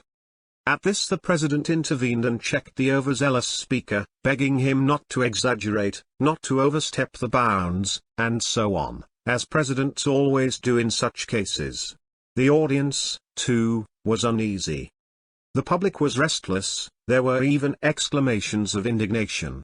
Fyodor did not so much as reply, he only mounted the tribune to lay his hand on his heart and, with an offended voice, utter a few words full of dignity. He only touched again, lightly and ironically, on romancing and psychology, and in an appropriate place quoted, "Jupiter, you are angry, therefore you are wrong," which provoked a burst of approving laughter in the audience, for Ippolit Kirillovich was by no means like Jupiter. Then, apropos of the accusation that he was teaching the young generation to murder their fathers, Fyodor observed, with great dignity, that he would not even answer. As for the prosecutor's charge of uttering unorthodox opinions, Fyodor hinted that it was a personal insinuation and that he had expected in this court to be secure from accusations damaging to my reputation as a citizen and a loyal subject. But at these words the president pulled him up, too, and Fyodor concluded his speech with a bow, amid a hum of approbation in the court. And Ippolit Kirillovich was, in the opinion of our ladies, crushed for good. Then the prisoner was allowed to speak. Mitya stood up, but said very little. He was fearfully exhausted, physically and mentally. The look of strength and independence with which he had entered in the morning had almost disappeared. He seemed as though he had passed through an experience that day, which had taught him for the rest of his life something very important he had not understood till then. His voice was weak, he did not shout as before. In his words there was a new note of humility, defeat and submission. What am I to say, gentlemen of the jury? The hour of judgment has come for me, I feel the hand of God upon me. The end has come to an erring man. But, before God, I repeat to you, I am innocent of my father's blood. For the last time I repeat, it wasn't I killed him. I was erring, but I loved what is good. Every instant I strove to reform, but I lived like a wild beast. I thank the prosecutor, he told me many things about myself that I did not know, but it's not true that I killed my father, the prosecutor is mistaken. I thank my counsel, too. I cried listening to him, but it's not true that I killed my father, and he needn't have supposed it. And don't believe the doctors. I am perfectly sane, only my heart is heavy. If you spare me, if you let me go, I will pray for you.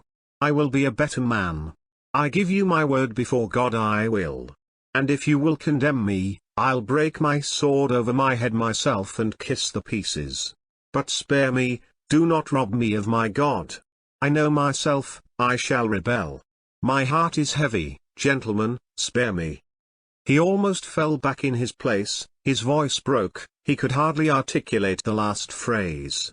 Then the judges proceeded to put the questions and began to ask both sides to formulate their conclusions. But I will not describe the details. At last the jury rose to retire for consultation. The president was very tired, and so his last charge to the jury was rather feeble. Be impartial, don't be influenced by the eloquence of the defense, but yet weigh the arguments. Remember that there is a great responsibility laid upon you, and so on and so on. The jury withdrew and the court adjourned. People could get up, move about, exchange their accumulated impressions, refresh themselves at the buffet. It was very late, almost 1 o'clock in the night, but nobody went away. The strain was so great that no one could think of repose. All waited with sinking hearts, though that is, perhaps, too much to say, for the ladies were only in a state of hysterical impatience and their hearts were untroubled. An acquittal, they thought, was inevitable. They all prepared themselves for a dramatic moment of general enthusiasm. I must own there were many among the men, too, who were convinced that an acquittal was inevitable. Some were pleased, others frowned, while some were simply dejected, not wanting him to be acquitted. Fetyukovitch himself was confident of his success. He was surrounded by people congratulating him and fawning upon him. "There are," he said to one group, "as I was told afterwards, there are invisible threads binding the counsel for the defense with the jury. One feels during one's speech if they are being formed. I was aware of them. They exist. Our cause is won. Set your mind at rest." "What will our peasants say now?" said one stout, cross-looking, pock-marked gentleman, a landowner of the neighborhood, approaching a group of gentlemen engaged in conversation. "But they are not all peasants.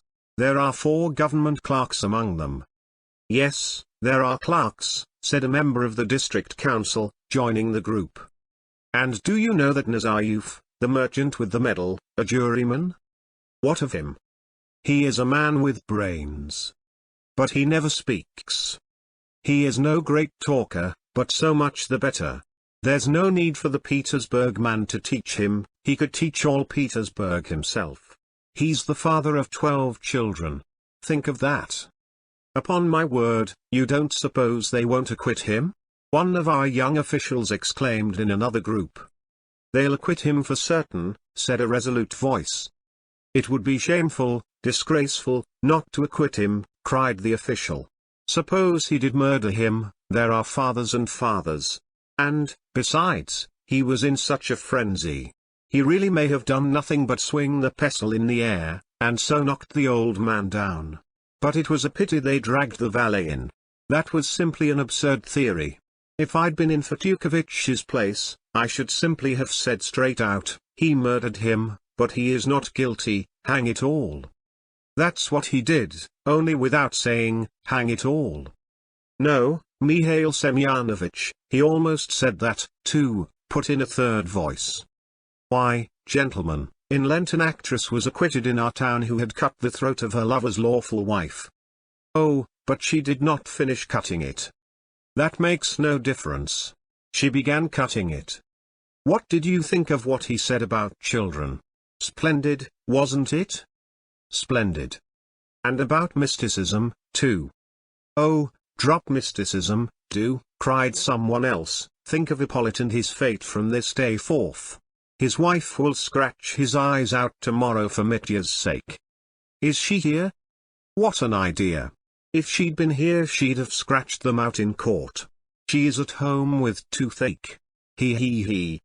He he he. In a third group. I dare say they will acquit Matenka, after all. I should not be surprised if he turns the metropolis upside down tomorrow. He will be drinking for 10 days.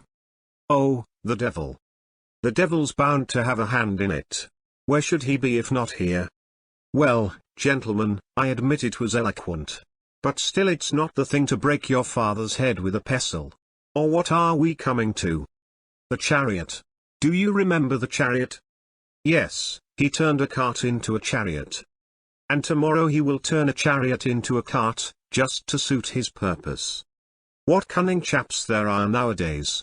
Is there any justice to be had in Russia? But the bell rang. The jury deliberated for exactly an hour, neither more nor less. A profound silence reigned in the court as soon as the public had taken their seats. I remember how the juryman walked into the court. At last. I won't repeat the questions in order, and, indeed, I have forgotten them. I remember only the answer to the president's first and chief question, did the prisoner commit the murder for the sake of robbery and with premeditation? I don't remember the exact words, there was a complete hush. The foreman of the jury, the youngest of the clerks, pronounced, in a clear, loud voice, amidst the death-like stillness of the court. Yes, guilty.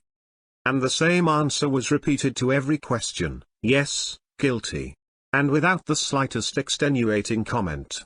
This no one had expected. Almost everyone had reckoned upon a recommendation to mercy, at least. The death-like silence in the court was not broken. All seemed petrified, those who desired his conviction as well as those who had been eager for his acquittal. But that was only for the first instant, and it was followed by a fearful hubbub. Many of the men in the audience were pleased. Some were rubbing their hands with no attempt to conceal their joy. Those who disagreed with the verdict seemed crushed, shrugged their shoulders, whispered, but still seemed unable to realize this. But how shall I describe the state the ladies were in? I thought they would create a riot.